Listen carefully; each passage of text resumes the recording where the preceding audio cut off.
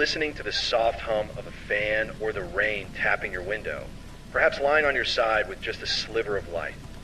Thank you for choosing to spend this night with us. Take a moment to settle in. Let the day's stress slip away and allow yourself to sink into the quiet hours. This story will guide you gently, even as it leaves a trace of unease that lingers in the back of your mind. And as always, we love hearing from our listeners. Leave a comment and tell us which city you're tuning in from tonight. It's a small way of reminding ourselves that no matter how eerie the night feels, we're never entirely alone. Tonight, our tale is quiet, almost ordinary at first glance, but the ordinary can be deceptive. One last delivery, one address that doesn't quite feel right, one night that never leaves the memory of the person who experienced it. And now, listen closely as tonight's storyteller takes us through every moment of that night, a night that still haunts them today. My name is Ryan, and I drive deliveries for one of those food apps that never sleep. Most nights are routine. Pick up, drop off, maybe a small tip, maybe a sleepy thank you from a late night customer. But the night of delivery number 42, it wasn't routine at all. It's the kind of night that stays with you, the kind you replay in your mind over and over, wondering how something so ordinary could turn so wrong so quickly. I had been on the road since noon, chasing bonuses that never seemed worth the hours. By 10:47 p.m., I was ready to call it a night when my phone buzzed. Order number 42. I glanced at the screen and muttered a half laugh, half sigh. 42, lucky number, huh? The pickup was at Bangkok Express, my usual spot on Maple Street. Easy enough. But the drop-off address gave me pause. 218 Willow Lane. I had never heard of Willow Lane, and the map led me through streets I didn't recognize. Streets that felt forgotten even by the city itself. The restaurant was dimly lit, steam rising from the kitchen like wisps of fog. The cook handed me a single brown paper bag, light, almost suspiciously so. No drink, I asked, raising an eyebrow. He shook his head slowly, eyes tired. They always order the same thing, he said quietly. You deliver fast, yes? Before I could reply, he had turned back to wiping the counter, as if speaking further would be pointless. I shrugged and stepped outside, the chill of late October hitting me immediately. Wet asphalt, the tang of fallen leaves, and the faint hum of distant traffic wrapped around me. I climbed into my car, letting the warmth of the heater push back the cold, and followed the GPS directions. The route led me past shuttered warehouses and empty lots, through streets where even the streetlights seemed to have given up flickering. At one point, a gas station appeared, long since closed, windows dusty, a sign swinging with a hollow creak. Willow Lane itself was dimly lit, the streetlights flickering inconsistently, casting long, uneven shadows across the cracked pavement. Houses sat in various stages of decay, overgrown yards, sagging porches, peeling paint. Mail spilled from rusted boxes, crumpled and yellowed from neglect. And then I saw it, 218 Willow Lane. The porch sagged slightly, blue paint flaking like old skin. Only one upstairs window emitted a faint yellow glow, pale and artificial. I felt a shiver run down my spine, the kind you can't shake even with a blast of the heater. The app's instructions were simple. Leave at the door. Don't knock. I parked carefully, grabbed the bag, and stepped onto the porch. The boards creaked under my weight. The night was impossibly quiet. Not a single car passed, not a dog barked, not even the wind seemed to move. And then I heard it. A soft dragging sound from inside the house, deliberate and slow, like someone moving furniture. I froze. My pulse spiked. I whispered, almost to myself, "Hello!" Silence. I snapped a photo of the doorstep for proof of delivery and started back toward my car. My shoes crunched against gravel, loud in the oppressive quiet. Then, the faintest creak, the door at 218 Willow Lane began to open. A sliver of light spilled onto the porch, catching dust in the air, giving it an almost unreal golden glow. I called out, louder this time, "Your food's here." Nothing. The shadow in the doorway didn't move. Could it have been a man, or someone, or something else entirely? And then the light inside went out. Complete darkness swallowed the house. I slid into the car, trying to convince myself it was just my imagination. But as I glanced into the rearview mirror, I could see the door still open, and in that narrow line of darkness, I thought I saw movement. A subtle shift, the glint of an eye catching the faint light of my taillights. I told myself it was nothing, just a trick of the night. Even now, months later, driving past empty streets or forgotten houses, I feel that same chill crawl up my spine. That night, delivery number 42 changed everything about the way I see quiet streets, abandoned houses, and orders that seem normal at first glance. I didn't sleep well that night, not really. Even after pulling away from 218 Willow Lane and trying to convince myself it was nothing, the image of that single glowing window lingered in my mind. I kept replaying the moment I thought I saw movement in the doorway, the way the air felt thicker on that porch, the faint dragging sound from inside the house. The next morning, I woke to an ache in my shoulders and a tightness in my chest. I didn't know if it was fear, tension, or just the weight of a long day of driving, but it clung to me. I sat at the kitchen table, staring at my phone, scrolling through the delivery history. That was when I realized something strange. Order number 42 was gone. Not just the tip or the delivery note, the whole order had vanished from my history. No address, no confirmation, no record that it had ever existed. First, I thought maybe the app glitched. I'd seen it happen before, but something told me it wasn't a glitch. Something told me the house at 218 Willow Lane wasn't an ordinary delivery stop. I tried to go about my day normally. I ran errands, stopped for gas, even grabbed lunch from the same restaurant I'd picked up the order from. But every time I closed my eyes, I saw that single window glowing in the dark. Every time my phone buzzed with another order, I felt a moment of panic, imagining a repeat of the night before. By evening, I found myself driving past Willow Lane again, almost without thinking. The streets were still quiet, shadows stretching long under the flickering streetlights. And then I saw it, the house. The same sagging porch, the same peeling paint, the single upstairs window lit like a faint beacon in the darkness. I parked a block away, heart hammering, and just watched. For minutes that felt like hours, nothing happened. And yet, I couldn't shake the feeling that someone or something was inside, waiting, watching. I couldn't see a figure, couldn't hear footsteps, but the tension in the air was palpable. Finally, curiosity and some irrational sense of obligation drove me closer. Maybe it was the delivery driver in me, needing closure, needing to understand why the order had disappeared. I stepped onto the porch again. The boards groaned under my weight, louder than I expected. The door was closed this time. No sound, no glow. I pressed the doorbell out of habit. Nothing. My hand hovered over the doorknob. It was cold, surprisingly so, even for the night. Then, from somewhere deep inside the house, I heard it. A faint whisper, almost inaudible. I thought I imagined it at first, but then it came again. A sound like someone moving softly, careful not to alert me to their presence. I stepped back instinctively. My instincts screamed at me to leave, to run, to drive away and never look back. But part of me wanted to see. Part of me needed to know. I reached for my phone, ready to call someone, anyone, when I noticed the front window on the first floor. Curtains had shifted slightly. A shadow passed behind them, subtle and quick, but enough to freeze me in place. My heart pounded so hard I thought it might burst. And then I heard it clearly, a sound that will never leave me. Footsteps on the wooden floor, moving slowly, deliberately, coming closer to the door. I stepped back, nearly tripping over the edge of the porch. My hands shook as I gripped the phone tighter. I wanted to leave, and yet I couldn't pull my eyes away from the house. The footsteps stopped. Silence. Then, the door creaked open just a fraction, and I caught a glimpse of movement in the threshold. A shape that didn't belong. I don't know how long I stood there, frozen, unsure whether to run or to move forward. But in that moment, I realized something undeniable.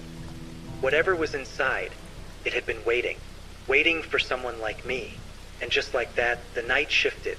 The calm, ordinary world of streetlights and empty houses had disappeared. Every instinct screamed that I was no longer just a delivery driver. I was a witness. And then, a sound from inside the house that made my blood run cold. Something dragging again. Louder this time, deliberate, heavy. Not a chair or table, but something that shouldn't have been moved. I stumbled back to my car, fumbling with the keys, my hands slick with sweat. The engine roared to life, headlights cutting through the dark. But even as I pulled away, I could feel it. Eyes on me, watching, waiting. That night I couldn't sleep, couldn't eat. And when I told myself I had imagined it all, the sound of dragging furniture replayed in my mind over and over, mocking me. I didn't know then that this was only the beginning. The house had a story, one I wasn't supposed to uncover. And by the time I realized the truth, it would be too late to turn back. I couldn't stop thinking about the house, even after that night. Sleep came only in short, restless bursts, haunted by the image of the glowing upstairs window and the sound of something heavy being dragged across the floor. I tried to convince myself it was my imagination, but deep down I knew it wasn't. By the next evening, I found myself driving past Willow Lane again. The streets were quiet, unnervingly so, the kind of silence that presses against your ears and makes every distant sound feel amplified. The house sat there like it always had, peeling blue paint, sagging porch, the single yellow window faintly glowing. I parked a little farther down the street this time, the engine still running, and watched. My stomach churned with a mix of fear and morbid curiosity. Something inside me wouldn't let it go. Something told me I had to know what had happened the night before. After what felt like an eternity, I finally stepped out of the car and made my way to the porch. My shoes crunched against the dry leaves scattered across the steps. I hesitated, hand hovering over the doorknob. The faint glow of the window upstairs made the shadows inside the house seem to stretch and move in impossible ways. I took a deep breath and turned the knob. The door swung open slowly, almost reluctantly, revealing a hallway coated in dust and darkness. The smell hit me immediately, a mixture of mildew, old wood, and something else I couldn't quite identify, something faintly metallic and sharp. My pulse jumped. I stepped inside. The floorboards groaned under my weight. My flashlight, small but reliable, illuminated a narrow corridor lined with old wallpaper, peeling at the edges, revealing water-stained plaster beneath. Every creak echoed through the empty house, making it feel larger, emptier, and somehow alive. I moved cautiously, each step deliberate. My mind ran through all the possibilities. Rats, a vagrant hiding inside, a loose floorboard, anything to explain what I had heard the night before. But nothing in my experience could account for the sound of dragging furniture, the fleeting shadow in the doorway, or the sense that someone or something had been watching me from inside. The living room was empty, but signs of occupation were unmistakable. A chair was overturned, a layer of dust disrupted in a perfect path from the front door to the back of the room. Papers scattered across the floor, some torn, some crumpled, as if someone had been rifling through them in a hurry. I knelt to examine them.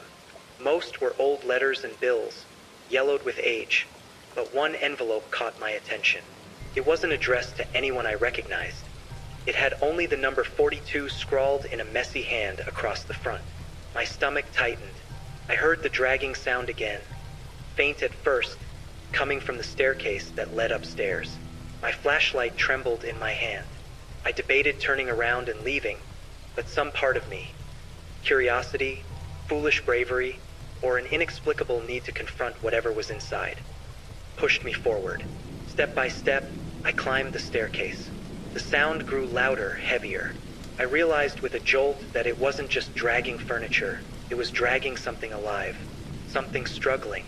At the top of the stairs, the hallway stretched before me, the single lit window at the end of the hall flickering like a heartbeat.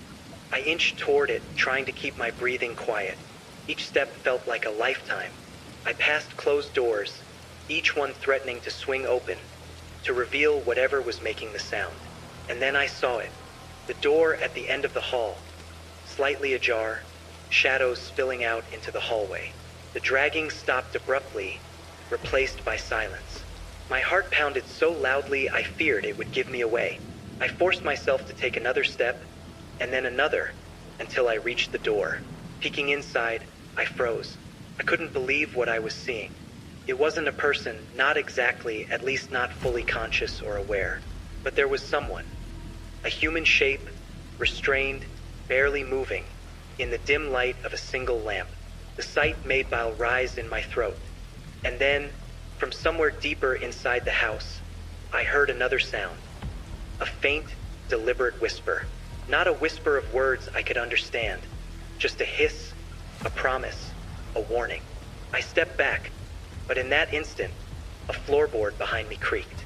The whisper stopped. Silence. Then movement. Something shifted in the room, just enough to catch my eye, before vanishing into darkness again. I stumbled back, my flashlight swinging wildly, illuminating the walls in staccato bursts. Couldn't leave, and yet I couldn't stay. Something about the house demanded my attention, and something else told me it wanted to be left alone.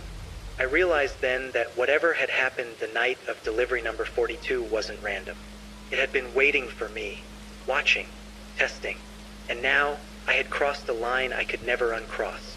The hallway seemed endless, stretching like a tunnel into a place I wasn't sure I wanted to go. My flashlight trembled in my hand, every creak of the floor beneath me echoing like a warning. I couldn't shake the feeling that someone, or something, was just out of sight, watching, waiting. I moved toward the door at the end of the hall again. The dim glow of the single lamp inside flickered, casting shadows that danced across the walls in impossible shapes. My stomach twisted as I realized that the person I had glimpsed wasn't just restrained.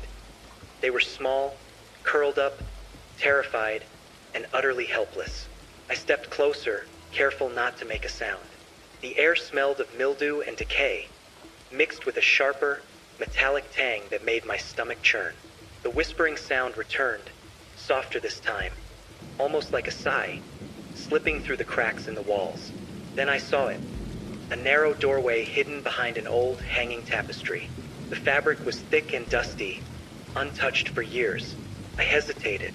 Something about the door screamed danger, but my instincts as a delivery driver, or maybe my morbid curiosity, forced me closer.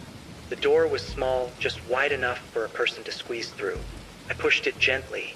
It creaked in protest, revealing a dark, narrow staircase leading downward. The air that escaped smelled damp, like the inside of a cellar that hadn't been opened in decades. My heart pounded so hard I feared it would burst through my chest. I debated turning back, but the faint noise of movement from below drew me forward. Step by step, I descended, the wooden stairs groaning under my weight. The flashlight barely penetrated the darkness, illuminating cobwebs and dust particles floating like tiny stars in a black void. At the bottom, I found myself in a small, windowless room.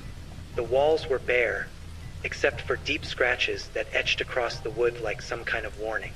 And in the middle of the room, lying on a threadbare mattress, was the person I had seen upstairs, a young woman, her eyes wide with fear, hands bound tightly. Her breathing was shallow, and she flinched when I stepped closer. "Hey, it's okay," I whispered, though I wasn't sure if it was. "I'm not going to hurt you." She didn't respond, only stared at me, frozen, as if any movement might trigger some unspeakable consequence. I wanted to ask questions, to demand answers, but the atmosphere of the room kept me rooted in place. The dragging sound I had heard upstairs returned, louder this time, echoing through the house with a rhythm that matched the beat of my racing heart. I scanned the room for anything that could explain this nightmare. A stack of papers lay in a corner, stained and torn, with words I couldn't make sense of. A small box on a shelf rattled slightly, as if something inside were alive. My hands shook, my mind racing with fear and confusion. Then I heard the whisper again, closer this time. Not from the woman, but from somewhere else behind a wall, under the floor, or maybe above the ceiling. The sound was deliberate, taunting, like someone testing my courage. I realized then that the house wasn't just abandoned or boarded up. It was alive in a way I couldn't explain, filled with secrets that were meant to remain hidden. And by stepping inside, I had invited myself into something I might never escape from. The woman looked at me again, desperation in her eyes, and I understood. Whatever had been keeping her here had not finished with her, and it might not be done with me either. I took a step back, my flashlight flickering as the shadows seemed to stretch toward me, closing the space between us and the rest of the house. The walls groaned, almost in response to my presence. And in that moment, I knew this night would change everything. Not just for her, but for me. Something was coming. I could feel it. A presence that had been patient, waiting, and now aware that I had entered its domain. The sound of dragging grew louder, closer, resonating through the very floor beneath my feet. I had no idea what I was about to face, but I knew one thing with certainty. There was no turning back now. I barely registered the stairs behind me anymore, my focus consumed by the woman on the mattress and the strange, deliberate sounds that reverberated through the house. The dragging upstairs, the soft, rhythmic scraping of something heavy against wood, had grown louder, more confident, like it knew I was down here, watching, waiting. The woman's eyes flicked to the stairs behind me. I hadn't noticed before, but her glance carried the weight of warning. A subtle shift in posture that told me she had been listening to that sound far longer than I had. She hadn't said a word, but the tension in her body spoke volumes.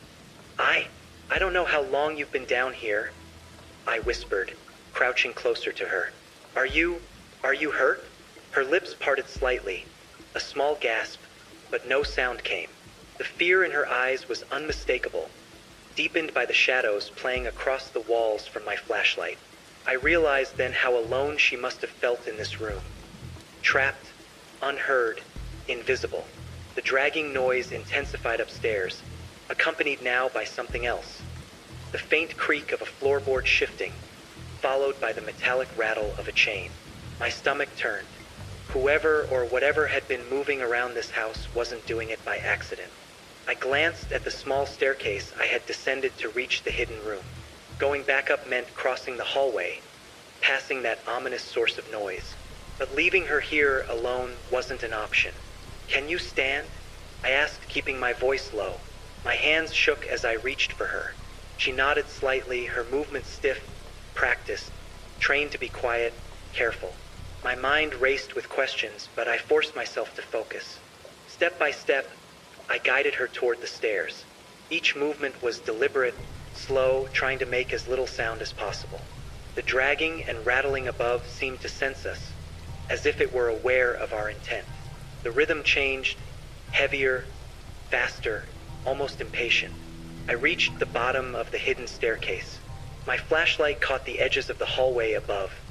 Dark, silent, oppressive.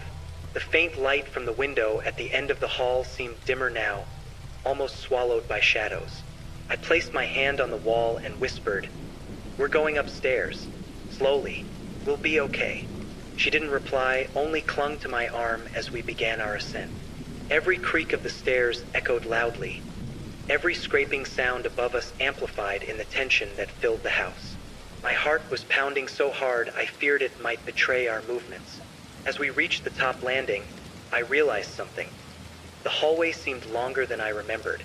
Shadows stretched unnaturally along the walls, deepening around closed doors that might hide anything. My flashlight flickered for the first time, the beam weakening, forcing me to hold it closer, to narrow my field of vision. The dragging sound paused. Silence. Then a low, deliberate knock. Not on the door, but on the wall beside us. My stomach sank. Whoever or whatever had been moving around was aware of our presence now. We stopped. I held my breath, straining to hear. Another scrape, this time closer, accompanied by the metallic rattle again. It wasn't random. It was measuring us, testing us, waiting for the wrong move. I looked down the hallway. The door at the far end, the one that had been slightly ajar before, was now fully closed. The glow from inside had vanished completely. My mind screamed at me to turn back, to leave, but the woman's eyes met mine, trusting me, needing me. "Keep moving," I whispered. My voice was barely audible. Just a few more steps. The floor beneath us groaned with each careful step. Every shadow, every flicker of light made my skin crawl. The air was thick, heavy, smelling faintly of mildew and something metallic, something sharp. And then, a sound I'll never forget. A dragging, slow, deliberate movement came from the door at the end of the hallway. It was heavy, measured, and unmistakable. Not a chair, not furniture. Something else. Something alive. I froze. The woman froze. Every instinct told me to run, to get out of that house before it was too late. But I couldn't leave her. Not now. Not after everything I'd already seen. And that's when I realized the night of delivery number 42 was far from over. Whatever awaited us behind that door wasn't just a threat. It was something that had been waiting a long time, and it had no intention of letting anyone leave easily. We stopped at the top of the hall, just a few steps from the door. The dragging sounds had grown louder, deliberate, almost taunting. My flashlight shook in my hand, and I could feel the woman gripping my arm tightly. Her eyes were wide with terror, but there was a flicker of determination there too. A silent plea to face whatever waited.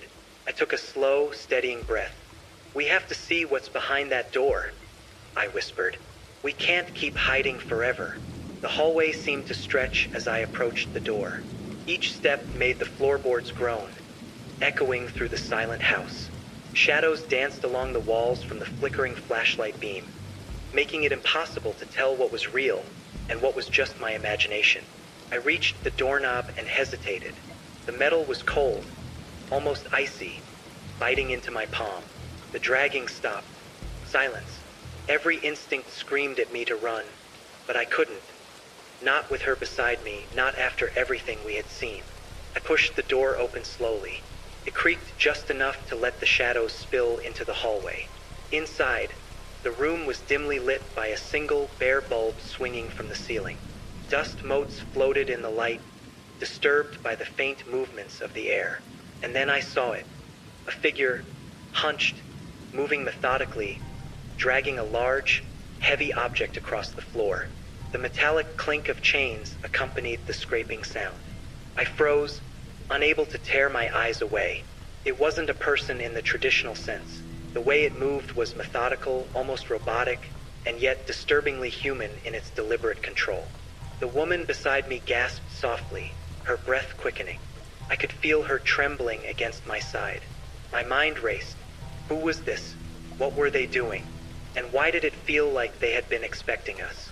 I took a cautious step forward. The figure stopped. Silence filled the room, broken only by our own breathing. My flashlight illuminated the object it was dragging. A chair, heavy and worn, with ropes tied around it. And on the chair, another figure, small, curled up, terrified. My stomach churned. The first figure turned slightly. I couldn't see their face clearly. The shadows swallowed it. But there was an unmistakable weight in the way they moved, a predatory patience that made every hair on my body stand on end. "Stay behind me," I whispered to the woman. My voice was barely audible, but firm. Every instinct screamed that the next few moments could determine whether we survived the night. I took another step, and the figure reacted instantly. A slow, deliberate shuffle toward us, the dragging sound returning with renewed intensity. My heart raced, my hands slick with sweat on the flashlight. The woman clutched my arm tighter, her nails digging into my sleeve. I tried to speak, to reason, but the words caught in my throat. The figure paused, as if assessing our resolve, testing whether we were intruders or prey. The room felt smaller, the air heavier, every shadow a threat. And then, without warning, the figure moved again. Faster this time, the ropes on the chair clattering against the floor. The sound reverberated through the hallway, filling the house with a rhythm that made my pulse pound in time. We were trapped. No easy escape. Every exit seemed farther away, more unreachable. And I realized, with a sickening clarity, that this night, delivery number 42 was far from over. Whatever had been waiting in that house had revealed only a fragment of its presence. And I had no idea how much worse it could get. The room seemed to shrink around us, shadows pressing in from every corner. The figure with the chair froze momentarily, then resumed its deliberate movements, dragging the heavy object with a precision that was almost surgical. My pulse raced, and the woman's grip on my arm was vice-like, grounding me, reminding me that we weren't alone in this nightmare. I forced myself to breathe, trying to focus on details, anything that could give me an advantage. The ropes on the chair were thick, frayed, and old, but secure. Whoever had tied them had done it methodically, with purpose. This wasn't random. This wasn't the work of someone desperate or reckless. This was calculated, controlled. The figure paused again, glancing toward the doorway, and for a moment, I could see a hint of movement, a flicker of recognition, as if it knew I was studying it. My flashlight trembled in my hand. I knew we had to act, to do something, but every instinct screamed caution. One wrong move and I didn't even want to imagine the consequences. The woman whispered, "We have to get her out." Her voice was barely audible, but it carried a fierce determination that surprised me. I nodded, understanding instantly. Whoever was behind this had been patient, waiting for someone like me, someone with no reason to be there. But now that we knew, there was no turning back. I inched closer, keeping the flashlight aimed just enough to illuminate the ropes without drawing too much attention. The figure paused again, tilting its head as if listening. I froze, heart hammering. The dragging sound from before had stopped, replaced by silence so thick it pressed against my ears. Then I saw it, a small door partially hidden behind a shelf. I hadn't noticed it before, but the way the shadows clung to it suggested it was rarely used, almost forgotten. I realized instinctively that this could be another exit, a way to get the woman out safely. "Over there," I whispered, pointing subtly. She nodded and moved carefully, every step measured, silent. My hands shook as I guided her toward the hidden door. Every creak of the floorboard beneath us made my stomach twist in fear. The figure noticed. It shifted suddenly, the chair scraping against the floor. The sound made us both freeze, our breaths caught in our throats. Its head tilted, slowly, deliberately, and then it moved again, gliding toward us with a purpose that made my blood run cold. I glanced at the bound woman. Her eyes were wide, filled with silent pleas. I had to act fast. I grabbed a nearby shelf, using it to block the figure's path, giving the woman a few precious seconds to reach the hidden door. She slipped through just as the figure lunged, its movement swift and precise. I slammed the shelf down, holding my ground, the dragging sound growing louder, more aggressive. My heart raced, each beat echoing in my ears. The figure paused, assessing me, calculating its next move. I realized in that moment that this wasn't just about the woman. It was about control, about power, about fear itself. The hallway felt endless. Every shadow seemed alive, every whisper in the darkness a threat. I knew I had to follow, had to see where this path led, but the weight of what I had seen pressed down on me. The hidden door opened onto a narrow passageway, dark and suffocating. The woman had already begun moving through it, and I followed, flashlight shaking, illuminating only the immediate space ahead. The sound of dragging echoed behind us, a constant reminder that we were being hunted. I realized then that the house held secrets far beyond what I had imagined. Every corner, every creaking floorboard, every shadow was part of a meticulously crafted nightmare, and we were now trapped within it, forced to navigate its horrors with only our wits and courage. And as we moved deeper into the passage, I couldn't shake the feeling that the worst was yet to come. The hidden passageway was narrow, barely wide enough for the two of us to move side by side. The walls were damp, the smell of mold thick and oppressive. My flashlight flickered again, casting long, wavering shadows that made every surface look alive, crawling. Every step felt amplified, echoing off the walls and into the darkness beyond. The woman stayed close, her shoulder brushing against mine, her breathing shallow but steady. She hadn't said a word since we'd entered the passage, but I could feel her tension as palpably as my own. Whoever had kept her here had trained her to be silent, to move carefully, and the instincts ingrained in her were now saving both our lives. I tried to focus on the details, the texture of the walls, the uneven floorboards, the faint traces of dust that suggested occasional movement. This passage hadn't been used often, perhaps decades at most, but it had been maintained just enough to serve a purpose. And I had a sinking feeling I would soon understand what that purpose was. The faint dragging noise we'd heard upstairs was gone, replaced by a new sound. The soft scuff of something being slid along the floor, faint but deliberate. It seemed to follow us, an echo of the presence above, a reminder that the house wasn't finished with us yet. The passageway took a sharp turn to the left, and I could feel a change in the air, cooler, damper, heavier. I pressed on, urging the woman forward with gentle nudges. Every instinct screamed that we were being watched, measured, evaluated. The air was thick with anticipation, a weight that settled over my shoulders and made each step more labored than the last.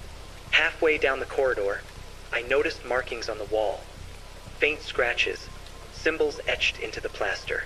They weren't letters or numbers, at least not in any language I recognized. They seemed almost ritualistic, like someone had been leaving messages or warnings for decades. I reached out, brushing my fingertips across the grooves. The plaster was dry and crumbly, but the pattern was deliberate, unervingly precise. The woman's whisper broke the silence. "I think there's a door up ahead." I nodded, grateful for her voice. Her knowledge of the house was astounding, considering I'd only known her for a few minutes. But it made sense. She had been trapped here, confined to its horrors for far longer than I had imagined.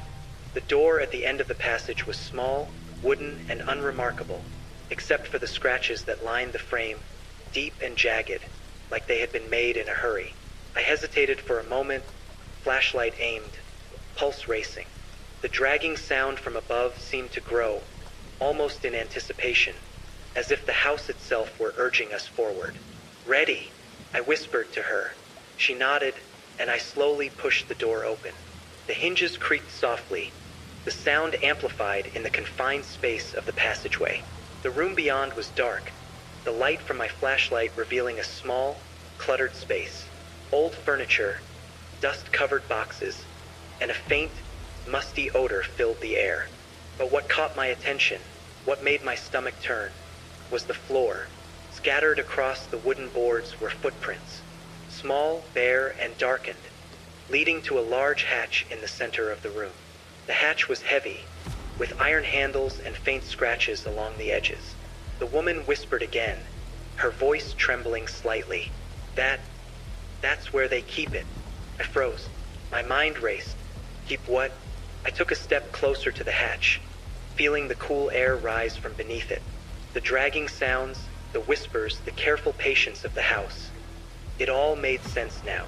Whatever horrors lay below, they had been carefully concealed, deliberately hidden, and we had stumbled right into the heart of it. I glanced at her and our eyes met. Neither of us spoke. Words were useless now. Everything depended on what we found beneath that hatch. And as I reached for the iron handle, the soft scuffing sound returned, louder this time, coming from somewhere deeper in the house. Something was moving. Something was aware. I took a deep breath, steeling myself for what I was about to uncover, because once that hatch opened, there would be no going back.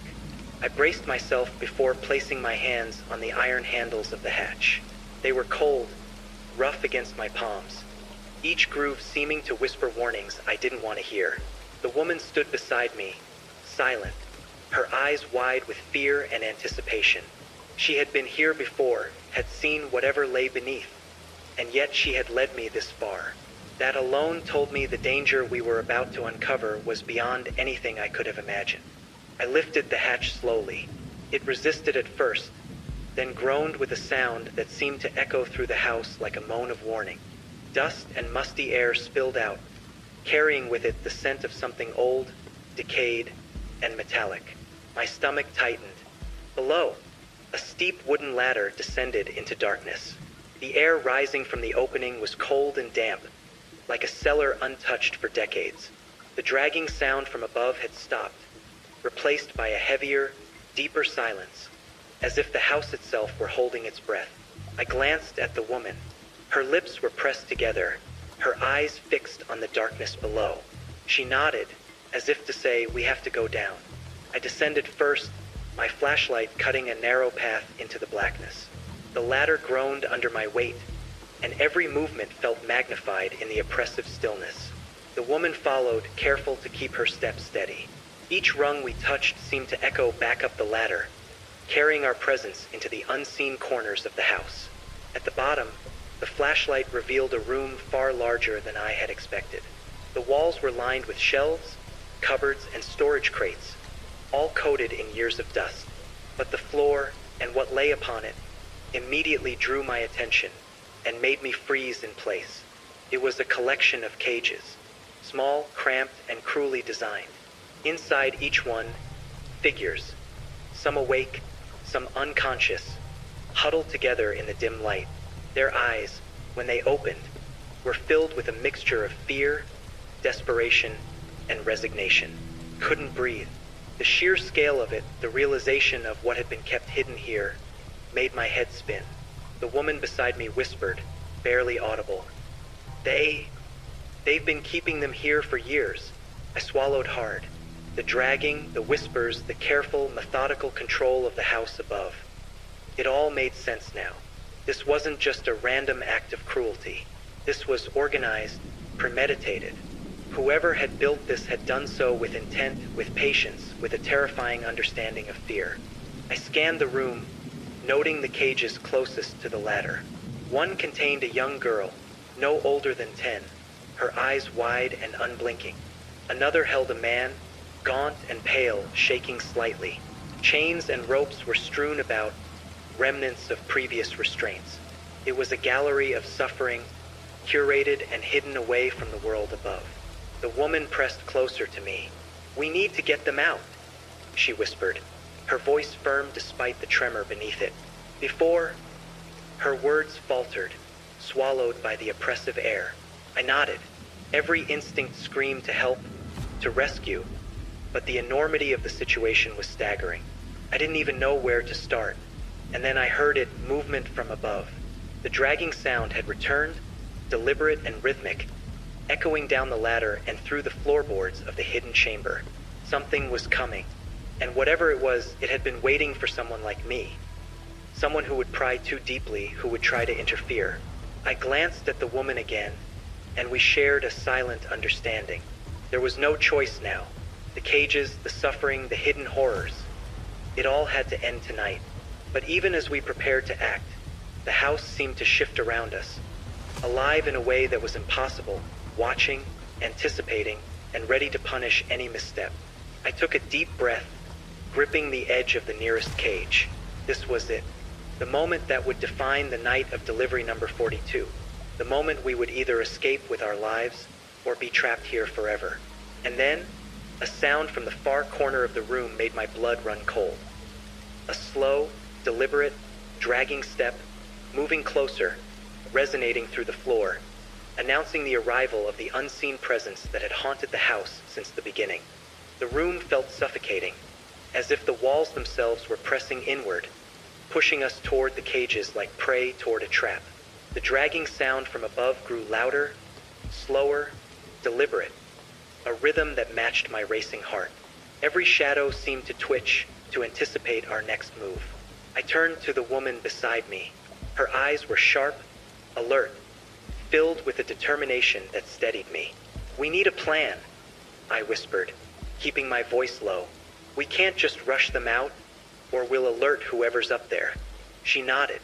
"We'll start with the closest cages," she whispered. "Get them free quietly, then guide them through the passage." Her calm, precise tone contrasted sharply with the fear clawing at my chest. She had been here before. She knew the layout, the dangers, the risks, and I realized I had to trust her instincts completely. I crouched beside the first cage, a young man inside, thin and trembling. The locks were old, rusted, and I struggled at first, the metal biting into my palms. The woman helped, guiding my hands to loosen the mechanism without making a sound. Finally, with a soft click, the door swung open. The man froze, then gave a barely perceptible nod, understanding the urgency. Step by step, we worked our way through the cages. Each opening revealed more suffering. The gaunt faces, the hollow eyes, the sheer exhaustion etched into every expression. Some whispered, some stared silently, all understanding that this was their only chance. All the while, the dragging sound continued, closer now, echoing off the walls, through the floorboards, reminding us that time was running out. My pulse thumped in my ears as I moved from cage to cage, unlocking, guiding, whispering reassurances I barely believed myself. We reached the young girl, the one no older than 10. She flinched at every movement, her small body trembling uncontrollably.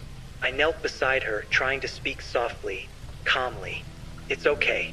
We're here to get you out. You're safe now." Her eyes darted around the dark room, wide and frightened, then back at me. After a tense moment, she nodded slowly, letting me take her hand. I felt the weight of her trust, the responsibility pressing down like a physical force. The last cages were near the far wall, closest to the sound of dragging. Whoever or whatever was moving above was aware of our actions now. The rhythm of footsteps seemed almost synchronized with our movements, like a predator circling its prey. We reached the final cage. It contained an older man, gaunt, with eyes that had seen too much. He hesitated, fear etched into every line of his face. The woman beside me whispered encouragement, guiding him, calming him. I unlocked the door and motioned for him to follow us. He moved slowly, deliberately, aware that any misstep could be catastrophic. And then it happened. A loud crash from above, the dragging, the scraping, the sound of something heavy being thrown down the hallway. The floorboards shuddered under the force. My heart leapt into my throat. "We have to move. Now," the woman hissed. I nodded, grabbing the girl's hand, guiding the freed captives toward the hidden passage. The narrow corridor was more oppressive than before, the shadows stretching and flickering as we moved. The dragging sound grew louder behind us, closer, almost deliberate. I glanced back. The dark doorway at the end of the hall had widened, shadows spilling into the passage. Whatever had been waiting above was coming for us. Every step we took now felt precarious, like walking on a knife's edge.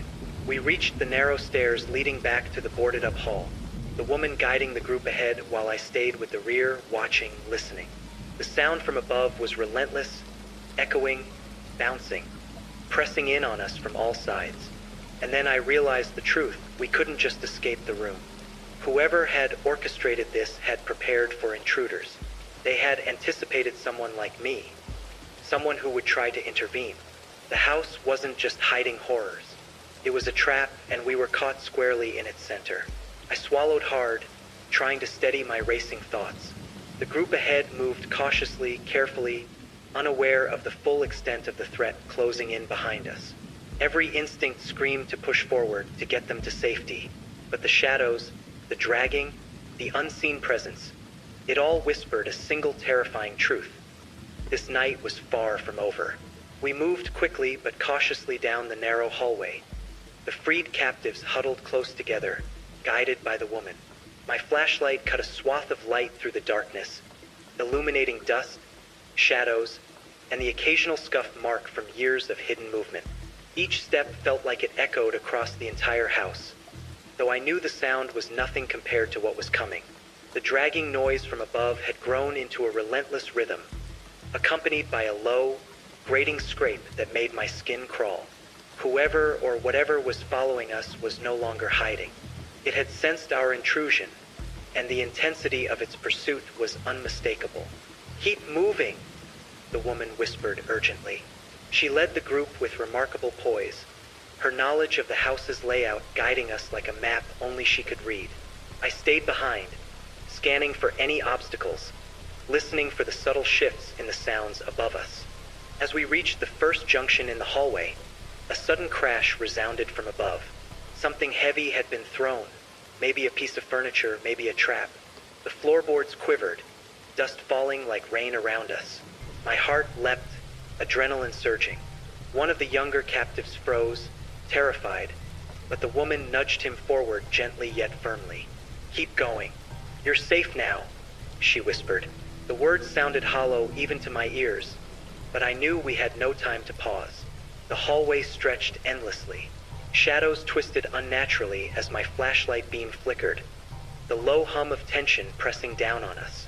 I could hear faint whispers of movement to my right, the scrape of feet, the subtle creak of floorboards, the dragging, relentless, closing in.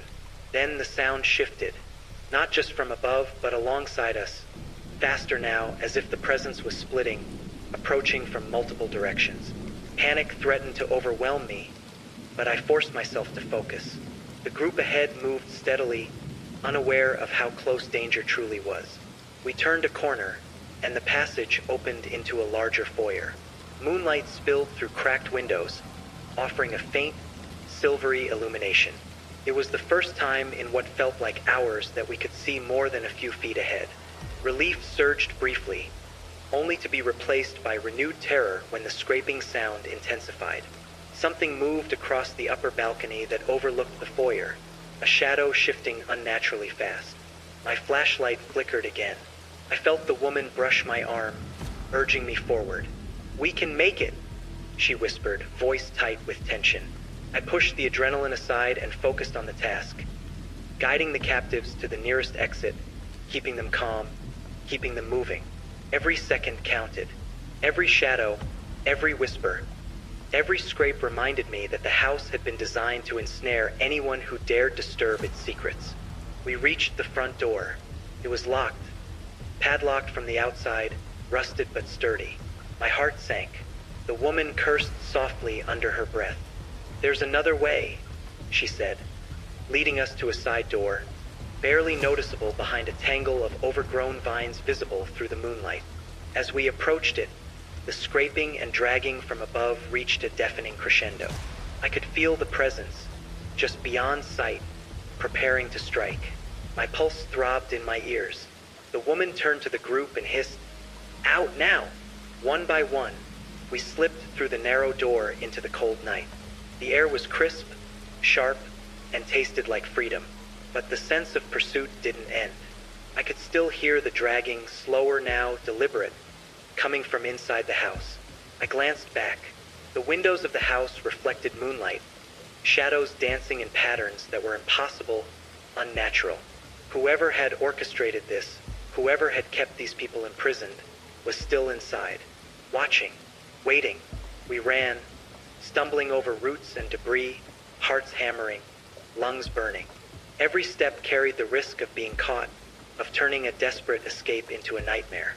And as the house loomed behind us, silent again in the moonlight, I realized one terrifying truth.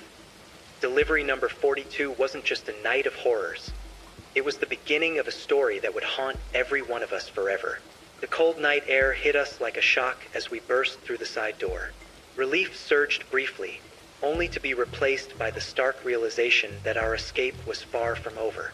The property surrounding the house was overgrown, uneven, and treacherous. Roots and hidden debris snag at our feet, threatening to trip us with every step. The woman led the way, guiding the group through the darkness. Her knowledge of the surrounding land was apparent. Each turn, each hidden dip, she navigated instinctively. I stayed behind her, supporting the slower ones, whispering reassurances I barely believed myself. Every sound, the snapping of a branch, the rustle of leaves, the distant cry of an owl, seemed amplified, a reminder that we were not alone in the night. "Keep moving," she hissed. "Don't stop. Don't look back." I glanced behind us, and my stomach clenched. The house loomed in the distance, its dark windows like eyes watching our every move. I couldn't see anyone. No shadow, no figure. But I knew the presence inside hadn't let us go entirely. It was patient, waiting, lingering. We moved swiftly through the brush, slipping past fallen branches and thorny undergrowth. The freed captives stumbled occasionally, but the woman's calm guidance kept everyone moving. Their fear was palpable, an invisible weight pressing down on us all. Somewhere behind us, a faint scrape echoed through the trees, a sound that could have been the wind, or it could have been the house reaching for us one last time. My heart pounded. I didn't dare look. I focused instead on keeping the group together, on getting them to safety. After several tense minutes, we reached a gravel road, illuminated faintly by the pale glow of the moon. I could see houses in the distance, civilization, light, the promise of safety. The group's pace quickened, renewed by the sight of the familiar, but the sense of dread didn't lift. I knew the house and its secrets would linger in our minds forever. The dragging, the shadows, the cages, they weren't just memories. They were a warning. We reached a distant street lamp, the light washing over us, revealing the dirt-streaked faces of the captives. Their expressions were a mixture of disbelief, fear, and cautious hope. For the first time in hours, I allowed myself a deep breath, letting the night air fill my lungs. The woman whispered, "We're not safe yet. We need to get to the police. They'll know what to do." I nodded, understanding that the true danger wasn't the immediate escape. It was what would follow. Unraveling the truth, confronting the authorities, facing the reality of the horrors hidden in that house.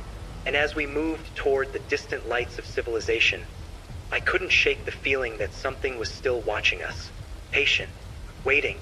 The house hadn't finished with us, but for now we ran. Every step, every breath, every heartbeat was a small victory, a defiance of the night's horrors. And I knew that even if we survived physically, the memory of delivery number 42 would haunt us forever.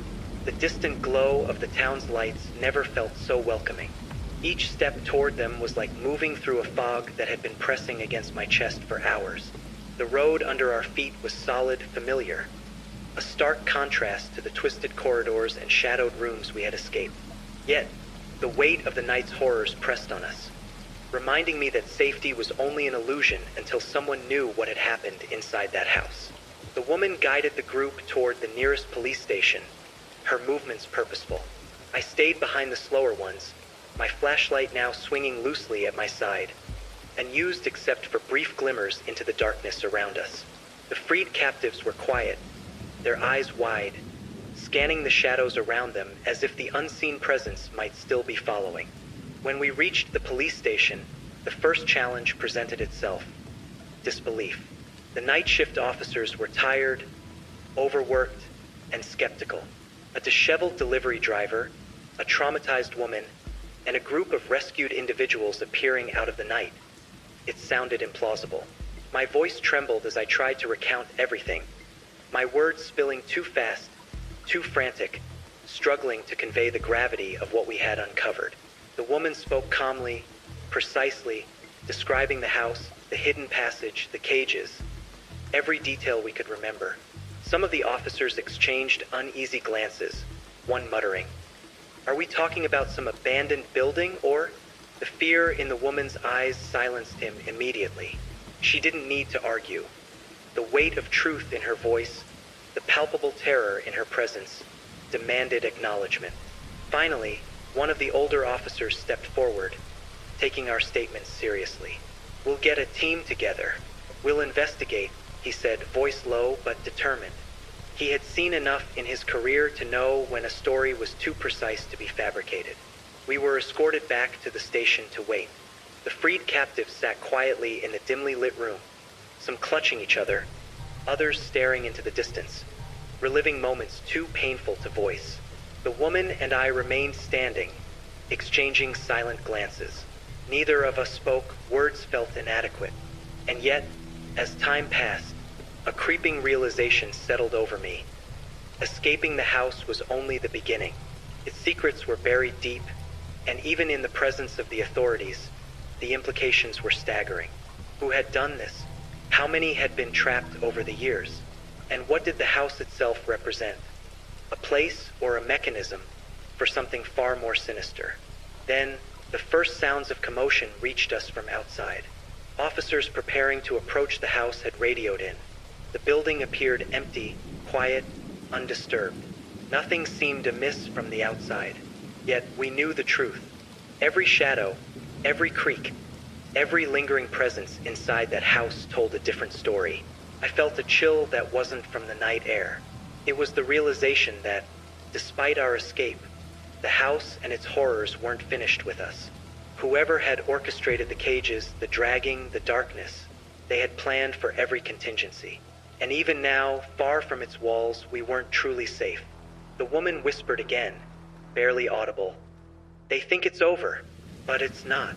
I nodded, understanding the unspoken truth. The authorities could investigate, document, and perhaps even bring some of the perpetrators to justice. But the experience, the fear, the raw confrontation with evil in its most calculated form, would linger in our minds forever. As the first police units approached the house, flashlights cutting through the darkness, I realized one inescapable fact. Delivery number 42 had changed everything. The night's horrors weren't confined to the walls of that boarded-up house. They had followed us, imprinted on our memories, etched into our very sense of reality. And though the survivors would find temporary relief in the presence of the authorities, none of us could shake the knowledge that true evil often hides in plain sight, patient, deliberate, and waiting for the next unsuspecting victim.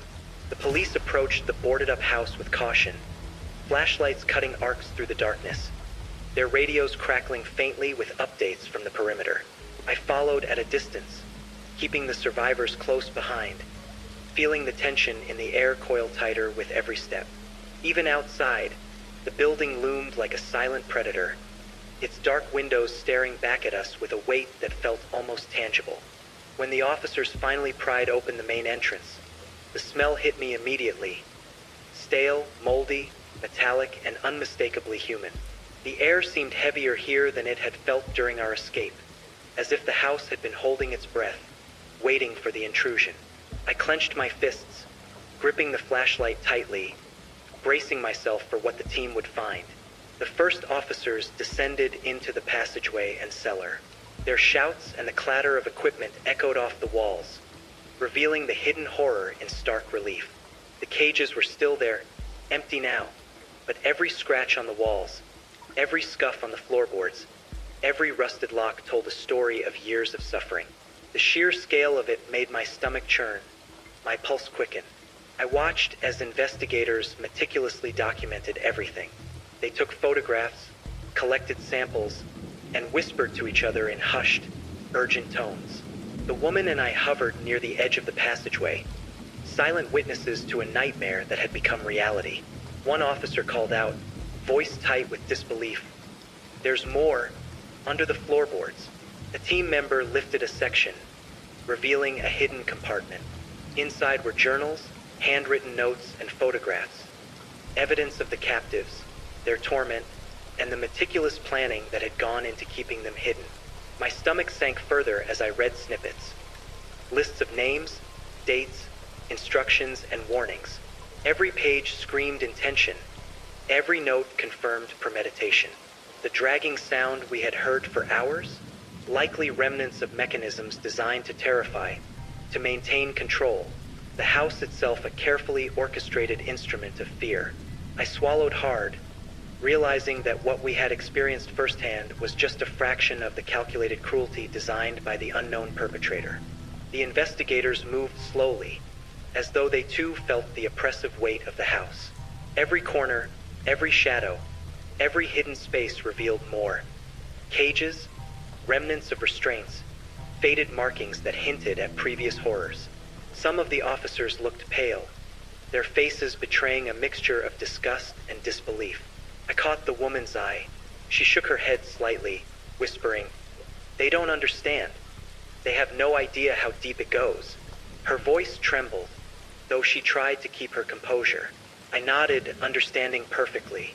The evidence was being uncovered, yes, but the true terror, the psychological, the lingering, the intimate fear, was something no report could fully capture.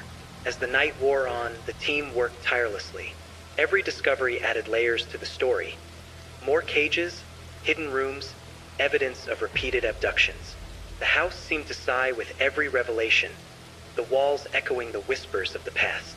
And then, just as we thought the worst had been documented, an officer called out from the far corner of the cellar, "You need to see this." We hurried over, and my blood ran cold. Hidden behind a false wall was a room so meticulously concealed that it was invisible even to those who had explored the house for years. Inside were personal belongings, letters, photographs, items that tied the captives to the outside world. It was a reminder that these weren't just random victims. They were people stolen from lives, families, and futures, each meticulously cataloged in a horrifying archive of control. The room seemed alive in its silence, the accumulated weight of years pressing down on anyone who entered. I shivered, a deep, visceral chill that went beyond the night air. The house had revealed its darkest secrets, and yet it felt as though it had one final message. Evil often hides quietly, patiently, and only reveals itself to those who stumble too close. As the investigators continued their work, I couldn't shake the feeling that even now, outside in the open night, the house's presence lingered. Its shadow stretched beyond the walls, following us, haunting the edges of our vision. The dragging, the whispers, the meticulous cruelty. It had been unleashed, and it would never be forgotten. The sun was beginning to rise as we left the police station, the pale light washing over the town in a way that felt surreal after the long, harrowing night. The survivors moved quietly, their eyes hollow, faces etched with the lingering fear of what they had endured. I walked alongside them, my own body trembling, as if every step on solid ground reminded me of how fragile safety could be. Even in daylight, the shadows of the boarded-up house seemed to stretch far beyond its walls. The street looked ordinary, calm, and harmless, but I knew better. Behind that innocuous exterior had been a carefully orchestrated nightmare, one that had trapped innocent people for years, one that had thrived in the quiet, in the forgotten corners of the world. The authorities had already begun cataloging the evidence, preparing to dig deeper into the history of the house, the captives, and the person responsible. The house would be investigated, its dark secrets exposed to the light of law and scrutiny. And yet, knowing that offered little comfort. The horror we had witnessed wasn't something that could be erased with paperwork or arrests. It lingered in the air, in our minds, in every glance over our shoulders. The woman who had guided us out spoke softly to the group. "We're safe now for the moment," she said. "But you need to remember, this world can be darker than you imagine. Not everything hides in plain sight. Some things wait, patient and deliberate, until someone steps too close." I nodded silently, understanding the weight of her words. They were not threats, but truths, ones that I would carry forever. We eventually returned to the town center, where friends, family, and authorities gathered. The survivors were reunited with loved ones, but the joy was muted. Trauma has a way of shadowing even the happiest moments, and I could see it in their eyes, the deep, unshakable knowledge of what had happened in that house. And for me, the memory of the night would not fade. The dragging, the shadows, the cages, the hushed voices of those trapped in unimaginable fear, they were imprinted on my mind. Even now, as I recount this story, I can feel the cold touch of the iron handles, the weight of the locks, the oppressive darkness pressing down from the ceilings and walls. Delivery number 42. It began as a simple night, a routine job, a final order before going home. But it became something far more sinister, a glimpse into human cruelty hidden in plain sight, a reminder that danger and evil often exist in the quiet, in the unseen, waiting for someone to stumble into its grasp. I've returned to my life, but I am changed. Every shadow, every abandoned building, every locked door carries a twinge of caution. I can never fully forget the faces of those still haunted by the horrors within that house. I can never forget the dragging, the whispering presence, the calculated terror that lingered, patient and deliberate. Even now, as I speak these words, I know that some part of that house remains with me. Its echo will follow me, a reminder of what can happen when darkness hides in plain sight, waiting for the unsuspecting. And though the world moves on, the story of delivery number 42 remains. A tale of survival, of terror, of the invisible forces of cruelty that we are fortunate enough to escape, but not fortunate enough to forget.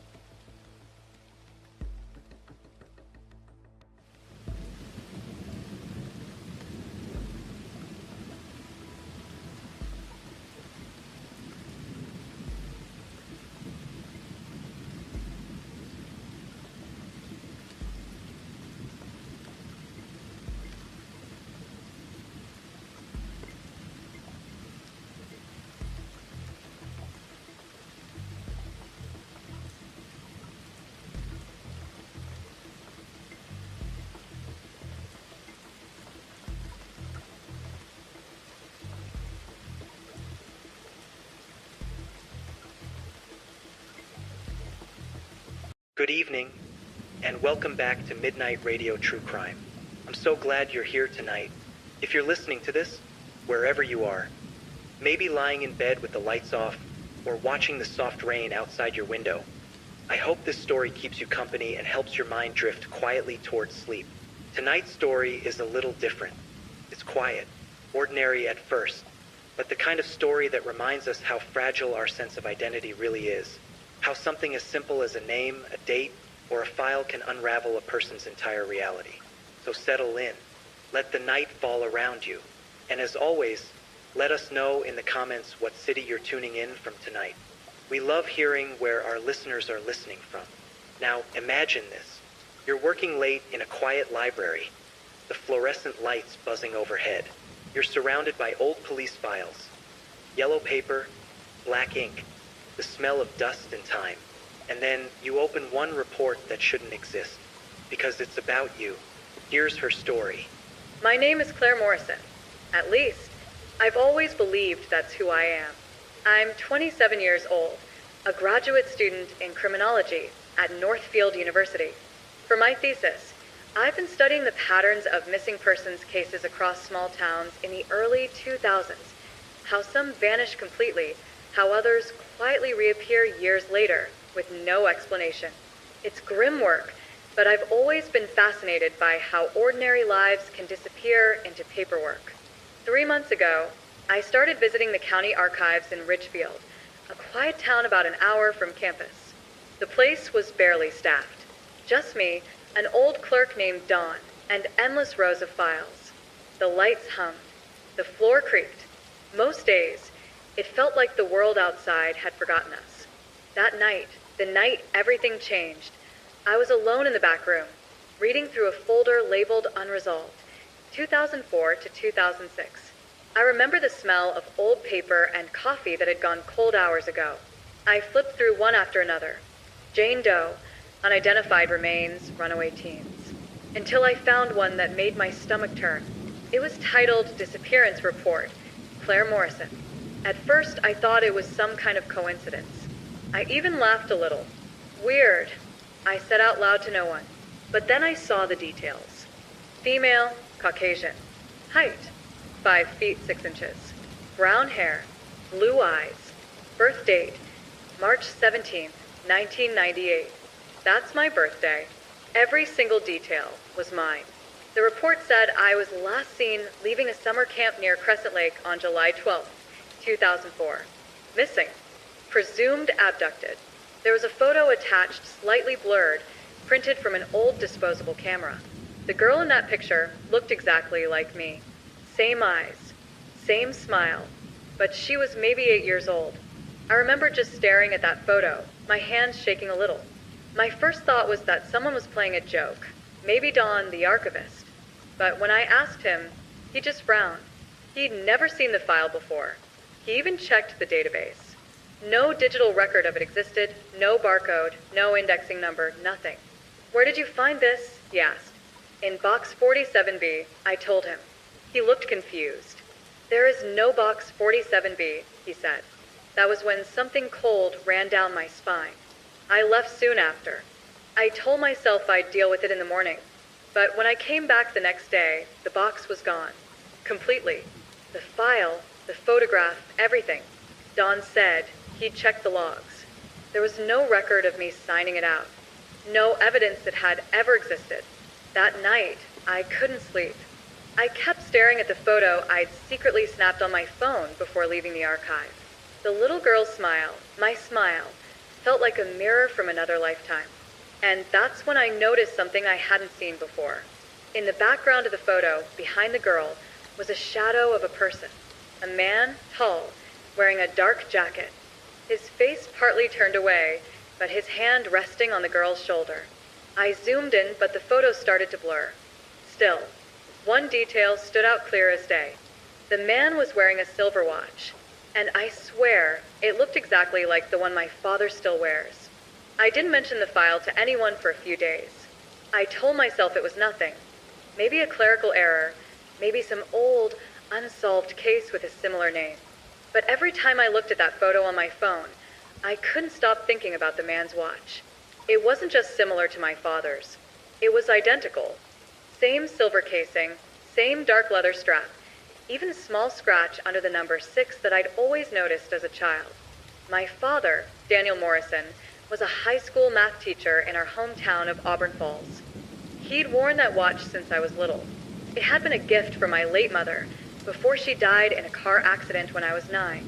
I didn't want to believe it, that he might somehow be in that photograph. But the thought wouldn't leave my mind. That weekend, I drove back home.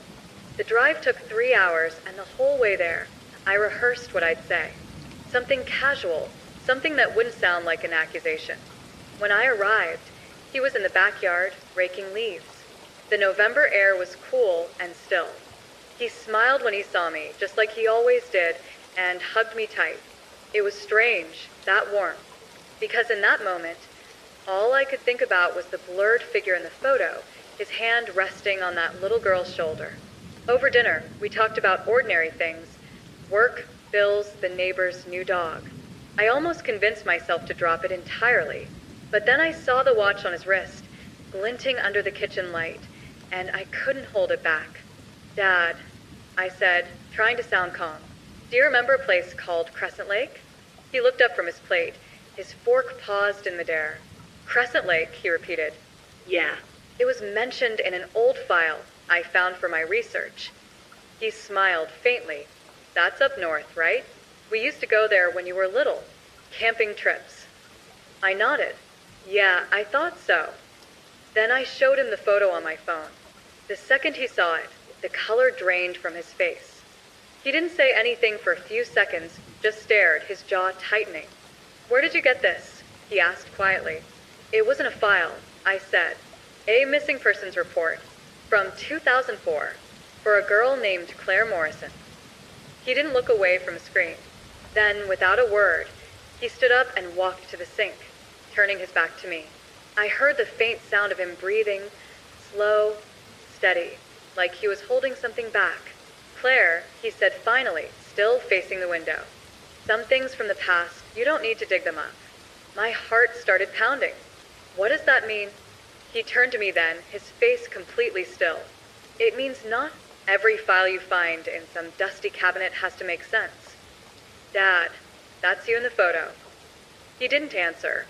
He just looked at me a long, unreadable stare, and then he said, "It's late. You should get some sleep." That night, I lay awake in my childhood bedroom. The walls were covered in old posters, the same ones I'd had before college. I stared at the ceiling, trying to convince myself I was imagining things. Around 2 a.m., I got up for water. Passing my father's room, I noticed the light still on. The door was open just an inch, and I heard something, the faint crackle of a lighter, then his voice, low and tired. I peeked through the gap. He was sitting on the edge of the bed, holding an old shoebox in his lap. Inside were photographs, papers, and something metallic glinting in the lamplight. I stepped back before he could see me. The next morning, when I came downstairs, he was gone. His car wasn't in the driveway. The shoebox was nowhere in sight. But on the kitchen table, there was a single photograph, face down. When I turned it over, my stomach dropped. It was me or the little girl who looked like me standing in front of a cabin by the lake. And this time, there was no man behind her. Just one word, written in pen on the back. Found. I didn't go back to campus right away. I couldn't. The photo on the table, the one marked found, felt like a message, but I didn't understand what it meant. That morning, I sat in my car outside my childhood home for nearly an hour, staring at the house. The curtains in the living room were drawn, the front door locked. My father's car was still gone. I kept telling myself there had to be an explanation. Maybe he left early for work. Maybe it was all coincidence. But deep down, something felt broken. Around noon, I finally drove to the Ridgefield archives again. Don, the archivist, was there, half asleep at his desk. He perked up when he saw me. "Back again already?" he asked. "Yeah, I need to find something." He frowned when I mentioned the file again. "You sure you didn't mix up the box number?" "I'm sure," I said. 47B. He sighed and motioned toward the back. You can check, but that section's been cleared for years. Mold damage. I walked down the narrow aisle toward the back room. The air was colder there, and the light from the flickering bulbs barely reached the far shelves. Where box 47B should have been, there was an empty space, but taped to the metal shelf was a single label. It said property removed, author unknown. I stared at it for a long time. When I went back to Don to ask who author unknown might refer to, he was gone. His jacket was still on the chair, his coffee still steaming. But he wasn't there. That's when my phone buzzed. A new message. No number. Just unknown. It was a photo. The same cabin by the lake. But this time, I was standing in front of it, as I am now, 27 years old. I dropped my phone.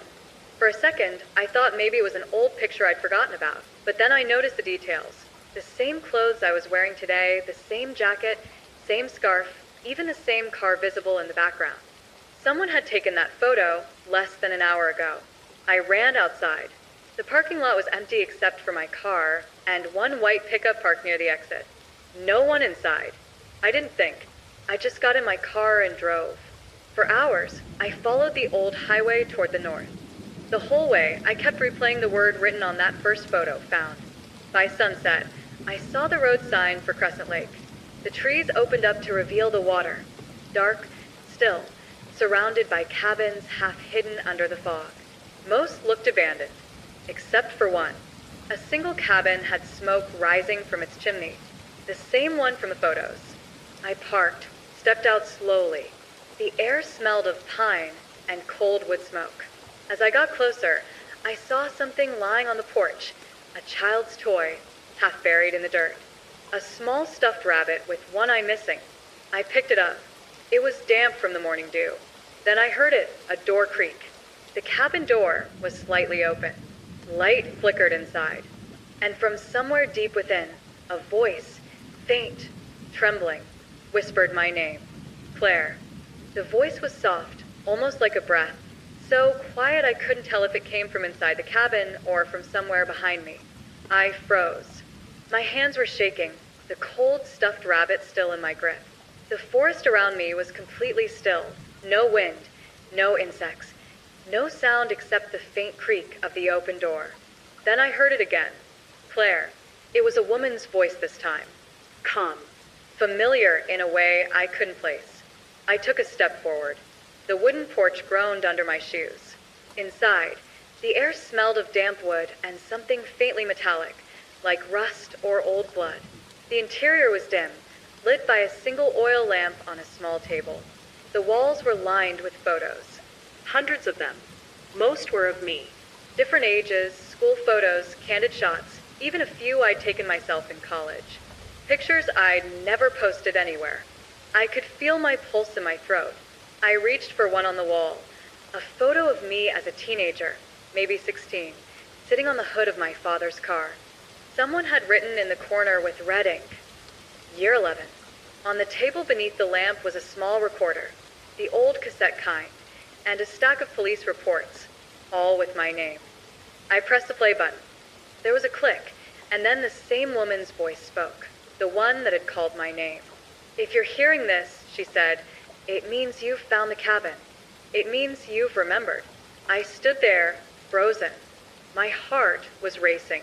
I don't know how much he told you, the voice continued, but none of it was real. Not your name, not your records, not your childhood. You were part of the project. You were never supposed to know. I stopped the tape. My hands were trembling so badly I could barely keep hold of the recorder. Behind me, a floorboard creaked. I spun around. Someone was standing in the doorway. The light from outside fell across his face, and my breath caught in my chest. It was my father. He looked exhausted, his face pale, his eyes sunken. He didn't look surprised to see me. Claire, he said quietly, stepping inside. You weren't supposed to find this place. I felt my throat tighten. What is this? What project? He shook his head. You need to leave. I'm not leaving until you tell me the truth. He sighed, set something down on the table. That same shoebox I'd seen him holding the other night. Inside were more photographs. All of the children. All of them with names scratched out. except one. Claire Morrison. He looked at me then, and his voice broke slightly. You were one of 7. The cabin was silent, except for the faint hiss of the oil lamp and the distant ripple of the lake outside. I could feel my pulse pounding in my ears, my body trembling, but I forced myself to stay. My father, Daniel Morrison, stood near the table, his hands pressed flat against the wooden surface, eyes fixed on the floor. He looked older than I remembered, gaunt in a way that made him almost unrecognizable. The man I had grown up calling Dad was here, but somehow not entirely. You need to understand something, he said finally, his voice low and deliberate.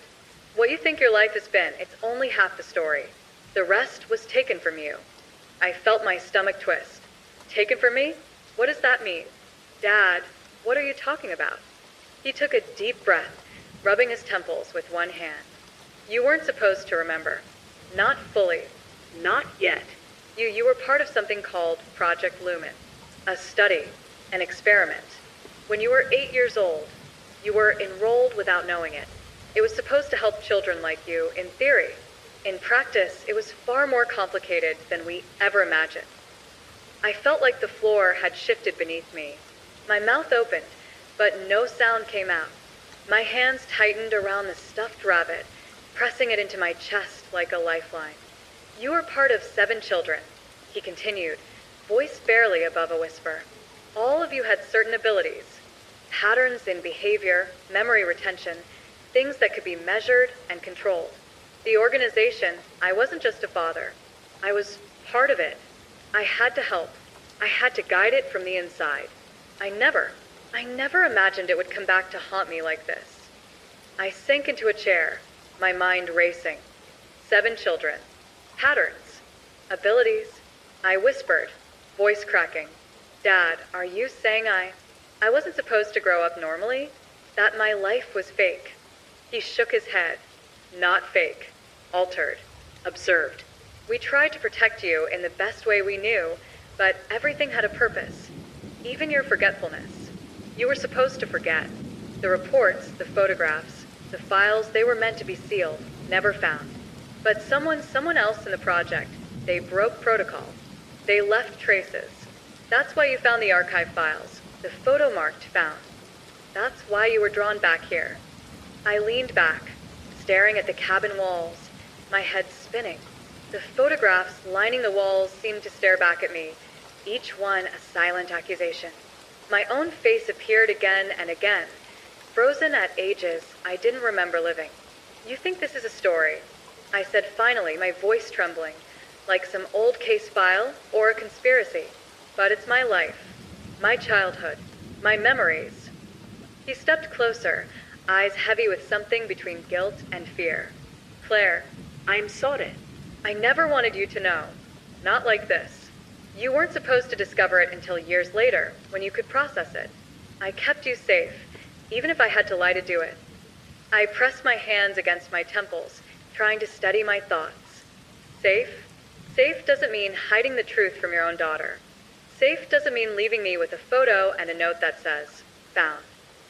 Safe doesn't mean pretending my life is this. He flinched at my words, but said nothing. Instead, he motioned toward the shoebox on the table. You need to see this. You need to understand what happened before you can really know who you are. I hesitated, but stepped forward. I opened the box carefully. Inside were files, each labeled with a child's name. Medical records, school reports, even video recordings on old camcorder tapes. One file was thicker than the others. Claire Morrison. My file. I opened it. My childhood. All of it. Written down in meticulous detail. My milestones, my fears, my dreams. Everything observed, measured, categorized. Notes about my reactions to stress, to joy, to pain. Some notes were so specific it was like the person had been inside my head. At the bottom of the box was an envelope. Inside, a single piece of paper, a photograph of me at 8 years old, the same photo from the archive. But in this one, the man behind me was fully visible. My father. The same silver watch glinting under the light, and scribbled across the back in neat handwriting. Protect her, until she can know. I felt my hand shake. Protector? I whispered. All this time it was you? He nodded. Yes. But not entirely. There were others. People with power. People who wanted the study to succeed at any cost. Some of them wanted to use you. Others wanted to control the narrative. I had to shield you. And somehow you remembered. Found. You've been finding your way back to the truth all on your own. I sank into a chair, staring at the wall of photos. And the others? The other children? They're out there, he said quietly. Some found safe. Some lost. The project ended years ago, but the traces remain. And now you've stumbled back into the web. You need to be careful. People still watch. People still track. That's why the files, the photos, everything, it resurfaced. I pressed my hands into my face. I don't understand. Why me? Why now? Because you've always had the ability to see patterns, he said, to notice the traces they left. That's why they couldn't leave you entirely alone. They underestimated you. I felt a chill run through me. Not just the cold air of the cabin, but something heavier. The weight of a life I didn't remember living fully, yet somehow still recognized. And now, he said, his voice trembling, you have a choice. You can walk away. Pretend you never found this. Pretend the past isn't real. Or you can follow it. Piece it together. Find the other children. Discover what they did and who they really are. I looked at him, and for the first time, I realized something terrifying. My life, everything I thought I knew, was only a fraction of the story. The rest lay out there, waiting for me to find it. I didn't move. I didn't speak. My mind spun with every possibility, every danger, every unanswered question. And then I knew I couldn't turn back. Not now. Not ever. Because the cabin, the photograph, the files, they weren't just relics of the past. They were a map. And I had no choice but to follow it. The door handle rattled slowly, methodically, like a metronome counting down my last moments of calm. My father's grip on my wrist was firm, almost desperate, and I could feel the tension radiating from him like electricity. Every instinct in my body screamed to run, to scream, to fight, but I stayed frozen, knowing it wouldn't help. Claire, my father whispered, stay close to me. Don't make a sound. I nodded, barely breathing. The shadows from the oil lamp danced across the cabin walls, twisting the photographs into faces that seemed to leer at me. The air was thick and heavy, almost tangible, pressing down on my chest with each inhale. I could hear the faint crunch of gravel outside the porch, the soft murmur of voices, low and almost indistinguishable, but unmistakably human. The handle turned again, more forcefully this time, and the door creaked open just a few inches. A flashlight beam pierced the darkness of the cabin, sweeping across the walls and glinting off the edges of the photographs. My heart thumped painfully against my ribcage, threatening to break free. A voice called out, calm, professional, chilling in its casual authority. Claire Morrison, it said, crisp and deliberate. We know you're in there. Come out. No one will get hurt if you cooperate. My father's hand tightened around mine. Do not answer, he hissed. The beam of light moved again, landing on my father first. I saw the faint outline of a firearm in the other person's hand, partially obscured by the flashlight. My father's face hardened. He grabbed my shoulders, almost shaking me in urgency. They can't know what we know, he said. If they see you panic, it's over. I forced myself to swallow. My voice caught somewhere between terror and disbelief. Who are they? He shook his head. Project Eden. They weren't done with us. They've never been done. Another shuffle outside. The van door slammed shut with a dull thud, and I could hear footsteps crunching through the underbrush toward the cabin. My father moved toward the back door, silently gesturing for me to follow. I hesitated, but the sound of the front door handle rattling again made my decision for me. We slipped through the small hallway, stepping lightly across the wooden floorboards, which groaned ominously under our weight. My mind raced. If we could reach the back, we might make it to the tree line. We might get away. But the rational part of me, the part trained by years of surviving minor crises on the road, knew it wasn't that simple. The front door creaked open fully, and a beam of light stabbed across the living room, illuminating the scattered photographs, the shoebox, the cassette player. The air smelled faintly of damp pine and gun oil. I caught a glimpse of a pair of boots, perfectly polished despite the forest dirt outside. Claire Morrison, a male voice barked. Step away from him. Now. I froze, feeling my father's arm tighten around mine. His face was pale, but his eyes burned with a mixture of fear and determination. Go, he whispered. Now. Don't hesitate. I nodded, and we darted toward the back. My father kicked open the small kitchen door, revealing a narrow path between the cabin and the lake. The trees were dense, their branches low, scraping our arms and faces as we ran. The sound of footsteps echoed behind us, punctuated by sharp commands. I tripped over a root, landing hard on the damp forest floor. Pain shot up my leg, but my father grabbed my hand and pulled me upright. Keep moving, he urged, his voice tense but calm. We ran toward the water's edge, the forest giving way to the rocky shoreline. The van was visible now, parked at the far end of the clearing, its headlights sweeping across the trees like searching eyes. I could see shadows moving inside, figures scanning the forest, rifles in hand. Claire, my father said, stopping for a moment behind a large boulder. He pointed to a small dock, half submerged and rotting with age. We can use the dock. Jump in the lake. They'll hesitate to follow. It's our only chance. I swallowed, the cold fear making my stomach churn. The water looked black, impenetrable, and freezing just from the night air. Dad, we could drown. He shook his head. It's better than what they'll do if they catch us. Trust me. We sprinted the last few meters. My boots slipped on the wet wood, and I nearly fell, but my father grabbed my arm and steadied me. The dock creaked violently under our weight, threatening to give way at any second. I could hear the voices from the forest behind us, shouting, the beam of a flashlight swinging dangerously close. Now, he shouted. We jumped. The icy water closed over me instantly, stealing my breath and numbing my body. Panic surged, but I kicked against it, following my father as we swam toward the far edge of the lake. Branches scratched our arms and faces, but the cold forced me to focus, to move, to survive. I surfaced briefly, gasping. My father was ahead, leading the way toward a small cove barely visible in the moonlight. I followed, every stroke a fight against the cold and my terror. Behind us, the shouts had stopped, but that didn't mean we were safe. We reached the shallow edge of the cove, pulling ourselves onto the wet ground. My legs trembled uncontrollably, and I sank to my knees, coughing and shivering. My father crouched beside me, scanning the lake behind us. They won't give up, he said quietly. They never do, but we've got a head start. We can disappear, for now.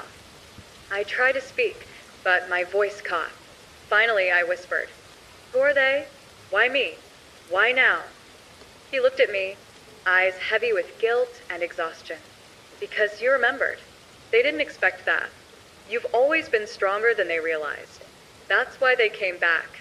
And that's why we can't stop now. We have to find the others before they find us. I looked around the cove. The night was quiet, eerily calm after the chaos. The cold seeped into my bones, but a new resolve began to grow inside me. I couldn't go back. I couldn't ignore what I discovered. Somewhere in the shadows, I knew the other 6 children were out there, like me, like pieces of a puzzle scattered across the country. And I had to find them, because if I didn't, Project Eden would continue to control us from the shadows. And I couldn't let that happen. The forest was silent now, too silent. But I didn't care. I had a mission, and I was ready to face whatever came next. We stayed by the lake until the sun began to rise, crouched behind the thick reeds, shivering and silent. My father kept his eyes fixed on the opposite shore, scanning for movement, for headlights, for anything. But the forest remained still, blanketed in fog that drifted over the water like smoke. When I could finally feel my hands again, I spoke, my voice hoarse from the cold.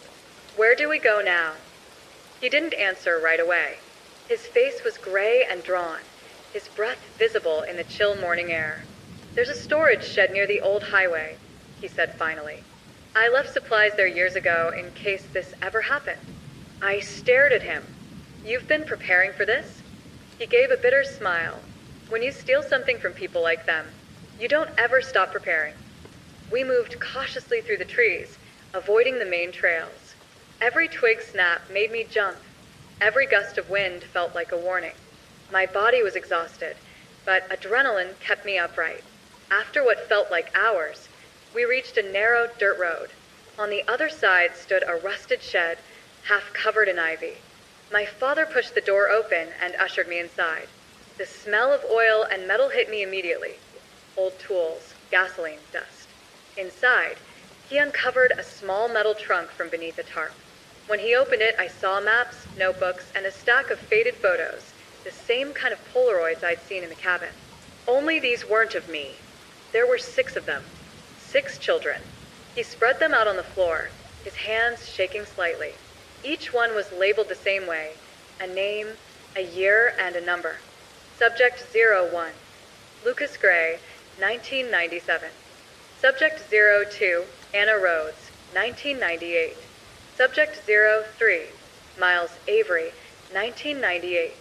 Subject 05, Naomi Wells, 2000. Subject 06, Aaron Blake, 2000. Subject 07, Leah Chun, 2001. I stared at the faces, some smiling, some crying, some staring blankly into the camera. They all looked normal, ordinary, but behind their eyes, there was something else, a kind of stillness I couldn't describe. "Where are they now?" I asked quietly. He hesitated. "Most of them vanished. Some right after I took you. They went into witness protection, or what passed for it. I only managed to keep track of one, Anna Rhodes. She was relocated to a small town in Oregon, changed her name, tried to build a life." I looked up at him. "Then we go to her." He frowned. "It's not that simple. If they're monitoring you, they're monitoring her too. If we make contact."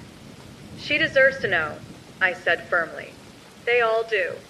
He sighed, rubbing a hand over his face. "You sound just like your mother." That word hit me like a stone. My mother? He froze, realizing what he'd said. I shouldn't have. "No, y presa." You said I didn't have one, that everything was fabricated. He sat down on the floor, suddenly looking decades older. "You did have one. The woman in charge of your conditioning, Dr. Evelyn Rhodes. She was the architect of Project Eden. She designed the protocols, the tests, the memories. But she grew attached to you. Too attached. When I took you, she didn't stop me. She covered for us. Then she disappeared. I felt the world tilt slightly. Rhodes. You mean Anna Rhodes?" He looked up at me. "Her daughter." For a second, I couldn't speak. The pieces clicked together too fast.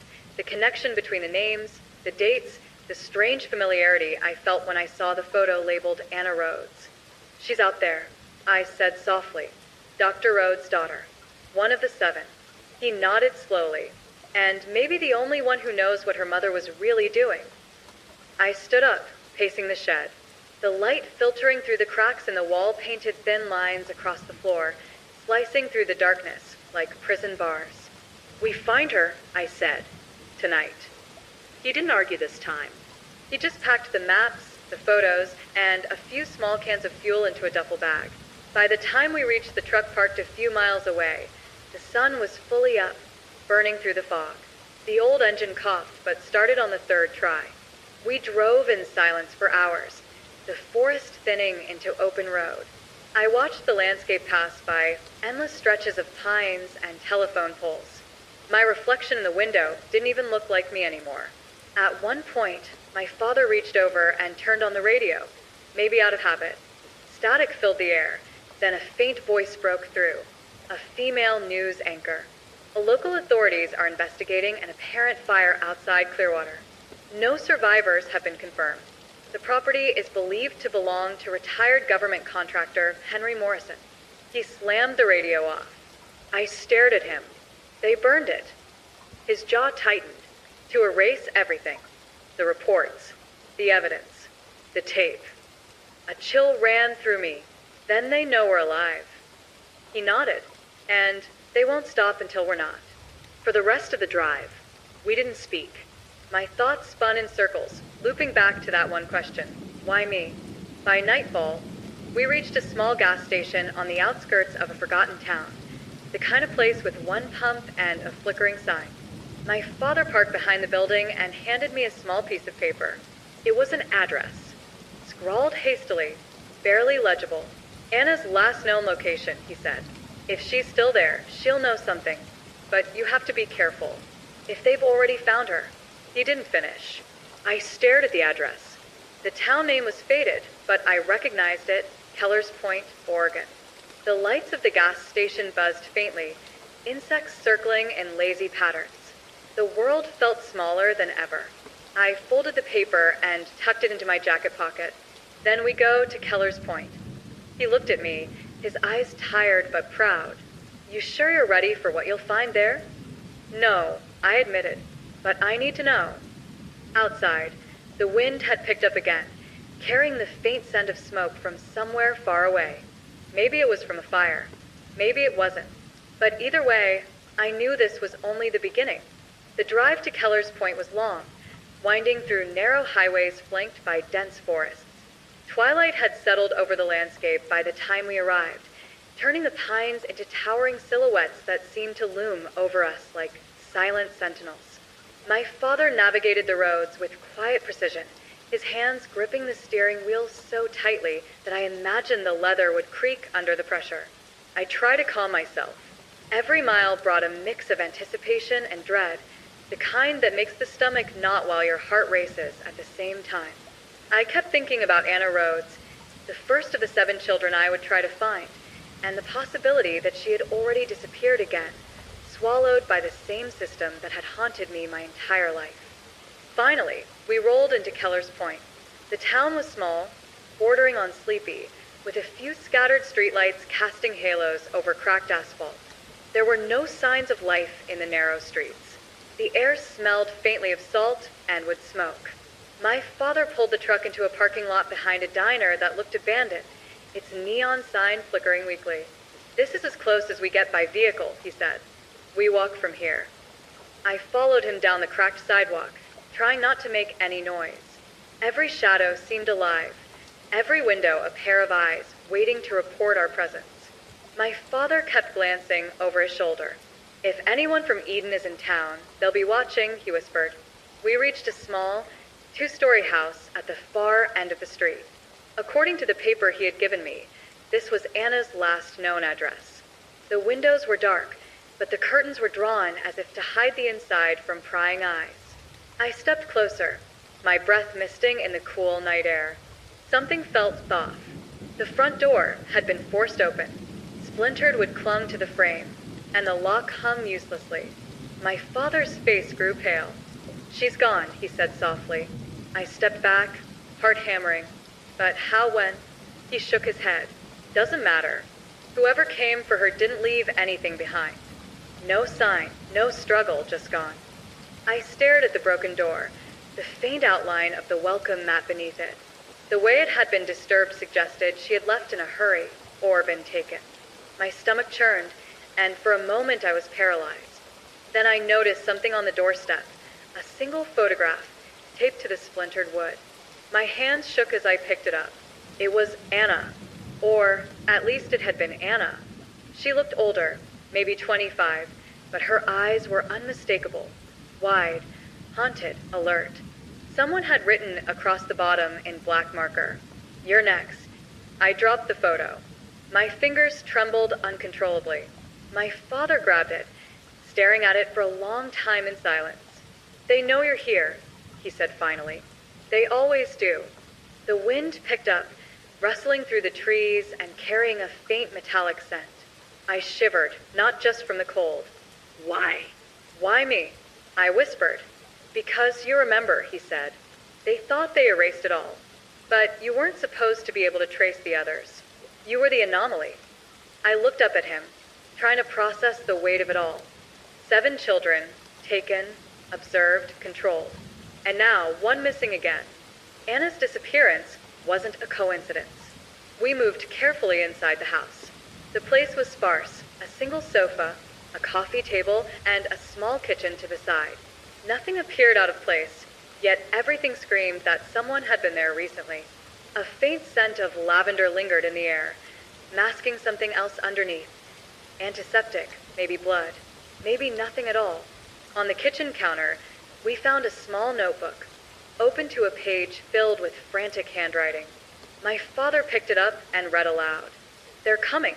I can feel it. I can't stay. They'll erase me.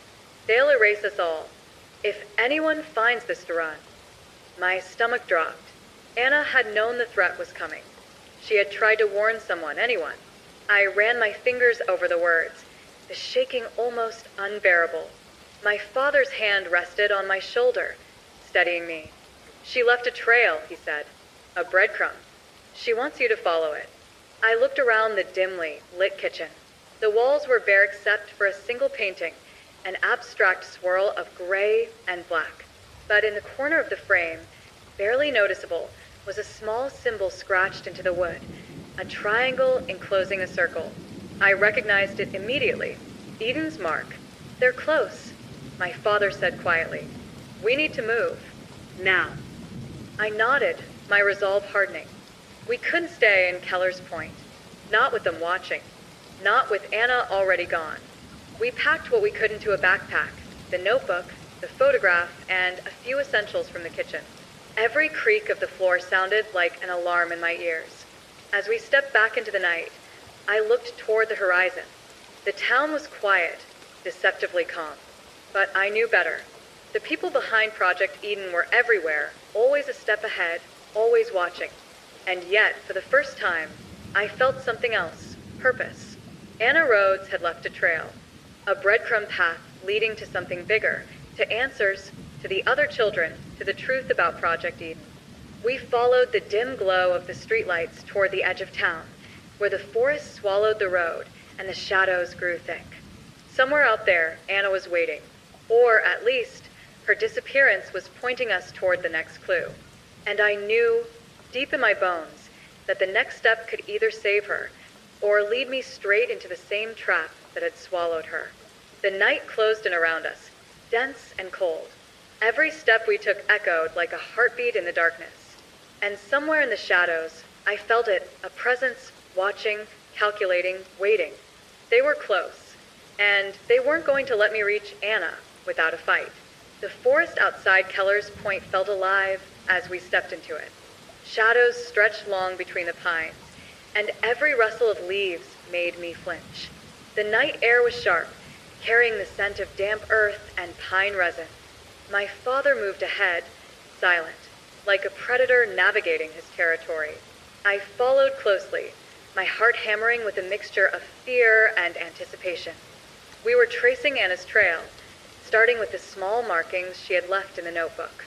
Lines connecting names, dates, and locations, cryptic but intentional. Whoever had taken her knew she was trying to communicate something, and every step we took brought us closer to understanding. The path led us to a narrow stream. My father stopped, peering across the water.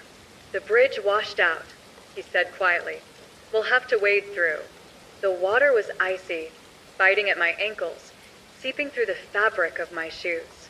Every step made my muscles tense. I could hear faint footsteps on the other side, though it was impossible to tell if they were real or just echoes carried by the forest. We emerged on the other side, soaked and shivering, and my father crouched behind a fallen log, scanning the shadows. "There," he whispered, pointing to a faint light flickering between the trees. "She left a signal.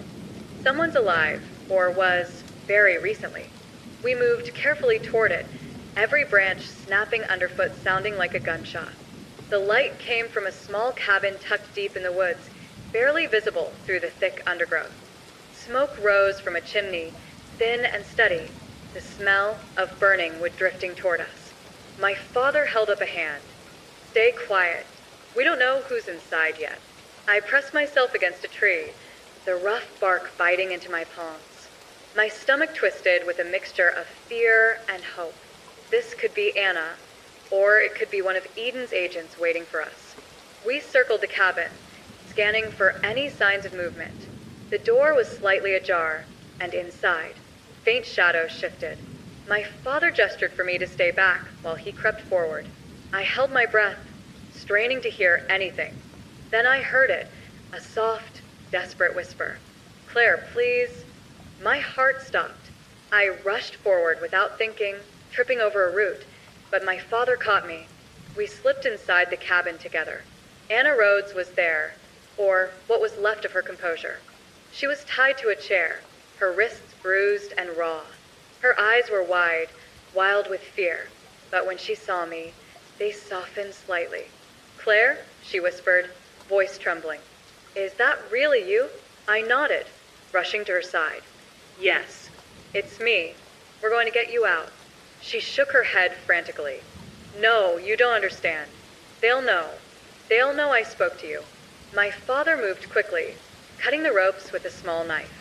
Anna's hands were raw, and she winced, but she didn't resist as we pulled her to her feet. "They came for me last week," she said in a hushed voice. "I barely got away, but I left the notebook. It has everything. If you follow it, you'll find the others, you'll find the truth." I glanced at my father. "Others?" She nodded. "They've been keeping tabs on all of us. 7 of us.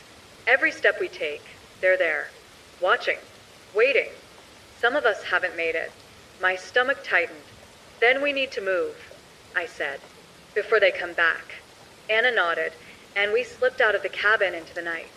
The forest was dark, silent, except for the crunch of our footsteps and the distant hoot of an owl. Every shadow felt like it could be hiding someone, every rustle of leaves a warning. We reached a clearing and paused to catch our breath. My father looked at us, his face grim. "They know we're here," he said. "They'll be coming soon.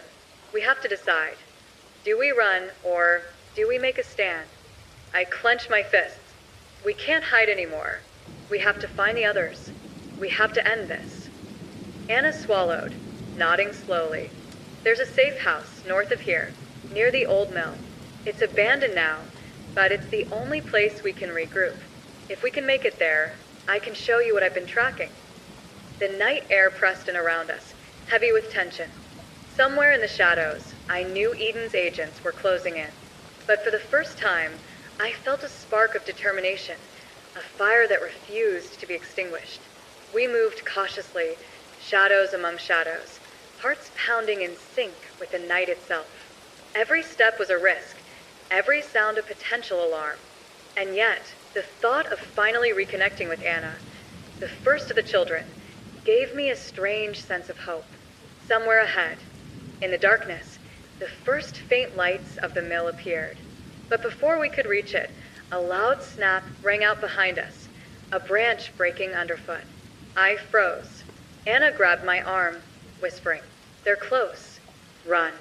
We broke into a sprint, the forest blurring around us, leaves whipping our faces. Behind us, the sound of pursuit grew louder, boots pounding, voices shouting, the unmistakable metallic glint of weapons catching moonlight. And in that instant, I realized that Eden wasn't just a shadow from my past. They were here, hunting us, and this chase had only just begun. The forest seemed to close in around us as we ran, branches whipping against our faces, our breath ragged and visible in the cold night air. Behind us, the sound of pursuit was relentless, snapping twigs, shouts, the metallic click of weapons. I could hear Anna's ragged breathing beside me, my father's urgent commands cutting through the chaos. Finally, the outline of the abandoned mill appeared through the trees. Its silhouette was jagged against the moonlight, dark windows like empty eyes staring at us. The structure groaned softly in the wind, giving the impression that it had been abandoned for decades. Yet I could feel it, a strange, tense energy, as if the building itself was aware of our approach. Inside, my father hissed, grabbing Anna and pulling her toward the rusted side door. We slipped in just as a beam of flashlight cut through the tree where we had just been. The sound of pursuit halted abruptly at the edge of the forest. For a moment, the only sound inside the mill was the echo of our footsteps across the wooden floor, the groan of metal beams, and our own labored breathing. The vast space was dark, but moonlight filtering through shattered windows revealed a maze of machinery, conveyor belts, and storage crates. Dust motes swirled in the air, disturbed by our sudden intrusion. "We need to move quickly," my father whispered, scanning the shadows. "Eden knows we're here. This place may be abandoned, but it's been used before. Cameras, traps, they've anticipated everything." I followed closely, trying to keep my mind focused. Every step felt like walking on a thin line between safety and disaster. The smell of rust, oil, and decay filled my nostrils, adding to the oppressive atmosphere. Anna paused near a stack of crates, crouching to pull out a small flashlight and a map from her backpack. Her hands were still trembling. "This is the last known movement of the other subjects," she whispered. "If we follow this path, we might find them. But Eden has agents everywhere. They're clever and ruthless." My father knelt beside her, pointing to the map. "Subject 01, Lucas Gray. Subject 03, Miles Avery. Subject 05, Naomi Wells. Each one disappears for a time, reappears under aliases. They keep tabs, test boundaries. This is bigger than we thought." I shivered, running a hand over the cool metal of a nearby railing. "And Anna, you've been keeping track of them alone?" She nodded, eyes haunted. I tried, but I couldn't get close. "They're careful. If Eden finds us together, they'll erase everyone again." I barely escaped myself. A sudden noise made all of us freeze, a faint metallic scrape from above. I glanced up. The rafters creaked, shadows shifting. Something moved, deliberate and slow. "They're inside," my father said, his voice low but firm. "Stay close. Don't make a sound." We crept forward, weaving between machinery, using crates and pillars for cover. Every corner revealed another potential threat. Broken glass, sharp edges, and the faint glint of wires strung between supports. Tripwires, I realized, set up to alert whoever was watching. Anna winced as she stepped lightly over one of the wires. "They want to scare us," she whispered. "They want us to panic." I swallowed, trying to steady my racing heart. Then we don't. We reached a central area of the mill, a wide, open space beneath a high ceiling. Moonlight streamed through the broken roof, illuminating a circle of faintly reflective tape on the floor. In the center sat a chair, empty but ominous. The air felt charged, like the calm before a storm. "That's it," my father said quietly. "This is a trap." My stomach sank. Every instinct screamed to run, but we had no escape, not yet. Eden had anticipated our route, our movements, perhaps even our thoughts. The circle of tape wasn't just symbolic. It marked the area where they wanted us to come, the area they could control. Suddenly, a voice echoed through the empty space, calm, deliberate, unmistakable. "Welcome, Claire." "Anna." "Mr. Morrison." The sound seemed to come from everywhere at once, bouncing off the metal and wood. I felt my blood run cold. "Step into the circle," the voice continued. "It's easier that way. No one gets hurt if you cooperate." Anna froze, her eyes wide with terror. I gritted my teeth. "No," I said firmly. "We're not stepping into your trap." My father pulled us back toward a shadowed corner. "We need to find another way out," he whispered. "Look for stairs, exits, anything." I scanned the space quickly. A metal staircase in the far corner led to a catwalk above. It was narrow, rickety, but it could give us a vantage point. I grabbed Anna's hand. "This way. Come on." We climbed carefully, the stairs groaning under our weight. Every sound seemed amplified in the cavernous space below. I could hear whispers, movement, too controlled, too precise to be random. Eden was here, watching, waiting. When we reached the catwalk, we paused, looking down on the trap below. The chair, the tape circle, the open floor, Eden had expected us to enter willingly. They were confident. Too confident. I felt a surge of determination. We can't let them control us anymore, I whispered. We take the next step on our terms. My father nodded grimly. Agreed. But we move fast. Every second counts. From the shadows, I caught a glint of movement. A figure creeping along the lower level, scanning the floor. Not armed yet, but ready. I gripped Anna's hand tighter. We move now. And in that moment, I realized the game had changed. Eden wasn't just a threat from the past. They were here, alive, orchestrating every step. And if we wanted to survive, if we wanted the others to survive, we had to outthink them. Every step from the catwalk could be the difference between life and death. And Eden would be waiting for our next move. We reached the door to the storage loft, slipping inside. The space was cramped, filled with dust-covered crates, old equipment, and stacks of newspapers from decades ago. Moonlight streamed through a cracked window, illuminating a small wooden crate pushed into the corner. I approached it cautiously, brushing the dust away.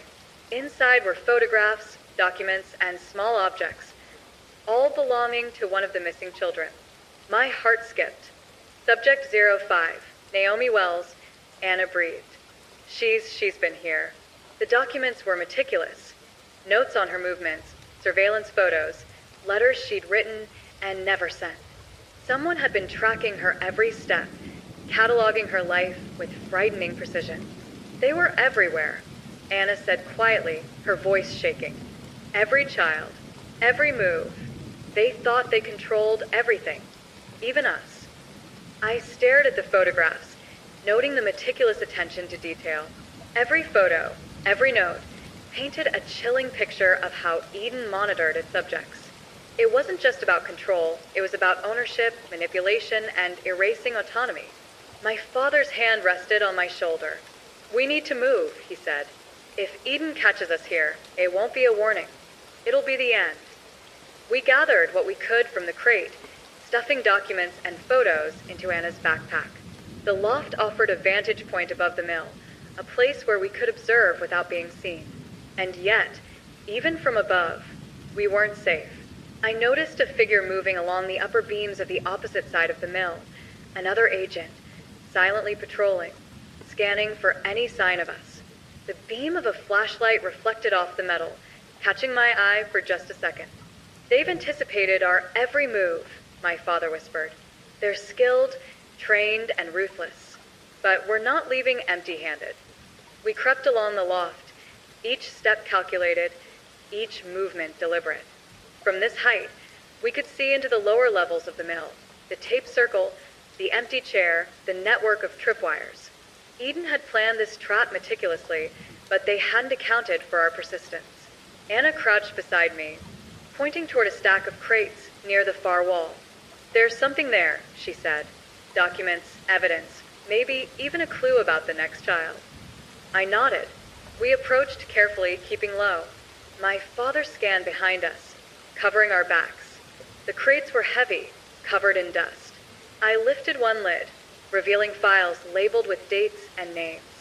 Each file detailed surveillance logs, observations, and notes on behavior. I picked one up. The name on the folder made my stomach drop. Miles Avery. Subject 03. He's the next, Anna whispered. If we follow this, we might find him before they erase him. A sudden noise, a soft scuffing on the loft floor behind us, made us freeze. My father raised his hand, signaling us to stop. The air felt charged, electric, as if the very walls were aware of our presence. A shadow fell across the window. A beam of flashlight hit the loft, sweeping past us. We pressed against the crates, holding our breath. The light passed, leaving a lingering sense of menace. They're close, my father whispered. We need to leave now. Move carefully and follow the path Anna mapped. We gathered the files, securing them in the backpack, and prepared to descend from the loft. Each step down was a calculated risk, every movement a potential trigger for the agents below. But I couldn't shake the image of Miles Avery's name on the file. He was out there, alone, tracked, and possibly in danger. Eden's reach extended further than I had imagined. And if we didn't act quickly, The same fate that had befallen the others would fall on him, and on any of us who dared to defy them.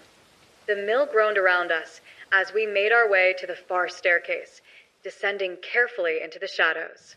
Below, the empty floor waited like a predator, silent, patient. Every step we took was a gamble. Every second counted, and Eden was watching. We reached the bottom of the staircase, the shadows swallowing us almost entirely. The mill felt alive, its metal beams groaning and creaking as if it were aware of every movement we made. Dust and the faint scent of oil filled our lungs. Every sound, a dripping pipe, a scuttling rat, the echo of our own breathing, seemed amplified, making the space feel like a trap. Anna led the way, clutching the backpack, with the files close to her chest. My father and I followed, flanking her on either side, eyes darting to every shadow. The open floor where Eden had tried to lure us earlier looked even more sinister from the ground, the faintly reflective tape now like a mocking reminder of their control. "Keep low," my father whispered. "Stay near the crates. Move slowly. Don't let them see you until we reach the back exit." We moved cautiously, stepping around scattered machinery and rusted metal.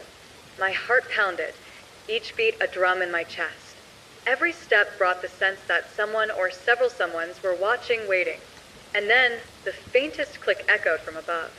I froze. A shadow dropped from a catwalk, landing silently a few meters ahead of us. A figure in dark clothing, hood pulled low, rifle slung across their back, scanning the area with calculated precision. "Eden!" "Stop right there," the voice rang out, sharp and commanding. My father pressed a finger to his lips and gestured for us to split. Anna and I veered behind a stack of crates while he circled toward another cover point. My hands shook as I tried to steady my breath. I could hear the agent moving closer, boots crunching on the metal floor.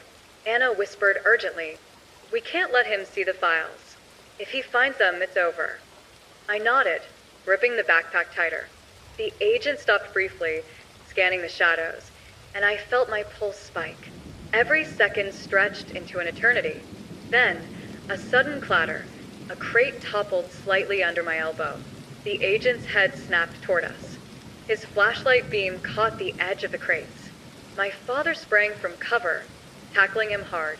The agent yelped, caught off guard, and we scrambled past, adrenaline burning through every muscle. The back exit was in sight, a rusted metal door partially ajar.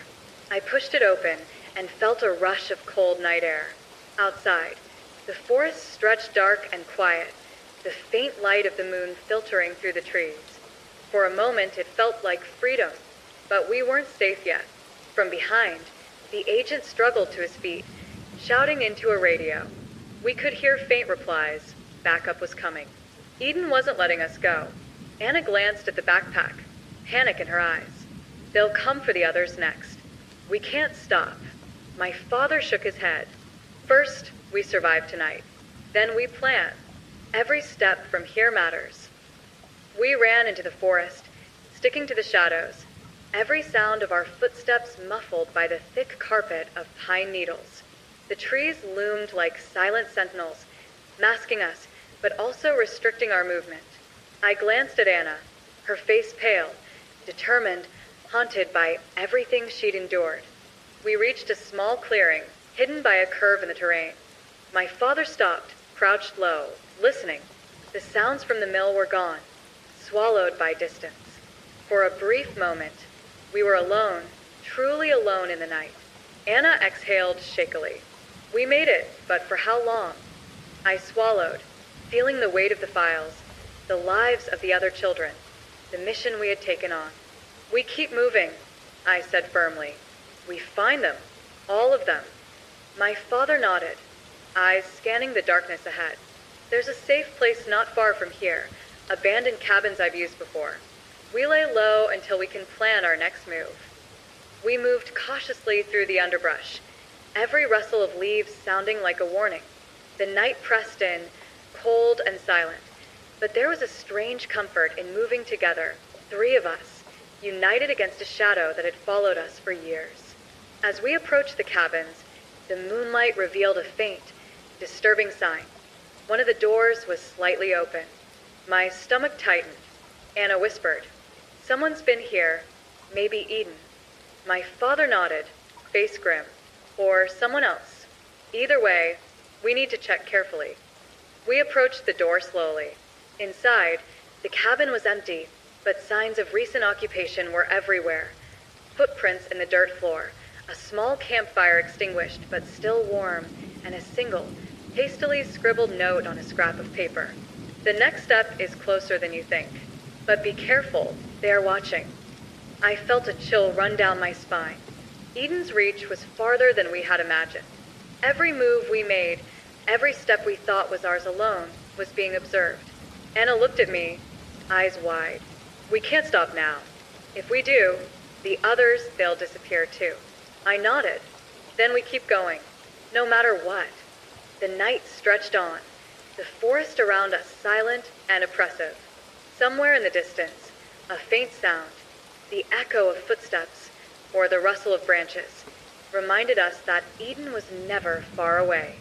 We huddled together in the cabin, catching our breath, planning our next move. Each moment was a delicate balance between survival and progress, and the weight of the mission pressed heavily on all of us. But even in that darkness, I felt something else: determination. A fierce, unyielding drive to protect the others, to uncover the truth, and to finally confront the shadow that had haunted us for so long. And somewhere out there, Eden was watching. We reached the bottom of the staircase, the shadows swallowing us almost entirely. The mill felt alive, its metal beams groaning and creaking as if it were aware of every movement we made. Dust and the faint scent of oil filled our lungs. Every sound, a dripping pipe, a scuttling rat, the echo of our own breathing, seemed amplified, making the space feel like a trap. Anna led the way, clutching the backpack with the files close to her chest. My father and I followed, flanking her on either side, eyes darting to every shadow. The open floor where Eden had tried to lure us earlier looked even more sinister from the ground, the faintly reflective tape now like a mocking reminder of their control. "Keep low," my father whispered. "Stay near the crates. Move slowly. Don't let them see you until we reach the back exit." We moved cautiously, stepping around scattered machinery and rusted metal. My heart pounded, each beat a drum in my chest. Every step brought the sense that someone or several someones were watching, waiting. And then the faintest click echoed from above. I froze. A shadow dropped from a catwalk, landing silently a few meters ahead of us. A figure in dark clothing, hood pulled low, rifle slung across their back, scanning the area with calculated precision. "Eden!" "Stop right there," the voice rang out, sharp and commanding. My father pressed a finger to his lips and gestured for us to split. Anna and I veered behind a stack of crates while he circled toward another cover point. My hands shook as I tried to steady my breath. I could hear the agent moving closer, boots crunching on the metal floor. Anna whispered urgently, "We can't let him see the files. If he finds them, it's over." I nodded, gripping the backpack tighter. The agent stopped briefly, scanning the shadows, and I felt my pulse spike. Every second stretched into an eternity. Then, a sudden clatter. A crate toppled slightly under my elbow. The agent's head snapped toward us. His flashlight beam caught the edge of the crates. My father sprang from cover, tackling him hard. The agent yelped, caught off guard, and we scrambled past, adrenaline burning through every muscle. The back exit was in sight, a rusted metal door partially ajar. I pushed it open and felt a rush of cold night air. Outside, the forest stretched dark and quiet, the faint light of the moon filtering through the trees. For a moment it felt like freedom, but we weren't safe yet. From behind, the agent struggled to his feet, shouting into a radio. We could hear faint replies. Backup was coming. Eden wasn't letting us go. Anna glanced at the backpack, panic in her eyes.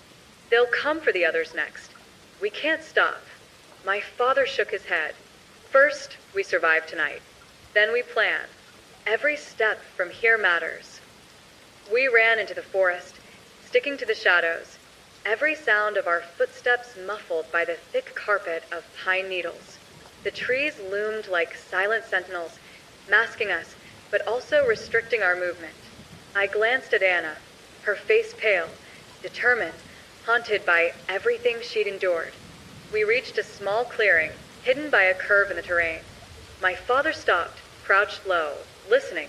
The sounds from the mill were gone, swallowed by distance. For a brief moment, we were alone, truly alone in the night. Anna exhaled shakily. We made it, but for how long? I swallowed, feeling the weight of the files, the lives of the other children, the mission we had taken on. We keep moving, I said firmly. We find them, all of them. My father nodded, eyes scanning the darkness ahead. There's a safe place not far from here, abandoned cabins I've used before. We lay low until we can plan our next move. We moved cautiously through the underbrush, every rustle of leaves sounding like a warning. The night pressed in, cold and silent, but there was a strange comfort in moving together, three of us, united against a shadow that had followed us for years. As we approached the cabins, the moonlight revealed a faint, disturbing sign. One of the doors was slightly open. My stomach tightened. Anna whispered, "Someone's been here, maybe Eden." My father nodded, face grim. Or someone else. Either way, we need to check carefully. We approached the door slowly. Inside, the cabin was empty, but signs of recent occupation were everywhere. Footprints in the dirt floor, a small campfire extinguished but still warm, and a single, hastily scribbled note on a scrap of paper. The next step is closer than you think. But be careful, they are watching. I felt a chill run down my spine. Eden's reach was farther than we had imagined. Every move we made, every step we thought was ours alone, was being observed. Anna looked at me, eyes wide. We can't stop now. If we do, the others, they'll disappear too. I nodded. Then we keep going, no matter what. The night stretched on, the forest around us silent and oppressive. Somewhere in the distance, a faint sound, the echo of footsteps, or the rustle of branches, reminded us that Eden was never far away. We huddled together in the cabin, catching our breath, planning our next move. Each moment was a delicate balance between survival and progress, and the weight of the mission pressed heavily on all of us. But even in that darkness, I felt something else. Determination. A fierce, unyielding drive to protect the others, to uncover the truth, and to finally confront the shadow that had haunted us for so long. And somewhere out there, Eden was watching. The cabin was quiet, almost too quiet. The crackle of the dying fire was the only sound, yet even that seemed muted under the weight of the night. Outside, the forest pressed in, dark and still, hiding unseen dangers. I watched Anna carefully, her eyes darting to every shadow, her hands gripping the backpack that held the files and photographs, the roadmap to the other children. We needed a plan. Eden wasn't just a threat. They were calculating, relentless, and now, more than ever, we had no room for mistakes. Anna reached into the backpack, pulling out a folded piece of paper. "I found this months ago," she said quietly. "One of the others, Naomi Wells, left it behind. She couldn't escape, but she knew someone might follow. This is her breadcrumb." I took the paper from her trembling hands. It was a small, faded map, drawn in precise, almost obsessive detail. Paths through forests, symbols marking locations, numbers, dates. One corner had a note in tiny handwriting. "Clues lead to miles. Follow carefully. Trust no one." My father frowned. "They're tracking him now. Eden will know we're following this map." "I know," I said, "but we can't stop. If we do, he disappears too." Anna nodded, her face pale but determined. "Naomi's note mentions a safe house near the old quarry. It's abandoned, but she hid something there, evidence, something she thought could protect the rest of us. If we reach it, we might find a lead to miles." The forest outside was oppressive, filled with the rustle of leaves and the distant howl of an owl. We moved cautiously, sticking to shadows, following the faintly drawn paths on the map. Every step reminded me of the stakes. Every snap of a twig or rustle of underbrush could be Eden. Hours passed. The air grew colder, damp, and heavy.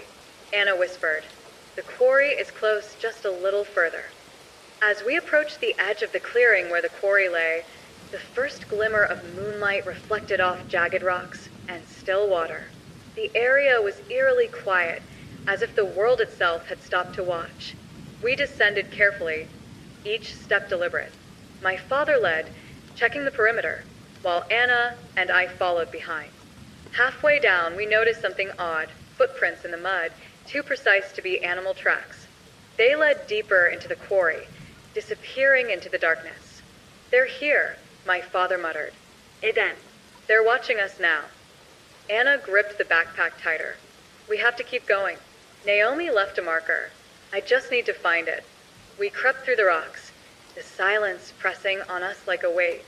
Then, just ahead, we saw a small hollow in the quarry wall, a makeshift hiding spot, covered by brush. Inside, a metal box lay partially buried under dirt and leaves. Anna dropped to her knees, brushing debris away. "This is it," she whispered. I helped her lift the box, revealing a stack of photographs, maps, and a small journal. The journal was worn, pages filled with meticulous handwriting. My eyes widened as I read the first page. Detailed notes on surveillance, methods, and locations of the other children. There were references to Eden's agents, safe houses, and cryptic instructions for leaving clues for anyone trying to follow. This could save him," Anna said, her voice trembling. "Miles, he's the next one. If we follow this, we can find him before they do." My father frowned, looking around the quarry nervously. "But Eden is close. They know someone's following Naomi's trail. We have minutes, maybe seconds. We move now." We packed the box into the backpack alongside the files we already carried. Each item felt heavier with the weight of responsibility. The lives of the other children pressed down on us, demanding action. Suddenly, a snapping sound echoed from above. Leaves rustled violently. I froze, my heart lurching. From the shadows, a figure emerged, clad in black, moving silently across the rocks. "Eden." "They anticipated us," my father whispered. "Get ready. We might have to fight." The figure raised a flashlight, sweeping the beam across the ground. I ducked instinctively, feeling my pulse spike. Anna crouched beside me, her eyes wide with fear. Then the agent called out, voice calm but menacing. "Leave the items. Step away. You know the consequences." I shook my head, gripping the backpack tighter. "We don't leave anyone behind. Not now." My father stepped forward, placing himself between us and the agent. "You're not taking them," he said firmly.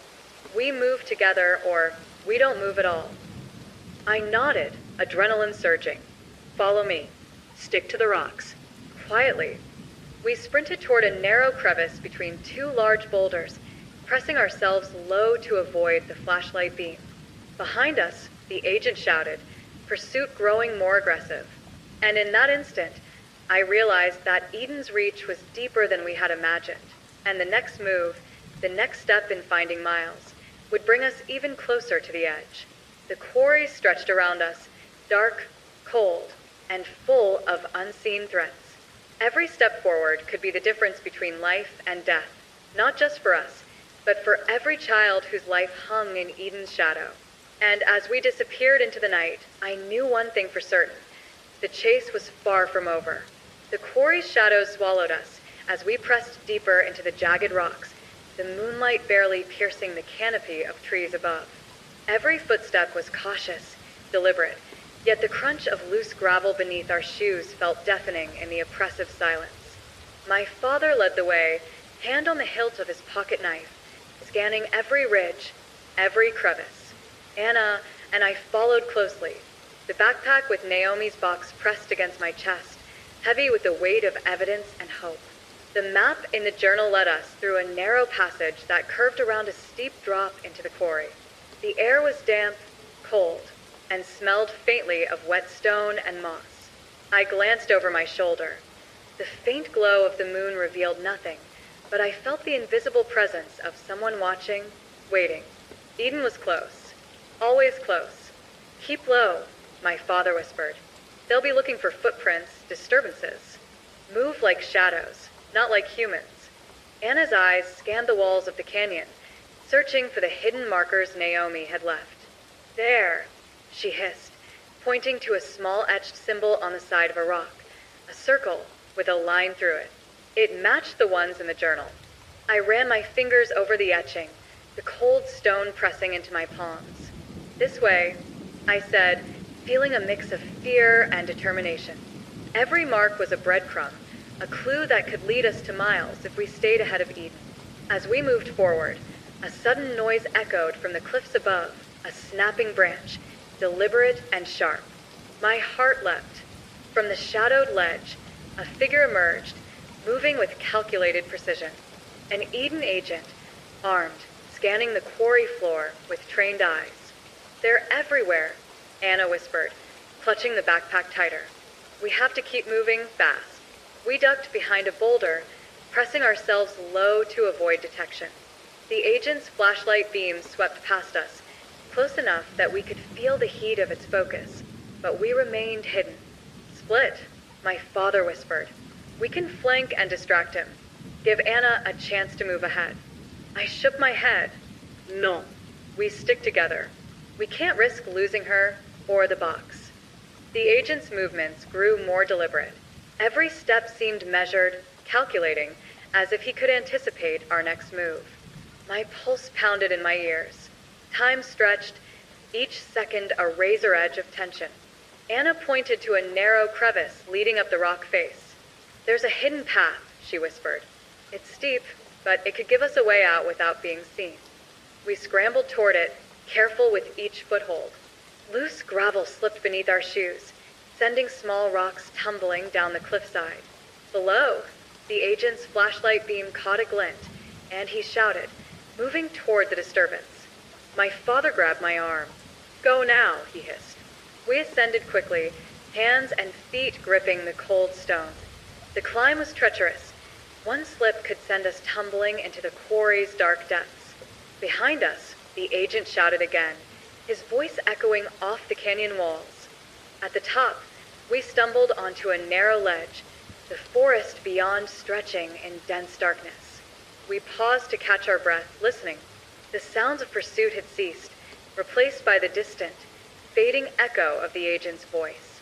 Eden hadn't given up. They were circling, always calculating, but for the moment, we had a chance. Anna opened the journal, tracing the next location. Miles is near an abandoned water treatment facility, she said. It's isolated, off-grid. He's being held there, or at least they've been keeping tabs on him in that area. We have to move quickly. They'll anticipate us. My father nodded. Then we go now. No more stops. Every second counts. We descended the ledge carefully, moving through dense underbrush, the night pressing in around us. Every rustle, every distant animal call, made our senses razor sharp. The air was thick with tension, the kind that settles in your chest and makes each breath feel heavy. Somewhere ahead, through the trees, a faint light flickered. A distant building, isolated, likely the facility Anna had mentioned. Our pace quickened. This was the closest we had come to one of the missing children, yet the risk escalated with every step. Eden could be lying in wait, or they could be moving him at that very moment. I glanced at Anna. Her face was pale, eyes focused, yet resolute. She whispered, "This is it. We find him tonight, or it's too late." My father placed a reassuring hand on my shoulder. Then we do this carefully, but decisively.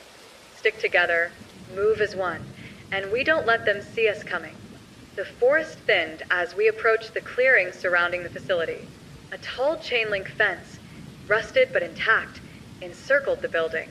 Guard towers loomed at the corners, silent silhouettes against the moonlit sky. Eden's presence was unmistakable. Anna swallowed, gripping the backpack tightly. This is it. Miles is inside, and Eden is waiting. I took a deep breath, heart pounding. The moment of truth had ARR. The night was heavy, still, and filled with anticipation. Every shadow could hide an enemy. Every sound could be a warning. And Eden would be watching. The water treatment facility loomed before us, cold metal and concrete rising like a fortress under the silver light of the moon. The fence surrounding it was high and rusted, topped with barbed wire. Guard towers stood at each corner, empty but imposing, shadows stretching long across the ground. Every step we took toward it made my heart thump in my chest, each beat a warning of the danger ahead. Anna traced her finger along the map, murmuring softly, "The gate has a weak point near the southwest corner. The fence is old, the lock rusty. We can slip through if we're careful." My father nodded. Then we moved quickly. Stick close, stay low, and no mistakes. We approached the southwest corner, feet crunching softly on the gravel. My palms were slick with sweat, and the weight of the backpack felt heavier than ever. Anna reached down, easing the lock open with a small, rusted tool she had pulled from her bag. It clicked softly, a sound that felt deafening in the tense night. We slipped through, pressing ourselves against the shadows of the facility walls. Inside, the air smelled faintly of chemicals and damp concrete.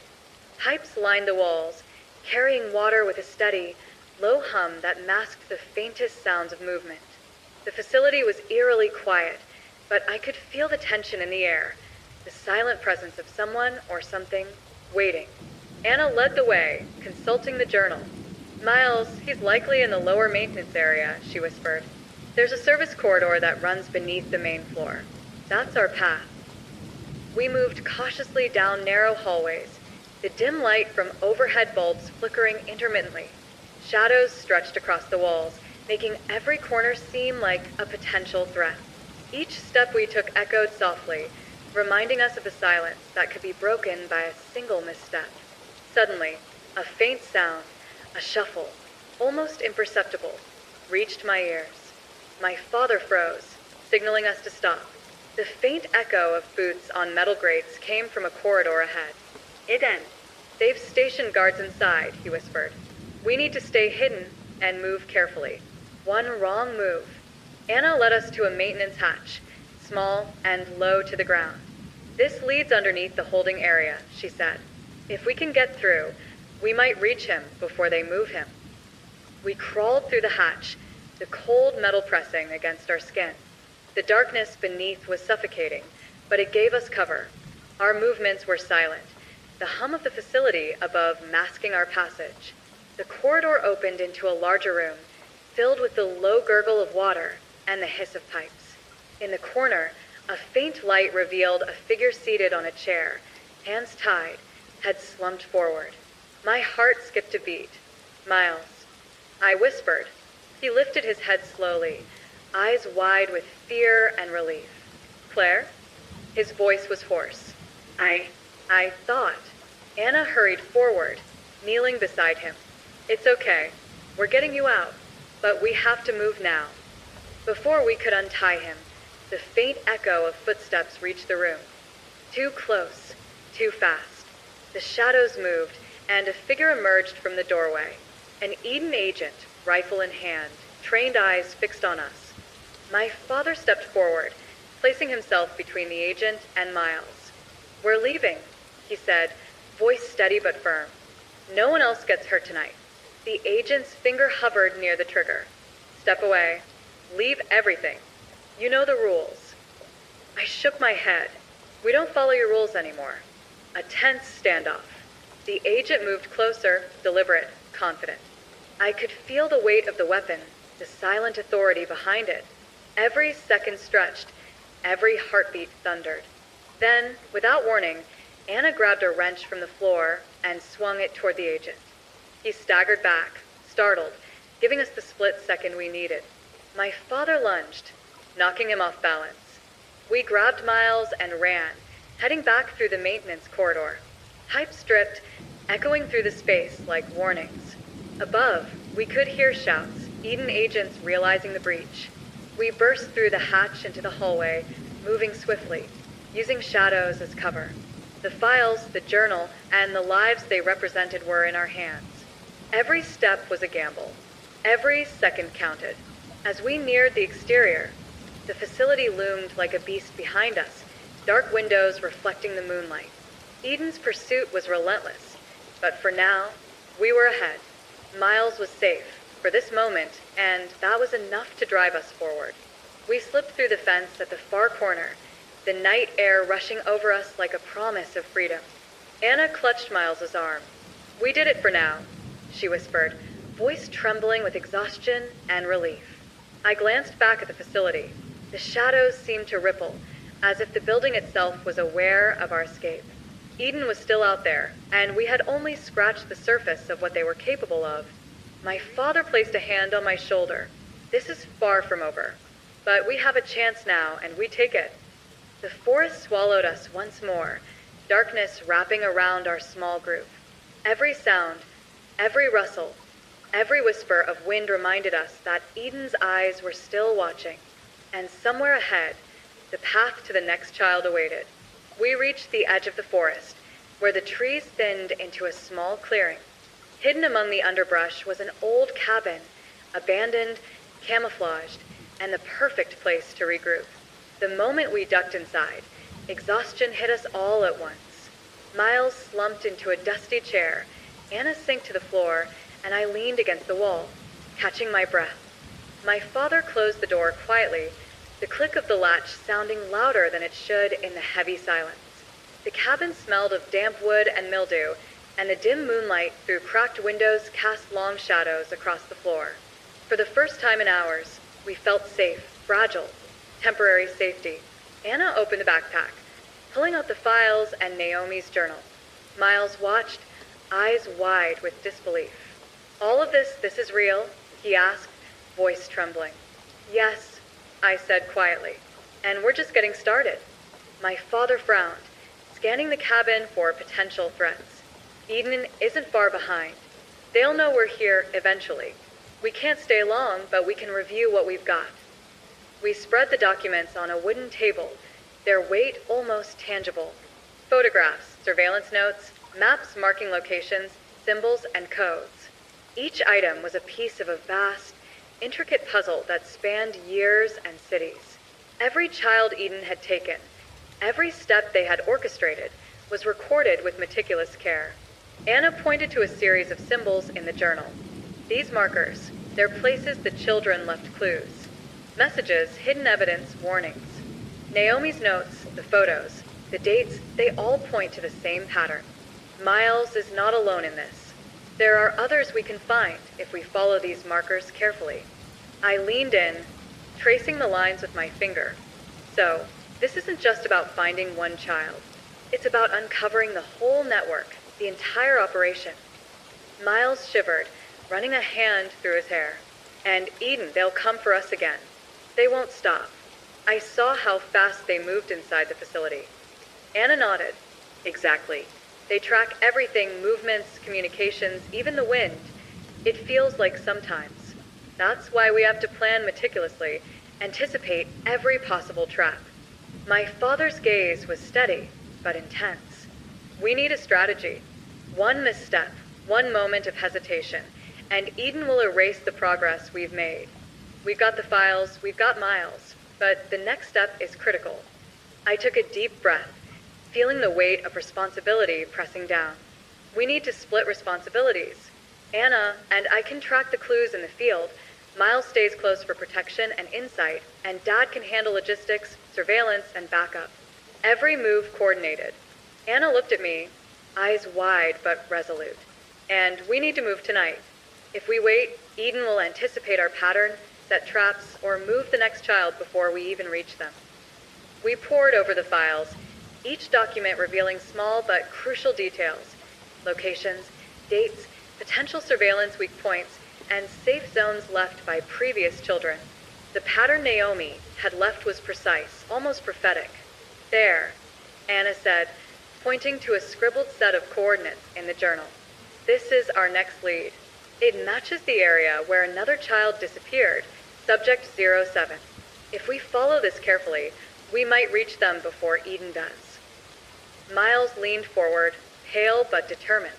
"We have to. I can't let anyone else go through what I did.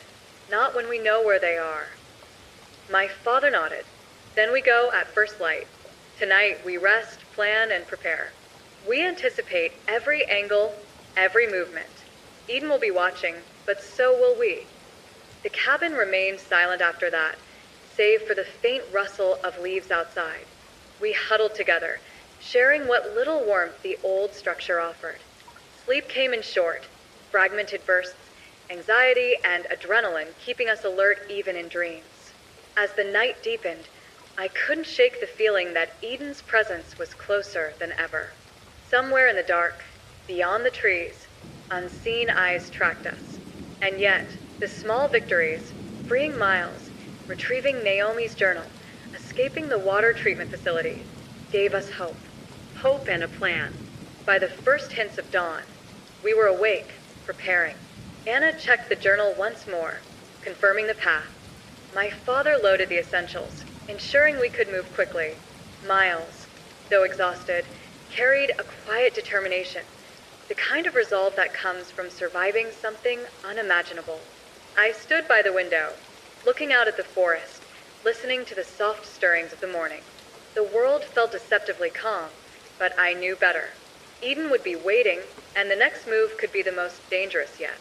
But we were ready, and somewhere out there, another child waited for us, counting on our success, counting on our courage. The files, the clues, and the determination of those who survived had led us here. Now, it was time to take the next step. Eden would be watching. We would not stop. By the first light of dawn, the forest was alive with muted sounds, birds stirring, leaves rustling in the wind, and distant water trickling through unseen streams. We moved cautiously, the backpack with Naomi's files secured tightly on Anna's back. Miles kept close to me, glancing nervously at every shadow, while my father scanned our surroundings with precise, deliberate focus. The journal had given us coordinates leading to an abandoned industrial warehouse on the outskirts of the next town, a place long forgotten, where graffiti peeled from the walls and rust spread across every surface. Naomi's notes suggested this was where Subject 07 had been held, and possibly where Eden had left additional evidence. "The path is marked," Anna whispered, tracing the lines in the journal. "We follow the creek, then the old service road. It's isolated, easy to watch, but also easier to anticipate traps." We moved quickly but cautiously, following the winding creek as indicated, keeping our movements silent. Every snap of a twig beneath our feet echoed like a gunshot in my ears. My pulse raced, a constant reminder that Eden could be anywhere, waiting for the smallest misstep. Hours passed. The forest began to thin, giving way to open fields overgrown with weeds and broken fences. The warehouse emerged ahead, skeletal and abandoned, looming like a monument of decay. Its rusted metal siding reflected the weak morning light, and shattered windows stared at us like empty eyes. Anna led the approach, consulting the journal once more. "There's a back entrance," she whispered. "It's partially boarded up, but it's the least obvious path. They might not expect someone to come through there." We moved toward it, slipping between overgrown bushes, careful not to disturb the gravel scattered around the perimeter. The silence was heavy, almost tangible, until a sudden metallic clatter echoed from inside the warehouse, a warning. My father motioned for us to freeze. "Trap," he whispered. "They're expecting us." I felt my stomach knot. Every precaution we had taken suddenly seemed insufficient. How do we get inside without triggering whatever it is? I asked quietly. Anna scanned the perimeter, eyes sharp. There's a small vent near the ground, partially hidden by debris. It leads directly into the storage area. We can use it, but it's tight. Miles looked hesitant. I don't think I can fit through that." I placed a reassuring hand on his shoulder. "You don't have to. Stay here with Dad. We'll go first and check it out." Carefully, Anna and I slipped into the vent, the metal scraping softly against our clothes. Darkness surrounded us, the air thick and musty. Every movement required care. One wrong shift could alert Eden or trigger a trap. We emerged into the storage area, a vast room filled with crates, rusted machinery, and the faint scent of chemicals. My eyes adjusted slowly, revealing remnants of Eden's surveillance. Cameras mounted high on the walls, thin wires running along the floor, and footprints, fresh ones, leading deeper into the warehouse. "They're close," Anna whispered. "We have minutes to find what we came for before they notice." We followed the footprints carefully, moving toward a partially open crate at the far end of the room. Inside were files and small objects, evidence left by Subject 07, notes about movements, and cryptic warnings. Do not trust the patterns. They see everything. Move fast, or you'll be next. I felt a chill run down my spine. Eden had anticipated every move of these children, predicting their escape routes and leaving traps designed to ensnare anyone who followed. Suddenly, a loud metallic clang echoed behind us. My heart leapt. Footsteps, multiple, fast, deliberate, closing in. Eden agents. Anna grabbed my arm. "We have to move. Now." We darted toward a side exit, but the floor gave way under one of the crates, a tripwire. I barely managed to catch myself, but the noise echoed through the warehouse, alerting the agents. Shouts followed immediately. "They're here. Move. Don't let them escape." I glanced at Anna. "We need a diversion." She nodded, grabbing a loose pipe from the floor. Together, we kicked over several crates, sending them crashing across the floor.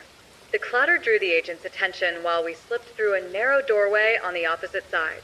We ran through a maze of storage corridors, the sound of pursuit close behind. The warehouse smelled of rust, oil, and fear. My lungs burned, adrenaline surging with every step. Finally, we emerged into a hidden loading dock. The sun glinted weakly off the metal roof, and the world outside felt briefly free. But the sound of Eden's shouts reminded us that freedom was fragile, temporary. Anna turned to me, breathless. "We've got the files, the notes, enough to follow the next clue. But Eden will be back, and they'll know we were here." I nodded, gripping the journal tightly. "Then we move before they can anticipate us. Miles is counting on us, and so are the others." From the shadows of the warehouse, I caught a glimpse of movement. Dark figures watching, calculating. Eden had not lost us entirely, but we were ahead for now, and the chase continued. The warehouse receded behind us, shadows stretching across the cracked asphalt of the loading yard. The air smelled faintly of rust, oil, and the damp heat of the morning sun.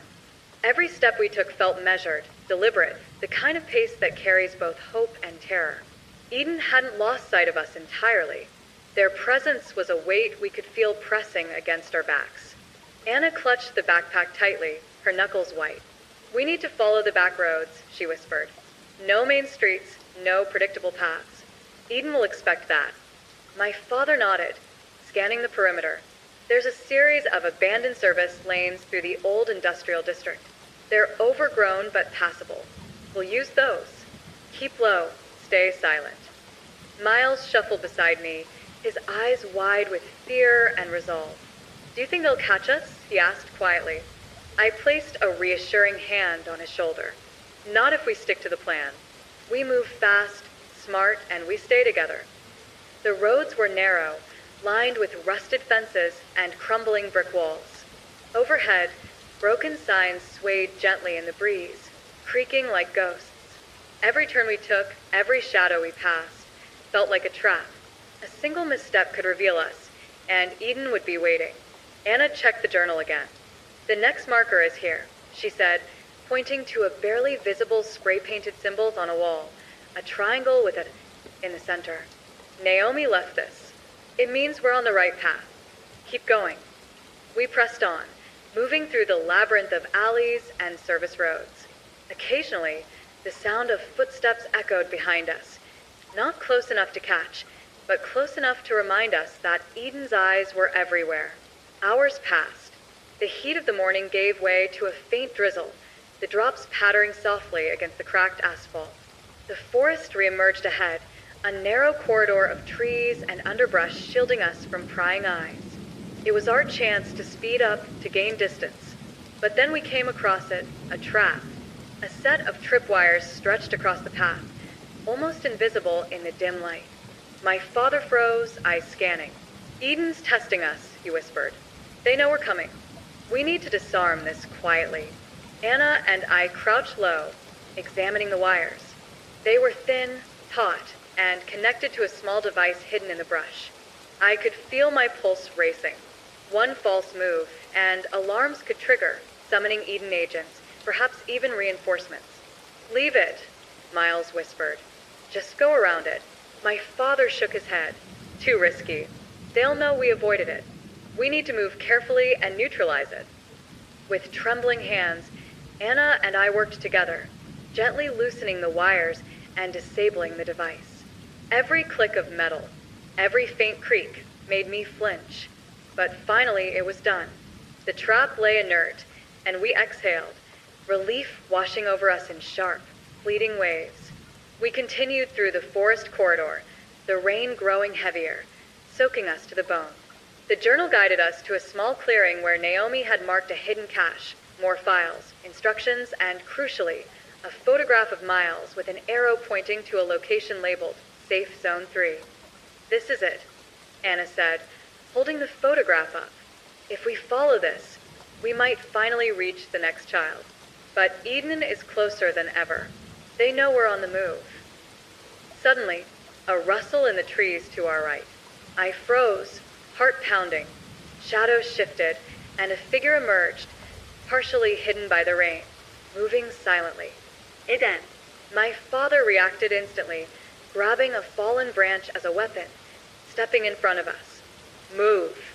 Stick to the path, he barked. We sprinted through the rain-soaked forest, mud sucking at our shoes, branches whipping against our skin. Eden pursued, their movements calculated, relentless. Every step we took was a gamble, every breath a reminder that the margin for error was razor-thin. The forest opened into a wide clearing, revealing a narrow bridge spanning a shallow river. It was our only path forward, but the bridge creaked ominously under our weight. Behind us, shouts and the sound of pursuit grew closer. Anna whispered urgently, "We have to cross. Now." We moved in unison, stepping carefully across the slippery planks. Halfway over, a loud snap echoed. One plank gave way beneath my foot. I caught myself just in time, heart leaping into my throat. Behind us, Eden agents paused at the edge of the forest, calculating, waiting for us to falter. My father helped me forward, steadying each of us. Finally, we reached the other side, wet, exhausted, but alive. The forest behind us seemed to swallow the pursuing agents. For now, Anna exhaled, shivering. We've made it for the moment, but Eden won't stop. They never stop. I nodded, gripping the backpack. Miles looked at us, eyes wide but resolute. We have to keep going. The next child, we can't fail them. The rain fell harder, masking our trail. The forest ahead was dense, dark, and full of hidden threats. Every step brought us closer to the next child, and deeper into the relentless reach of Eden. We pressed on, soaked, muddy, exhausted, yet determined. The chase was far from over, and Eden's shadow stretched long across the path ahead.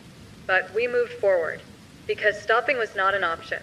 The dense forest finally began to give way, revealing a narrow trail that led to a small, overgrown clearing. Naomi's journal indicated this was Safe Zone 3, a place where another child had been hidden and where clues were left to guide rescuers like us. Relief should have washed over us, but the moment we stepped into the clearing, a sense of foreboding settled heavily in the air. Eden was near. Anna tightened her grip on the backpack, scanning the tree-line. "Something's off," she whispered. "It's too quiet, almost staged." My father nodded, eyes sharp. "Stay close. Stick to the shadows. This could be an ambush." Miles stayed close to me, shivering, but determined. "We can't stop now," he said quietly. We moved cautiously toward a dilapidated shed at the edge of the clearing. The structure looked abandoned, rotting wood, vines crawling across its surface. But the journal had clearly marked it as the location of a hidden cache, and possibly the child we sought. Anna approached first, pushing aside the hanging vines. Inside, a faint light glowed from a corner, illuminating a small bundle. My heart leapt. There, she whispered. It's a child tied but alive. We rushed forward, quickly checking the child's condition. Weak, scared, and barely conscious, the child clung to Anna instinctively. "We've got you," I said, voice steady despite the chaos of adrenaline coursing through me. But the relief was short-lived. From the treeline, a sudden crack of a twig made us freeze. Shadows shifted, darker and heavier than the morning light allowed. Eden agents emerged, moving swiftly, weapons raised, eyes cold and calculating. "Step away," one shouted. "Leave them. You know the consequences." My father stepped forward, placing himself between the agents and the children. "Not this time," he said firmly. "We're leaving. No one gets hurt tonight." The agents advanced, confident, precise. I could feel the tension thick in the air, the delicate balance between life and death resting on the next seconds. Anna tightened her grip on the backpack and whispered, "We have to move now." Suddenly, one of the agents lunged toward the child. My father reacted instantly, shoving the agent back with all his strength. Chaos erupted. Another agent aimed a weapon. Anna grabbed a loose metal rod from the shed and swung it, striking near the agent to create a diversion. The sound echoed across the clearing, metal clanging against concrete. I grabbed Miles and the rescued child, sprinting toward the opposite edge of the clearing. The wet grass slowed our pace, but adrenaline carried us forward. Behind us, Eden agents shouted, pursuing relentlessly. We darted into a narrow ravine at the edge of the clearing, pressed close against the rock walls. The sound of pursuit grew fainter, for now. The child clutched Anna's arm tightly, eyes wide but trusting. My father signaled us to stop. "We need a plan," he said, breathless. "We can't keep running blindly. Eden will anticipate every route if we don't think ahead." Anna spread the journal on a flat rock, pointing to markings we hadn't noticed before. "There's a hidden service road leading out of the forest," she said. "It's narrow, overgrown, and they probably won't expect us to take it. If we move carefully, we can get back to the safe house and regroup."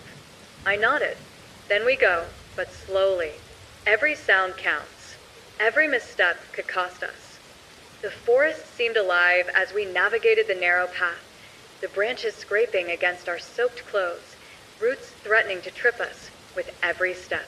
The rescued child whispered softly, clinging to Anna, trusting her completely.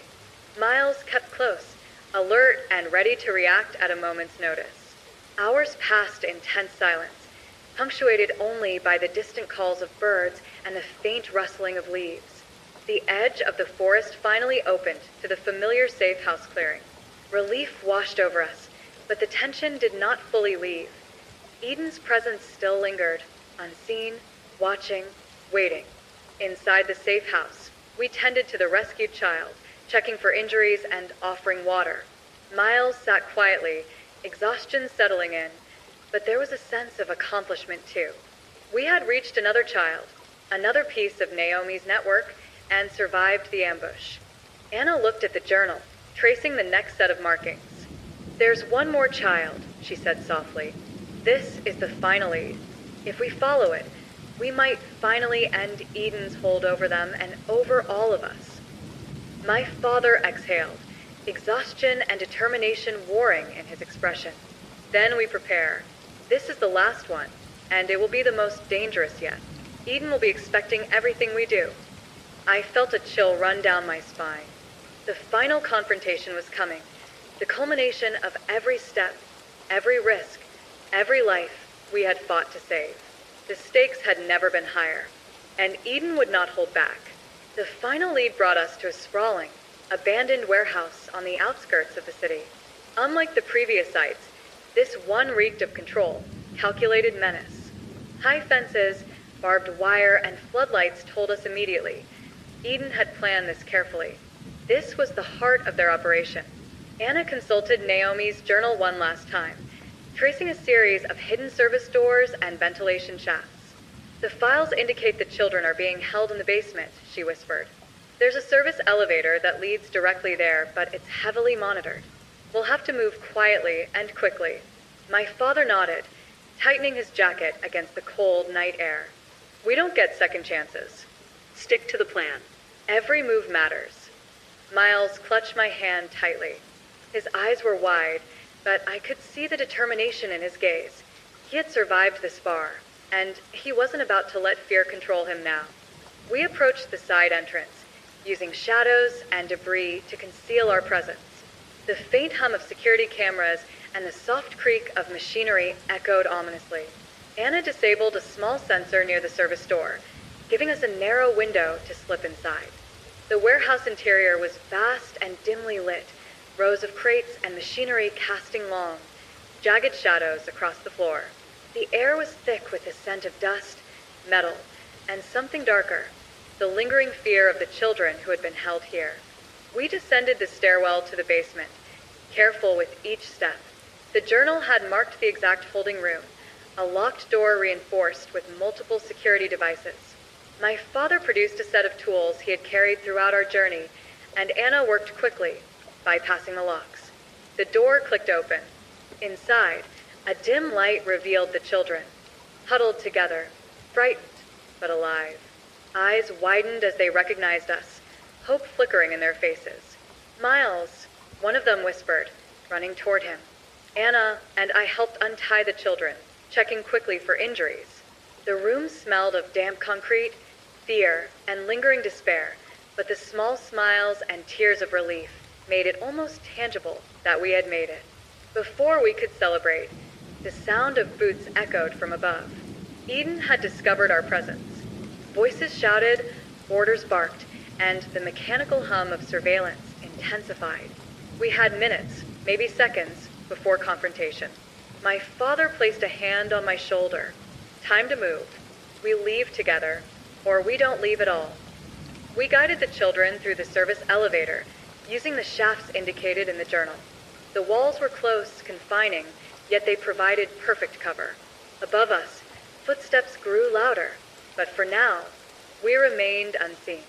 When we emerged at the top, Eden agents were waiting, armed and calculated. One stepped forward, weapon raised. "Stop right there. You can't take them." My father stepped in front of the group, voice steady. "We already have. And tonight, you're not taking anyone back." A tense standoff. Then chaos erupted. One agent lunged, another aimed, and instinct took over. My father swung a pipe, deflecting an attack. Anna hurled a crate toward the second, creating a diversion. I grabbed Miles and the nearest children, sprinting toward the side exit. Gunfire cracked in the distance, not aimed directly at us, but warning shots to scatter. The adrenaline was overwhelming, yet our focus never wavered. The children followed instinctively, guided by our movements and their hope. Outside, the night air hit us like a wave. The rain had returned, falling softly, washing the grime and fear from our clothes, mingling with the scent of wet earth. We sprinted through the overgrown lot, every shadow a potential threat, every sound a reminder that Eden was still out there. Anna led the group toward a hidden path through the trees, one last escape route outlined in Naomi's journal.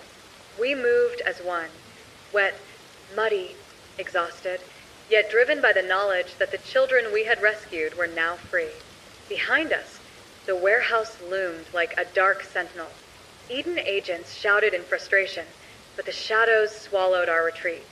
For the first time since the journey began, we felt a cautious, fragile relief. We emerged onto a small road leading to the forest edge. The children clung to Anna, my father's steady presence beside us, and Miles walked silently but proudly. The journal, the files, and our courage had led us here.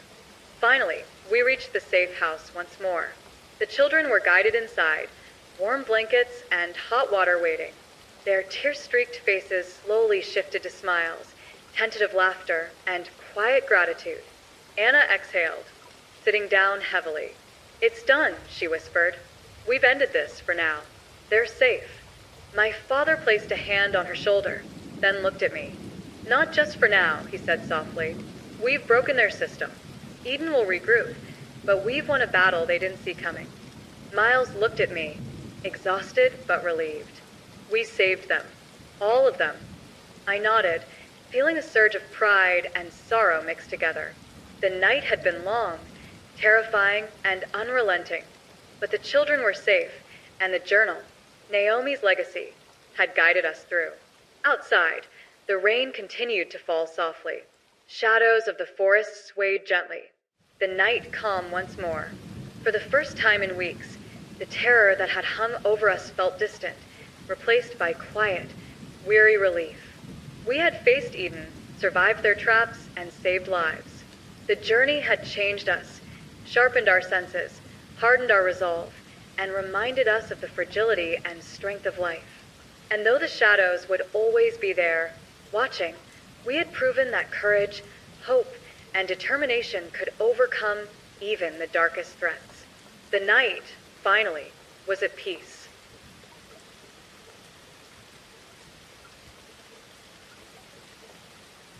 Thank you for choosing Midnight Radio True Crime. Tonight, we take you to the quiet plains of Kansas, to a small town few maps even show, Harvest Creek. It's a place where cornfields whisper in the wind, porch lights glow softly, and time seems to slow, until the night of October 3rd, 1986, when an entire family vanished without a trace. Take a deep breath and get comfortable. Dim your lights, let the day drift away, and allow this story to carry you gently into the night. We're glad you're here, and we hope tonight's tale leaves you both intrigued and calm. Sleep well, relax, and let the story of the Harvest Creek incident unfold around you. Harvest Creek was the kind of town where everyone waved at each other, even strangers. Dirt roads lined with modest homes, weathered fences, and scattered barns marked the landscape.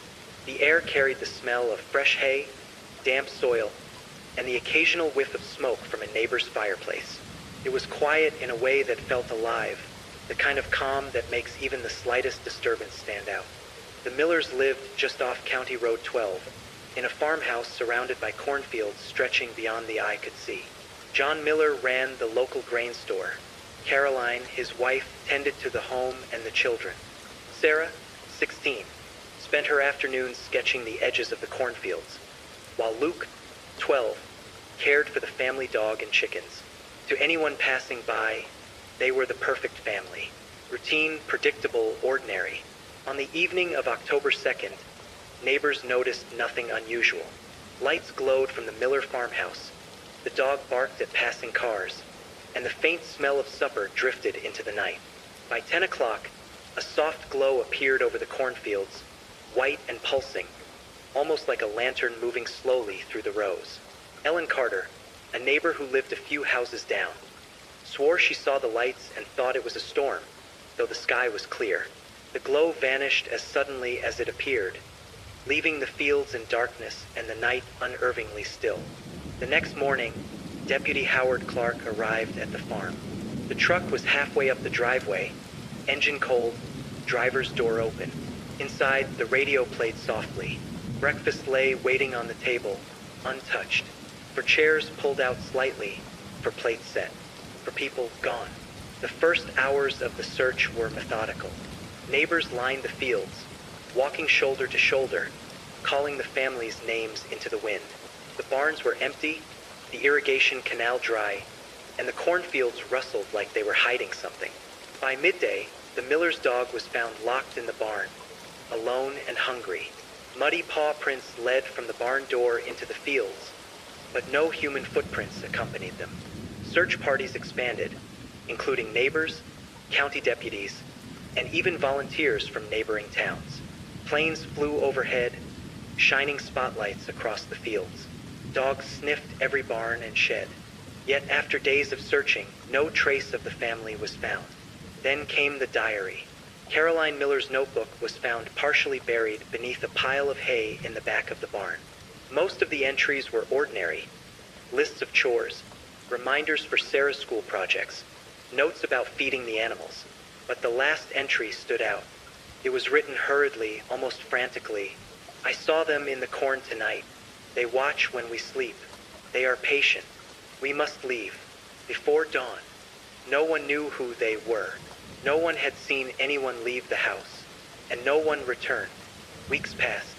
The Miller's farm was boarded up. Life in Harvest Creek returned to its usual slow rhythm, but something had shifted. The fields that once seemed comforting now felt heavier. Even in daylight, the air carried a subtle tension. Each year after, as October approached, locals reported seeing faint lights flicker in the cornfields, followed by a sudden stillness. Some claimed they heard whispers carried by the wind. Others swore they glimpsed shadowy figures at the edges of their vision. No one approached. No one investigated further. The story of the Millers became a quiet legend, told softly at the diner over coffee or at the library when the evening shadows grew long. It was a tale not of violence, but of absence. A family frozen in time. A town that learned that sometimes silence is safer than truth. Even decades later, investigators who reviewed the case noted the peculiarity of the diary, the strange lights, and the footprints without a source. Nothing added up. No ransom notes. No known enemies. No suspects. The family had simply vanished, leaving behind an ordinary home, a loyal dog, and the lingering memory of a warm breakfast never finished. For those who live in or near Harvest Creek, the fields themselves seem to remember. On quiet nights, some say the wind carries the faint echo of footsteps, the soft murmur of voices long gone.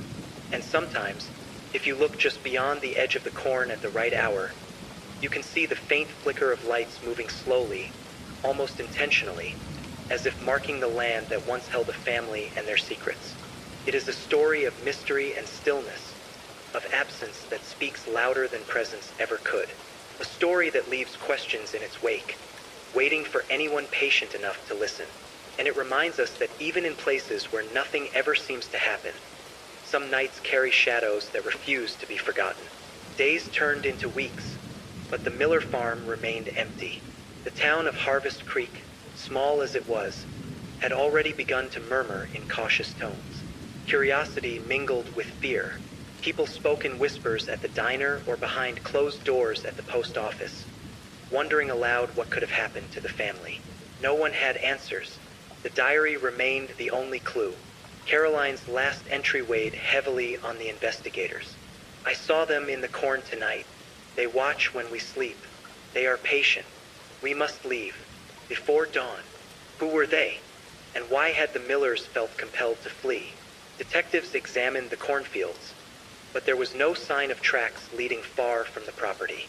It was as if the family had simply vanished into thin air. Local legend grew. Some older residents whispered about the old Miller barn. Decades earlier, it had been built atop an old foundation, a relic from a farm that had burned down in the 1930s. Stories circulated that the land was cursed, or that strange lights had been seen there for generations. Investigators were skeptical. Science and evidence were supposed to guide them. Yet, every time someone mentioned the lights, it seemed the air itself grew colder, and the fields fell silent. Then, 2 weeks after the disappearance, a man named Henry Whitmore, who had been walking his dog near the farm, discovered something unusual. Behind the barn, partially covered by fallen hay and dirt, was a small box. It was old, wooden, and unassuming. Inside were photographs of the Millers, not taken by anyone the town knew, and a series of notes, each one describing the family's daily routines in meticulous detail. The handwriting was precise, but unfamiliar. The notes spoke of observing the Millers at night, of tracking their movements through the fields, and of warnings delivered silently, with no explanation of motive. Each note ended the same way. They are patient. Do not be seen. The sheriff called in a forensic team, but there were no fingerprints, no DNA, nothing to trace. It was as if the box had been there for months, untouched, waiting for someone to find it. And yet, the photographs were recent, taken in the days leading up to the disappearance. Neighbors began recalling subtle oddities from the nights before the Millers vanished. A car that had been parked near the edge of the cornfields, its headlights dimmed, only seen from the corner of one's eye. A low hum, almost mechanical, coming from deep within the corn. Shadows that moved too quickly for the eye to follow, vanishing before anyone could focus. Sheriff Clark took detailed notes, but each report seemed more baffling than the last. No stranger had been reported in town. No forced entry. No argument, no threats, no history of danger surrounding the family. It was as if someone or something had watched and waited, entirely unnoticed, and then acted with perfect precision. The diary, the box, the photographs, all pointed to a simple, terrifying truth. The Millers had been observed closely before they disappeared. But by whom? And why? The town itself began to feel watched, as if the same eyes that had studied the Millers now lingered over every porch, every street, every window. Autumn deepened, and with it, the chill in the air seemed sharper than usual. Families locked their doors earlier, windows stayed shut, and even the dog barked more frequently at the edge of the cornfields. No one could explain why, but everyone felt it. A quiet pressure, the sensation that something unseen was waiting, patient, deliberate, and unseen. Years passed. Harvest Creek slowly returned to routine. The farm stood abandoned, slowly succumbing to time. Corn grew wild where once it had been neatly cultivated. Birds nested in the empty barn, but the lights, they never truly left. Locals still reported faint glimmers among the stalks, always distant, always flickering, always gone before you could reach them. The mystery of the Millers became a part of the town's identity. A cold case no one solved, a story told softly to children at the edge of the fireplace, never fully explained. Law enforcement eventually archived the case, listing it as unsolved. Yet, in the files, the diary, and the box remained. Relics of the night the ordinary became extraordinary, and the world of Harvest Creek shifted forever. Some claim that if you walk the edge of the cornfields on an October night, you can still see the faint shadows of a family walking among the stalks, moving carefully, as though retracing a path they can never leave. The air carries a whisper, almost like a warning, and in the quietest moments, if you listen closely, you can hear the wind itself murmuring. They are patient. No one knows what truly happened to John, Caroline, Sarah, and Luke Miller. Some believe the lights, the box, and the diary were signs of a presence beyond understanding. Others think the explanation is simpler, darker, human, but hidden beyond reach. Harvest Creek remembers the family, not for their daily routines or their warmth, but for their absence. Presence defined by disappearance. And so the story lingers, a quiet, unsettling tale told in the shadows, in the wind, and in the flicker of the cornfields. A story not of horror, but of mystery. A story that reminds us, sometimes, the calmest towns hold the deepest secrets, and that some questions, no matter how long they wait, may never be answered. Years passed, but Harvest Creek never truly forgot the Millers. The farm stood as a quiet monument, slowly decaying under the endless Kansas sky, windows boarded, paint peeling, and the barn roof sagging under the weight of time. Yet, for those who lived nearby, the memory of that night lingered like a soft echo, impossible to ignore. It was on one of those cool October evenings, long after the initial search had ended, that a group of teenagers dared each other to approach the abandoned farm. They weren't malicious. They were curious, the thrill of the unknown. The wind carried a faint rustling through the cornfields as they crept closer, flashlights bouncing over the cracked wooden fence and the tall, waving stalks. Near the edge of the barn, one of them noticed something unusual. The ground appeared disturbed, as if something had been buried and partially unearthed. They dug cautiously, fingers trembling in the dirt, until they uncovered another box. Not identical to the first, but similar in style, wooden, weathered, containing more photographs, more notes, and strangely, a small brass key tied to a frayed ribbon.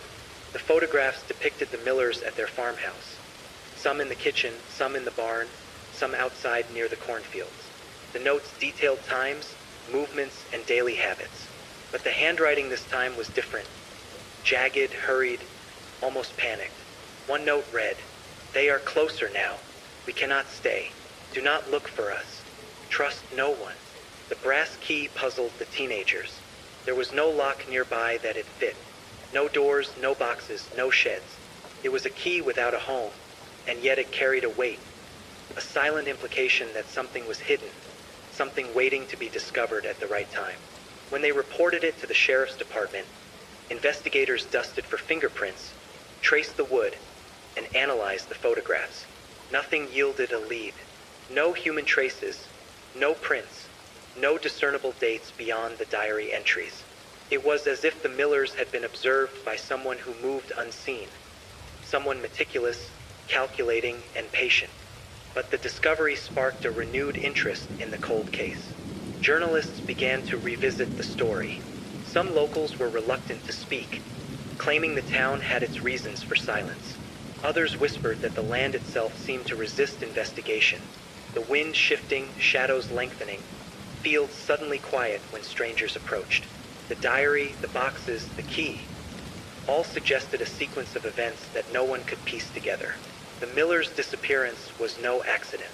It was deliberate, and someone or something had been watching, waiting, and documenting every move. One autumn night, decades later, a retired sheriff recounted a story from the early investigation. He said that he and his deputy had camped near the edge of the cornfields, hoping to observe any unusual activity. Hours passed. The moon hung high and silver, and then faint lights appeared, hovering over the fields, moving in patterns that seemed deliberate, almost intelligent.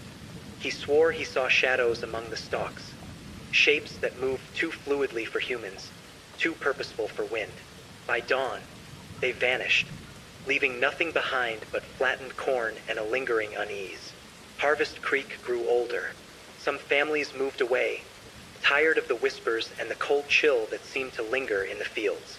New families arrived, unaware of the history, only to feel the weight of the story as the seasons turned. The farmhouse decayed further, and the barns grew quiet. Yet every October, the town remembers. They speak softly, share glimpses of old newspaper clippings, and warn their children not to wander near the cornfields at night. The boxes and the diary were eventually stored in a small archive, cataloged and labeled Miller Disappearance Evidence. Yet no one could explain the handwriting differences, the key, or the faint glow that appeared over the fields on certain nights. Some believed it was human intervention, someone obsessed with the Millers. Others thought the story touched something far stranger, something beyond comprehension. Even today, locals insist that the Miller's dog, who survived the initial disappearance, seemed to sense the presence in the fields long after the family was gone. Animals, it was said, never forgot. Visitors reported the dog pacing at the edge of the cornfields, staring intently into the darkness, growling softly at shapes that no one else could see. The Harvest Creek incident remains unsolved. No arrests, no bodies, no definitive explanation. Only the diary, the boxes, the key, and the memories of a family frozen in time. A family that vanished, leaving behind the ordinary trappings of daily life. Breakfast plates, a running truck, and a dog that waited faithfully for its owners. For those who walk the cornfields now, the story carries a weight.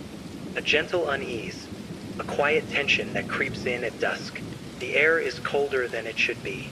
The wind carries faint whispers, and sometimes, just sometimes, a flicker of light moves among the stalks, distant, deliberate, and impossible to reach. The Millers are gone, yet they remain. In the whispers of the corn, in the old farmhouse, in the boxes and the diary that no one can fully interpret. The town remembers because it must, and the story lingers because it cannot be forgotten. Harvest Creek holds its secrets close, patient, deliberate, and silent. And for those who know the tale, one lesson remains clear. Some mysteries are not meant to be solved. Some disappearances are not meant to be explained. And some nights are best spent quietly, listening, and wondering if the lights among the corn will appear again. Patient as ever, waiting for someone to notice. Years went by, and Harvest Creek became quieter, almost as if the town itself had settled into a permanent hush, waiting for the past to resurface. The farmhouse remained abandoned, cornfields wild and unkempt, barns sagging under the weight of neglect. Yet for the residents who remembered, the story of the Millers never faded. It lingered in conversations held in hushed tones, in glances toward the fields when the wind carried a strange whisper, in the flicker of light glimpsed at dusk. Investigators who returned to the case decades later found something curious in town records. Property maps, older than most residents could recall, showed that the Miller farm had been built over land with a history of strange disappearances, dating back to the early 1900s. Several families had lived there before the Millers, only to leave suddenly, with no explanations recorded in any official documents. Each of these previous occupants had noted odd occurrences: lights, sounds, shadows in the fields, and a persistent feeling of being watched. The new investigators pored over these details carefully, compiling reports and cross-referencing with old police files. Patterns emerged, subtle, almost imperceptible. Disappearing families, unexplained lights in the fields, cryptic warnings, and animals behaving strangely. The timeline spanned decades. No arrests, no suspects, no human explanation that made sense. Some researchers suggested that the Miller's disappearance wasn't random. The diary, the boxes, the key, all indicated a slow, deliberate observation of the family. Whoever or whatever had been monitoring them seemed patient, meticulous, waiting for the perfect moment to act. And the warning, written in Caroline's last diary entry, hinted at awareness. Fear that they had been seen, that something or someone was waiting in the cornfields, watching, planning, silent and deliberate. Locals continued to share stories. Ellen Carter, now elderly, remembered the lights vividly, describing them as a soft, pulsing glow that moved slowly, almost like they were studying the farm. She said the air grew heavy when the lights appeared, and the quiet that followed was almost unbearable, as if the world itself had paused. No one had ever explained it, and no one tried to investigate it further. In Harvest Creek, silence had become the safer path. Even the children who had dared to explore the abandoned farm in the years following the disappearance reported strange experiences. Some claimed to feel an unseen presence, a gentle pressure on their shoulders, as if someone or something was watching them. The brass key discovered behind the barn remained a mystery. No lock, no door, no box in the house seemed to match it. Yet the sensation lingered that it was meant to be used at a time yet unknown. The dog, who had survived the disappearance, lived out its days on the property's edge. Neighbors said it would often sit facing the cornfields, growling softly at shapes that no human could see. Even when the family was long gone, the dog seemed to recognize the presence that had taken them. Animals, it seemed, remembered in ways that humans did not. Researchers who visited Harvest Creek decades later noted one more pattern: the lights. Every October, without fail, there were reports of soft, pulsing lights in the cornfields, moving deliberately, hovering just above the stalks. No one could predict their appearance. No one could explain their origin. And yet, the pattern persisted, aligning eerily with the dates of the Miller's disappearance and the dates of past unexplained vanishings on the same property. Historians and criminologists called it a cold case of extraordinary circumstance. No fingerprints, no evidence, no suspect. Yet a series of events spanning decades pointed to something watching, observing, and, at some point, taking. Some speculated it was human, a recluse with an obsession, a calculated predator. Others quietly whispered of something far stranger, something beyond explanation, beyond reason, beyond understanding. Despite decades of silence, Harvest Creek carried the memory forward. New families moved in, unaware of the history, only to feel the weight of the fields and the house. The air grew colder in the evenings. The wind seemed to whisper across the stalks. Lights flickered, always distant, always deliberate. And sometimes, on nights when the moon is high and silver, some claim to see the faint outline of a family walking among the corn, carefully, deliberately, retracing a path they can never fully leave. The story of the Millers is more than a cold case. It is a reminder that some disappearances leave more than absence. They leave echoes, impressions, questions that linger in the mind and the fields, in the houses, and in the wind. Harvest Creek remembers because it must. Because some stories, no matter how long buried, demand attention. And the Millers, though gone, remain present in every whisper of the corn, in every flicker of light, in every uneasy pause that seems just slightly too long, just slightly too deliberate. The diary, the boxes, the key, the flickering lights, all remain. Pieces of a puzzle no one can complete, And those who dare to step into the fields on an October evening may feel it. That patient, deliberate presence, waiting, watching, silent, and unyielding. Some mysteries are never solved. Some disappearances are never explained. And some nights, even in the quietest, calmest towns, carry shadows that cannot be ignored. The Harvest Creek incident is one of those nights. It lingers in the fields, in the wind, and in the hearts of those who remember, patient, deliberate, silent, and unsolved. By now, Harvest Creek had settled into a rhythm of cautious silence. The town's residents rarely spoke aloud about the Millers, but the story was always there, hovering in conversations, in sidelong glances toward the fields, in the uneasy pause when someone mentioned October. Even newcomers, unaware of the history, would sometimes feel the subtle tension in the air, the weight of a story that refused to be forgotten. The diary, the boxes, and the brass key had been cataloged and archived, but curiosity persisted. Some of the older locals remembered small details that never made it into the official reports. Odd sounds at night, shapes moving at the edge of vision, shadows that seemed to shift when unobserved. The lights in the cornfields returned, always faint, always distant, always deliberately avoiding discovery. It became clear that the Millers' disappearance was not an isolated event, but part of a pattern, something the town had learned to sense but never fully understand. Investigators reviewing the case decades later discovered additional, unsettling details.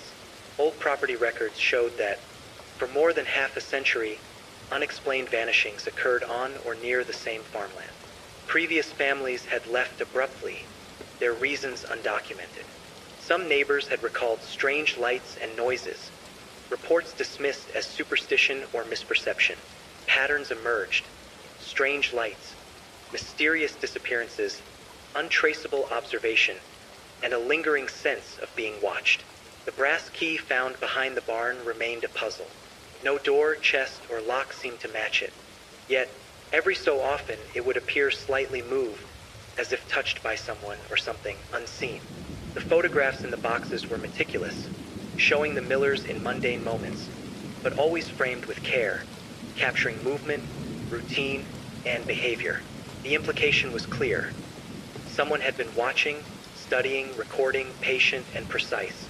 Locals recalled that the Millers had been careful, observant, and yet, despite their awareness, they vanished.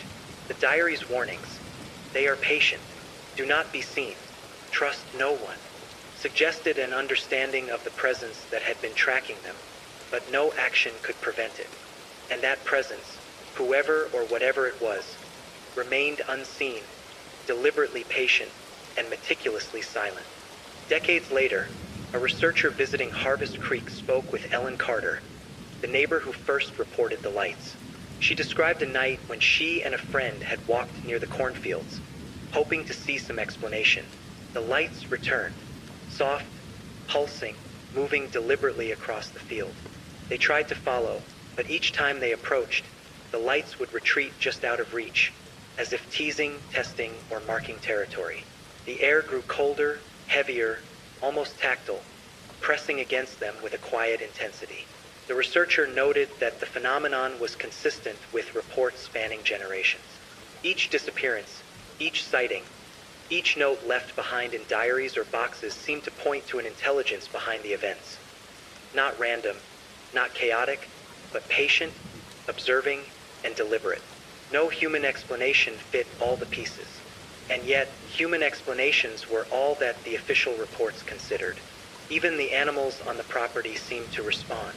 Neighbors reported that the Miller's dog, long after the family's disappearance, would sit at the edge of the cornfields, growling softly at empty air. Birds and other animals behaved unusually as well, avoiding certain areas, hesitating at edges of fields, refusing to cross specific lines in the dirt. For anyone attuned to subtle patterns, the land itself seemed aware. The townspeople adapted to the tension.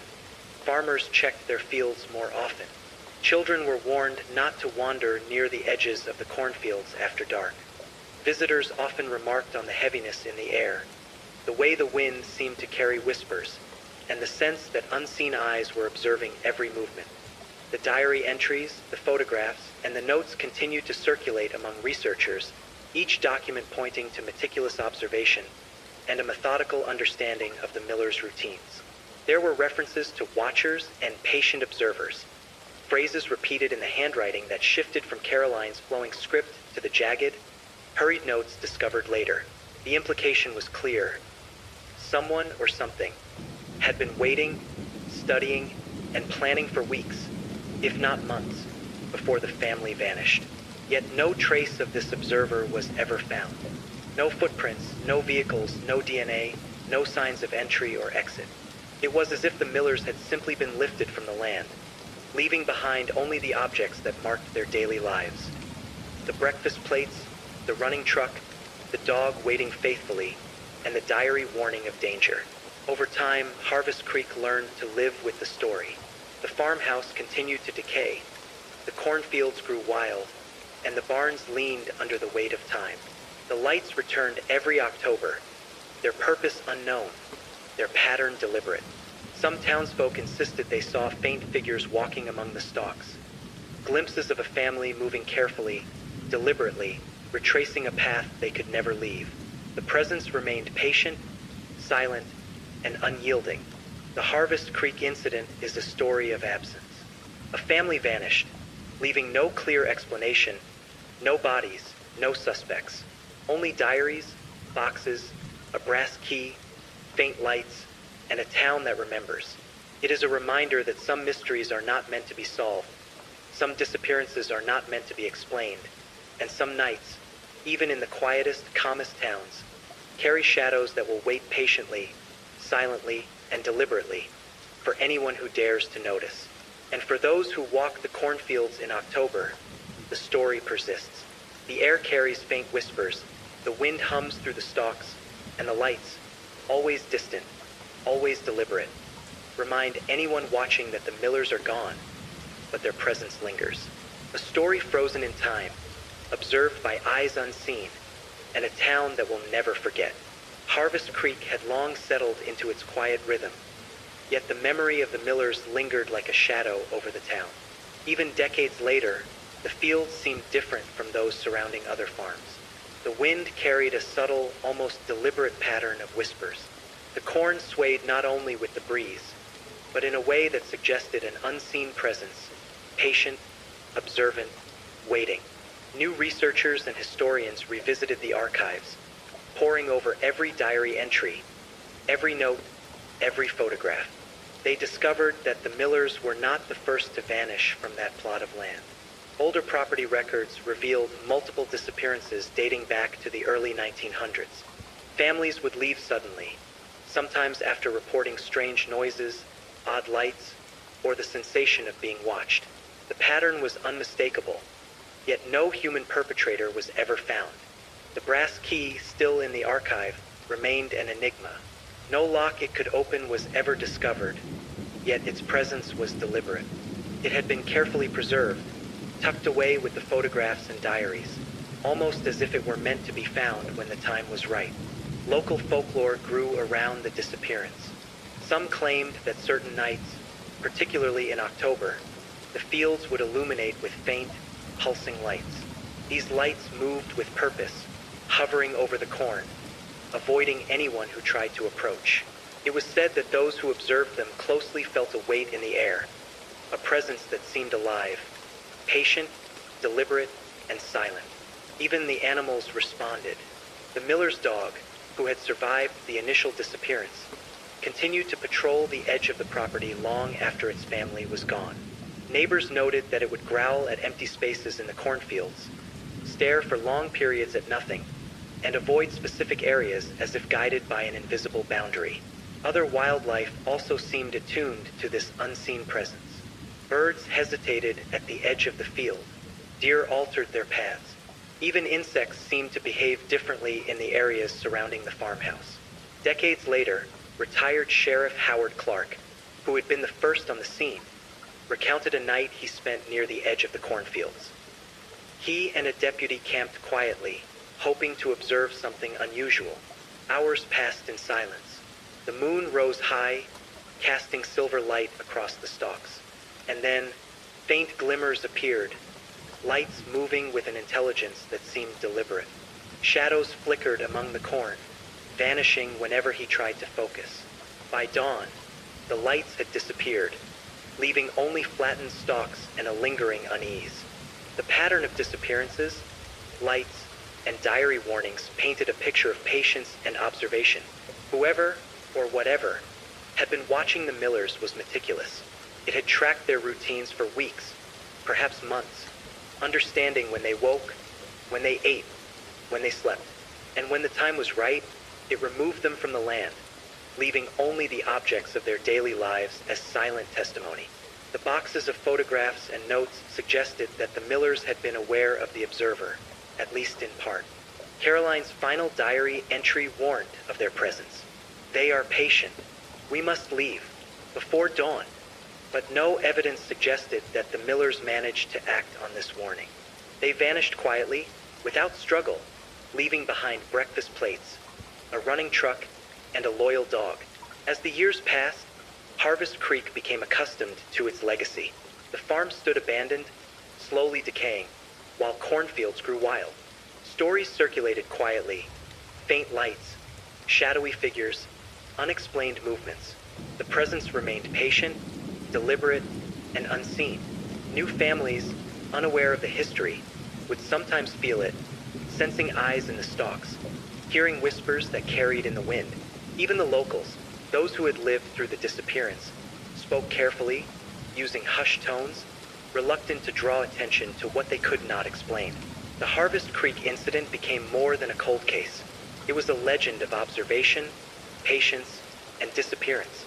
The diary, the boxes, the brass key, and the lights all pointed to an unseen presence that moved deliberately, avoiding capture or detection. No fingerprints, no DNA, no suspects, only the meticulous documentation of a family's life before its sudden absence. Investigators theorized. Some believed it was a human perpetrator, a recluse, someone obsessed with the Millers, capable of precise planning and execution.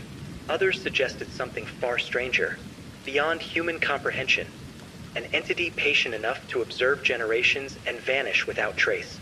No theory fully explained the diary, the boxes, the photographs, the brass key, or the recurring lights. The evidence existed, yet no conclusion could ever satisfy the pattern of deliberate observation. Even today, Harvest Creek bears its quiet weight. The farmhouse remains abandoned, the barns sag under years of neglect, and the fields sway endlessly under the wind. October brings a subtle tension, the memory of the Millers lingering in the air. Those who wander near the cornfields at dusk sometimes glimpse faint lights, moving deliberately, or hear whispers carried across the stalks, soft and fleeting. The past presence remains patient, deliberate, and silent, watching, waiting, leaving only traces for those who pay attention.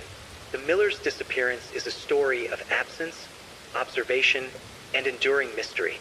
It teaches that some events leave echoes, that some disappearances are carefully orchestrated, and that some nights, even in the calmest, quietest towns, are never truly empty.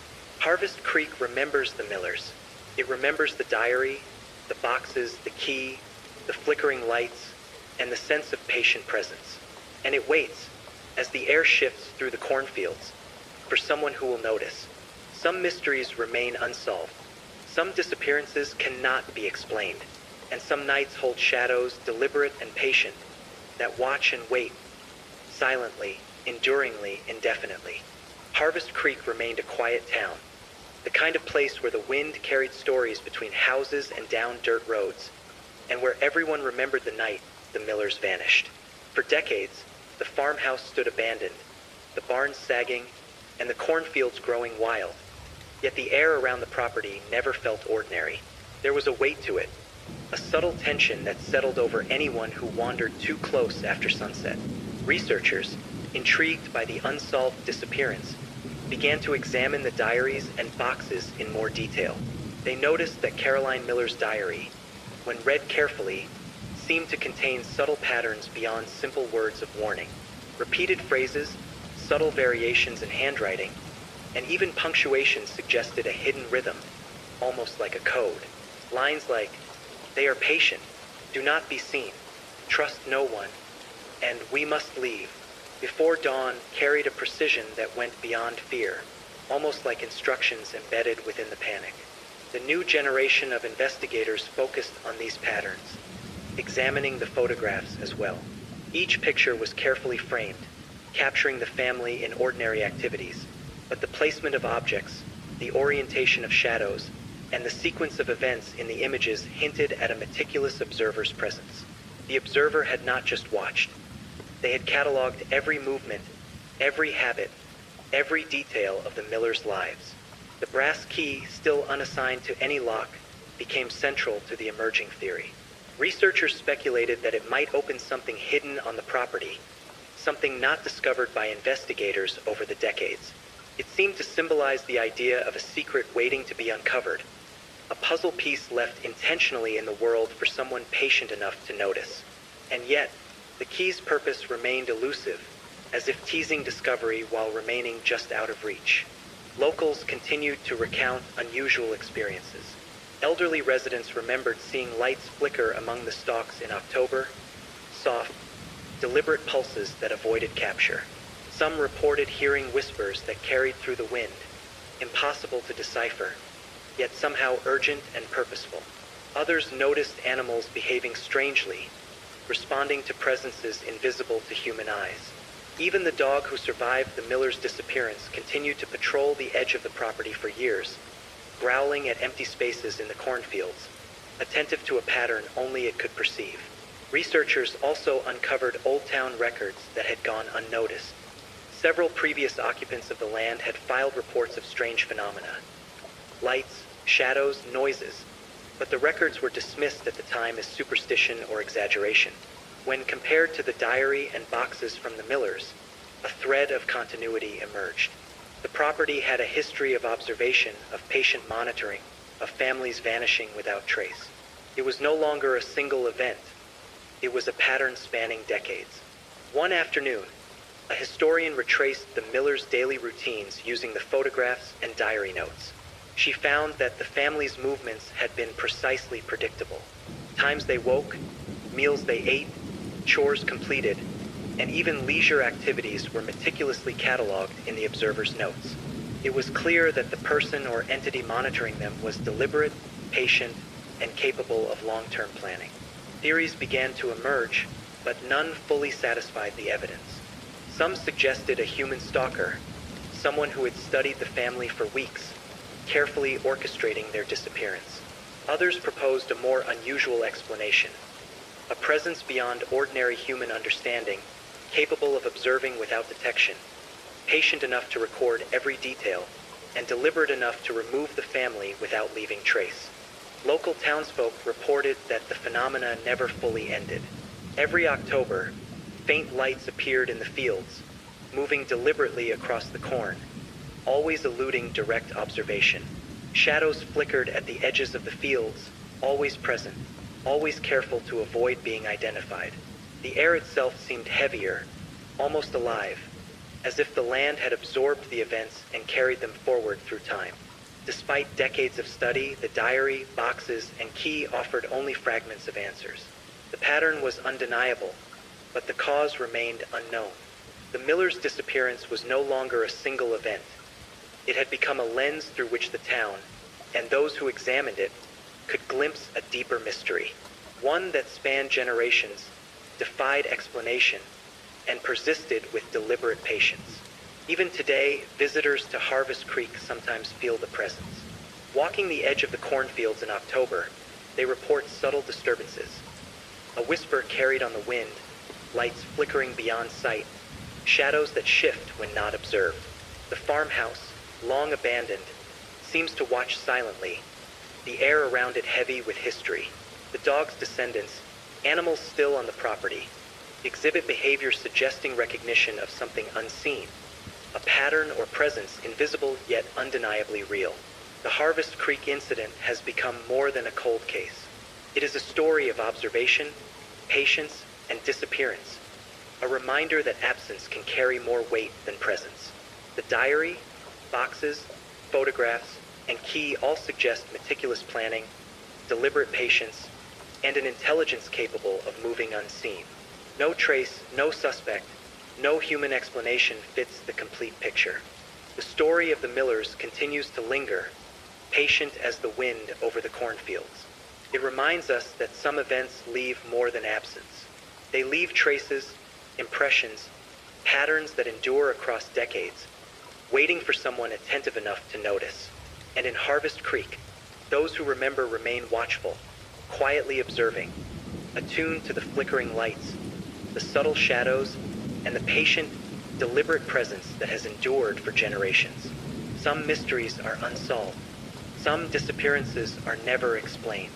And some nights, even in quiet, sleepy towns, carry shadows that watch, wait, and endure, silent and unyielding, patient, deliberate, and unbroken by time.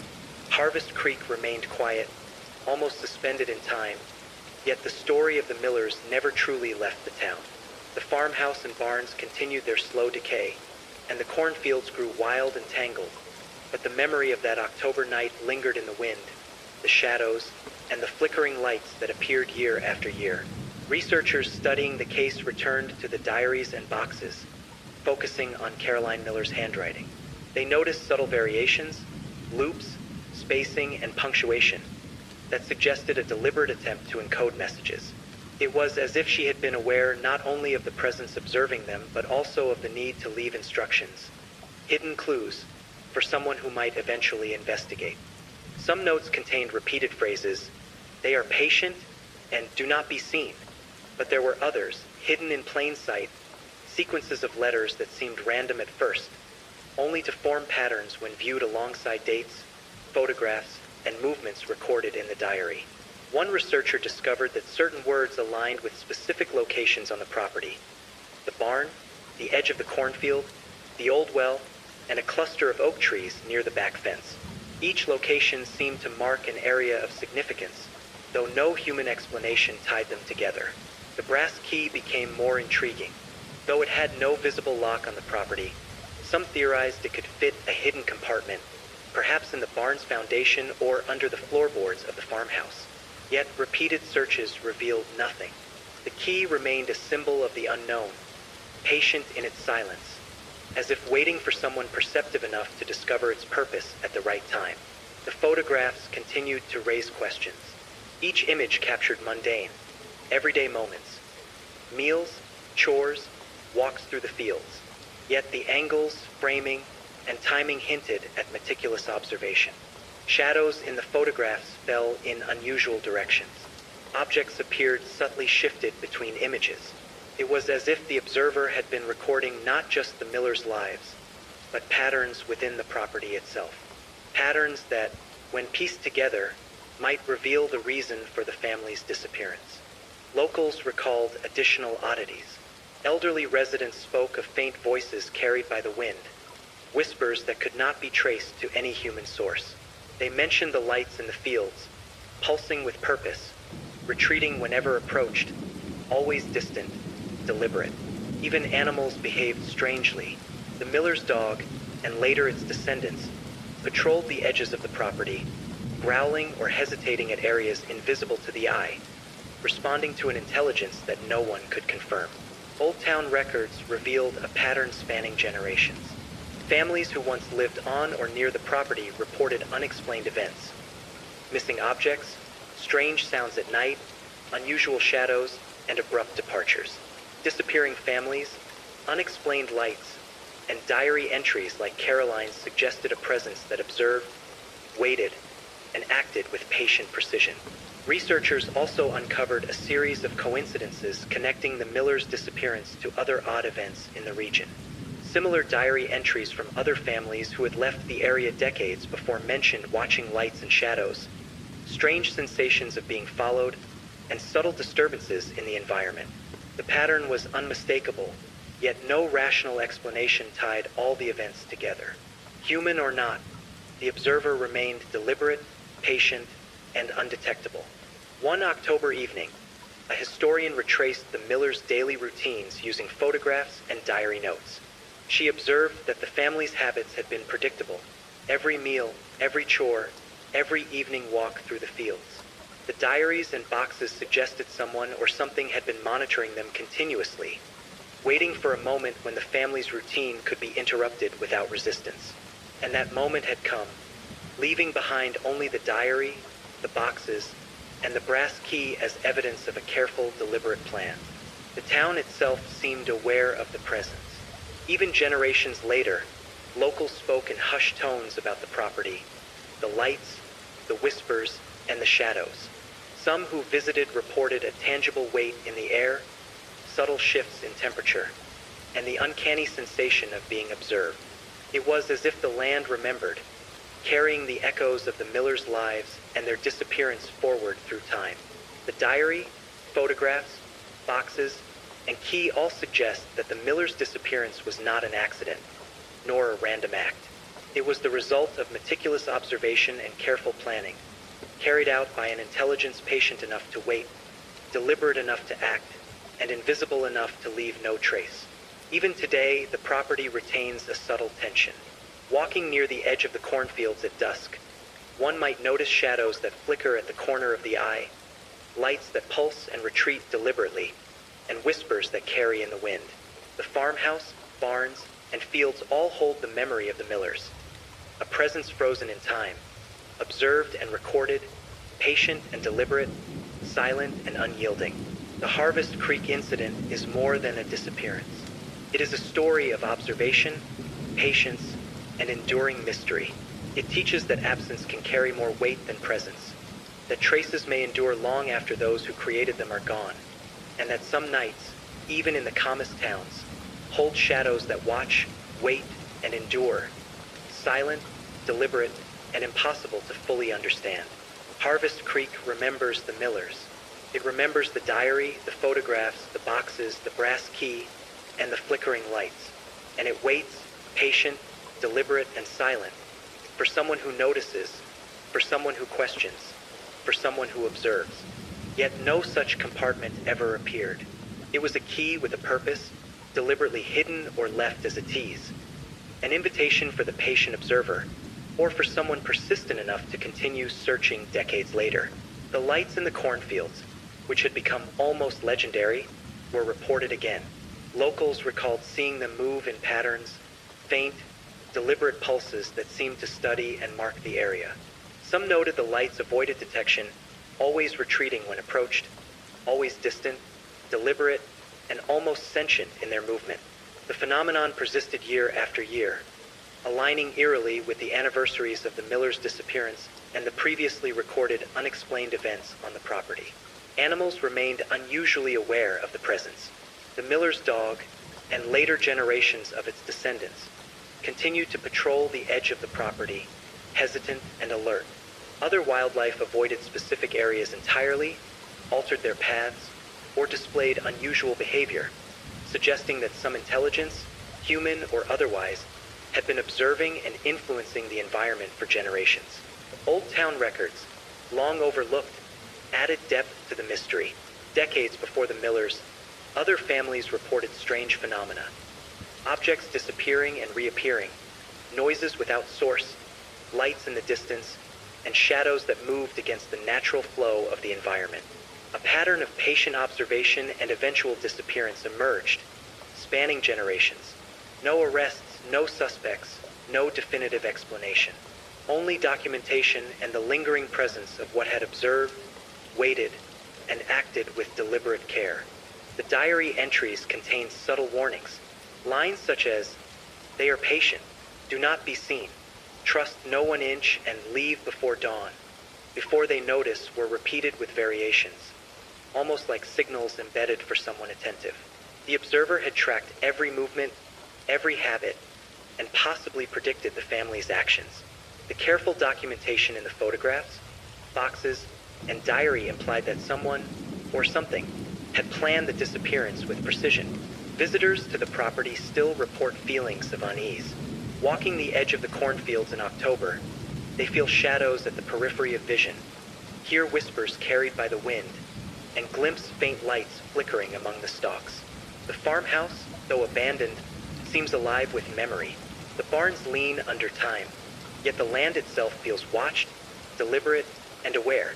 Researchers examining the Miller's diary noticed that certain words aligned with the brass key's presumed locations. Though no physical lock was ever found, it seemed that the keys symbolized understanding or unlocking the sequence of events, perhaps meant for someone perceptive enough to interpret the diary's hidden patterns. It was a challenge left behind, patient and deliberate, waiting for decades to be noticed. Even now, the pattern endures. The diary, boxes, photographs, brass key, flickering lights, and strange animal behavior collectively suggest a meticulous, patient, and unseen presence. The Miller's disappearance was no accident. It was calculated, deliberate, and executed with precision, leaving traces that continue to intrigue, unsettle, and mystify. Harvest Creek remains quiet, but those who know the story remain watchful. The cornfields sway gently in the wind, shadows flicker, and lights pulse in ways that cannot be explained. The diary, boxes, and key are reminders of careful observation and the deliberate removal of the family. The past persists in the present, teaching that some events leave more than absence.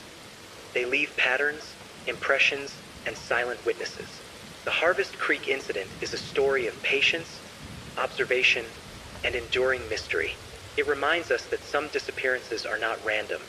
Some patterns span generations, and some nights, even in the calmest towns, carry shadows that watch and wait, deliberate, patient, and unbroken by time. And so the Millers remain, not in body, not in presence, but in memory, in the land, in the faint flickers of light and whispers in the wind. A patient, deliberate presence endures, marking time across decades, reminding those who notice that some mysteries never end, some disappearances are never explained, and some shadows wait, silently, unyielding, and eternal. Harvest Creek's quiet streets had long been accustomed to their own shadows, yet the events of that fateful October lingered in the town's memory like a soft, persistent hum. The Miller's farmhouse stood abandoned, the barns sagging, and the cornfields grew wild, yet the land itself seemed to carry the weight of the past. Even the wind seemed deliberate, whispering through the stalks as though carrying fragments of stories that could not be forgotten. Researchers revisiting the Miller's diaries and boxes discovered that Caroline's entries contained more than warnings. Certain passages repeated in sequences, with subtle shifts in phrasing, punctuation, and line breaks. It was as if she had embedded a code within her panic, leaving behind instructions for anyone patient and observant enough to decipher them. Lines like, "They are patient, do not be seen, trust no 1 inch and follow the shadows." Before dawn, before they notice, were repeated, their emphasis subtly different in each instance. Cross-referencing the diary with photographs and property layouts revealed a deliberate pattern. Certain words aligned with locations around the farmhouse. The old barn, the edge of the cornfield, a cluster of oak trees, and the long-abandoned well. It suggested that the observer had mapped the property meticulously, cataloging movements, shadows, and routines. The observer had watched every meal, every chore, every walk through the fields, noting patterns in behavior and subtle environmental cues. How the wind shifted, how the light fell, how animals responded. The brass key became central to the emerging theory. Though no visible lock existed on the property, some speculated it might fit a hidden compartment, perhaps beneath floorboards, inside the barn's foundation, or even buried beneath the earth. Repeated searches yielded nothing, yet its presence seemed intentional, waiting for someone persistent enough to uncover its purpose. The key became a symbol of the unseen observer, a reminder that some mysteries are designed to remain just beyond reach. The lights in the cornfields persisted. Locals reported them moving with deliberate intention, pulsing softly, always distant, always retreating when approached. Some suggested that the lights themselves were a message, a marker of boundaries, a way to observe without exposure. Their appearance aligned with anniversaries of the Miller's disappearance and other unexplained events, suggesting a continuity of observation that spanned decades. Animals on the property remained attuned to something invisible. The Miller's dog, and later generations of its descendants, patrolled the property cautiously, growling at empty spaces and avoiding certain areas. Other wildlife exhibited subtle changes in behavior, avoiding sections of the fields or altering their patterns, hinting at an intelligence present long before humans noticed it. Historical records revealed additional connections. Generations of families who had previously lived on or near the land reported similar experiences. Missing objects, untraceable noises, shadows that moved independently, and faint lights at night. A pattern emerged. Families observed, patterns recorded, disappearances executed with precision. No evidence left behind. No arrests, no suspects, only traces of deliberate, patient observation, repeated over decades. The diary entries hinted at a broader understanding of the Miller's observer. Caroline's handwriting shifted from flowing to jagged, her notes almost instructional. Mark the light, follow the shadows, do not be seen, wait for the path. The observer had anticipated the family's movements, cataloging them carefully, waiting for the precise moment to act. And when that moment came, the family vanished without struggle, leaving only the diary, boxes, and brass key as evidence of their final days. Visitors to Harvest Creek still experience subtle, inexplicable phenomena. Walking near the edge of the cornfields in October, one might feel a weight in the air, sense shadows moving just beyond sight, or glimpse faint, pulsing lights among the stalks. The farmhouse, though long abandoned, seems alive with memory, the air heavy with the impression of past observation.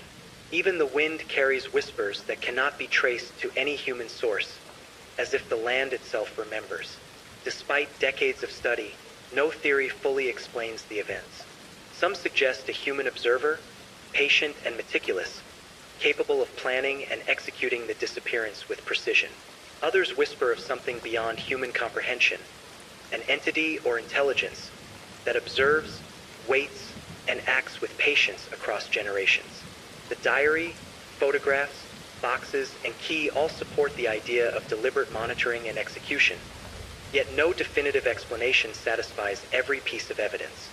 The Millers' disappearance remains unsolved, yet their story endures in patterns, in shadows, in whispers, and in the flickering lights that appear every October. The town itself seems to remember, carrying the weight of the event forward in subtle, almost imperceptible ways. Harvest Creek, its residents, and the land itself are bound together by the memory of that night, by the deliberate and patient presence that orchestrated the family's disappearance. The Harvest Creek incident is more than a story of absence. It is a story of observation, patience, and enduring mystery. It reminds us that some disappearances leave more than emptiness. They leave traces, impressions, and a presence that persists beyond time, patient and deliberate, silent and unyielding. Even today, the diary, boxes, brass key, flickering lights, and behavioral patterns of animals point to an intelligence that remains unseen. Some nights, those who enter the cornfields report glimpses of movement, shadows flickering at the periphery, and a sense of deliberate observation that refuses to be ignored. The Millers themselves may be gone, but the presence that orchestrated their disappearance endures, patient, deliberate, and eternal. Harvest Creek remembers. It carries the memory of the Millers in its wind, its shadows, and its flickering lights, and it waits silently and deliberately for anyone who notices, anyone who questions, and anyone patient enough to observe. Some mysteries remain unsolved. Some disappearances are never explained, and some nights carry shadows that watch and wait, enduring silently and deliberately, unbroken by time. Harvest Creek had long accepted a quiet normalcy, though beneath the surface, the town held a memory that refused to fade. The Millers' disappearance was no longer recent news, but the farmhouse, the barns, and the fields carried the imprint of that October night. Even the wind seemed to move with intention, brushing through the cornfields in patterns that echoed unseen observation. As researchers continued to examine the Millers' diaries and photographs, more subtle details emerged. Caroline's handwriting contained intentional deviations, loops, spacing, and punctuation, forming sequences that suggested a code. These were not random quirks born of panic. They were deliberate, signaling attention to detail and an awareness of a presence that had tracked the family. The diary seemed to communicate not only fear but also instructions for interpreting the environment, a guide to understanding the movements of the observer. The photographs reinforced this sense of precision. Images of the family at meals, performing chores, or walking through the fields appeared ordinary at first glance. Yet repeated viewing revealed careful framing, subtle shifts in shadows, and object placement that suggested deliberate observation. Each photograph became a snapshot of a monitored life, a record of habits, and a hint at the unseen intelligence that had cataloged it all. The brass key remained an enigma. No physical lock could be identified, yet its presence was deliberate. Some theorized it might open a hidden compartment, perhaps beneath the barn floor, within the farmhouse, or even buried in the earth near the oak trees. Despite exhaustive searches, no lock or compartment was ever discovered. The key became symbolic, a reminder of the mystery's persistence, patient and deliberate, waiting for someone perceptive enough to uncover its purpose. Locals recounted additional phenomena. Lights in the cornfields returned with near-perfect consistency each October, moving deliberately, retreating when approached, always avoiding detection. Some whispered that the lights marked boundaries, others that they observed anyone nearby. Shadows flickered at the field edges, seemingly aware of intrusions. Even animals responded, dogs, deer, birds, hesitating, avoiding areas, or displaying unusual behaviors that suggested awareness of something invisible. Town records revealed a longer pattern. Generations before the Millers, families who lived on or near the property reported similar incidents. Noises without source, objects displaced, unexplained shadows, and distant lights at night. Families moved away suddenly, without clear reason, and investigators at the time recorded no evidence of criminal activity. The consistent pattern across decades pointed to something deliberate, patient, and invisible. The diary contained repeated warnings and subtle instructions. They are patient. Do not be seen. Follow the shadows. Before dawn. Cross-referencing these phrases with photographs and property layouts suggested that Caroline had cataloged the Millers' movements carefully, leaving clues for someone who might attempt to understand what had occurred. The observer had anticipated every routine, every behavior, and had acted with meticulous timing. Visitors to the property still sensed the lingering presence. Walking along the cornfield edges in October, many reported a subtle tension in the air, flickering lights that avoided direct gaze, and the impression of being observed. The farmhouse, barns, and fields carried memories. The diary, photographs, and boxes remained the only tangible evidence of the family's final days. Even the animals seemed aware of patterns invisible to humans, their behavior hinting at the intelligence that orchestrated the disappearance. The brass key's symbolism became clearer in context with the diary's cryptic patterns. Though no physical compartment was ever found, the key seemed intended as a conceptual tool, a representation of understanding the sequence of events, of noticing the hidden patterns, of decoding the meticulous observation that had led to the Millers' disappearance. It was patient, deliberate, and silent, much like the presence that orchestrated the events themselves. Despite decades of investigation, no definitive explanation emerged. Some theorized a human observer, obsessive and methodical, capable of tracking and removing the family without leaving trace. Others speculated about something beyond ordinary comprehension, an entity or intelligence capable of long-term observation, precise timing, and undetectable action. Whatever the case, the evidence suggested a deliberate intelligence behind the events, patient across time, observing with care, and moving without detection. The town of Harvest Creek adapted to the lingering tension. Residents spoke in hushed tones of the farmhouse, the barns, the fields, and the lights. Visitors often sensed the same subtle unease, the impression of being watched, and the strange calm that preceded a quiet disturbance in the cornfields. The memory of the Millers persisted in land, shadow, and whisper. Even today, the diary, photographs, boxes, and brass key act as traces of observation. Flickering lights, subtle shadows, and unusual animal behavior continue to mark the land as a site of enduring mystery. The Millers' disappearance was deliberate, executed with precision, and recorded meticulously, leaving only the traces of planning and observation for those willing to notice.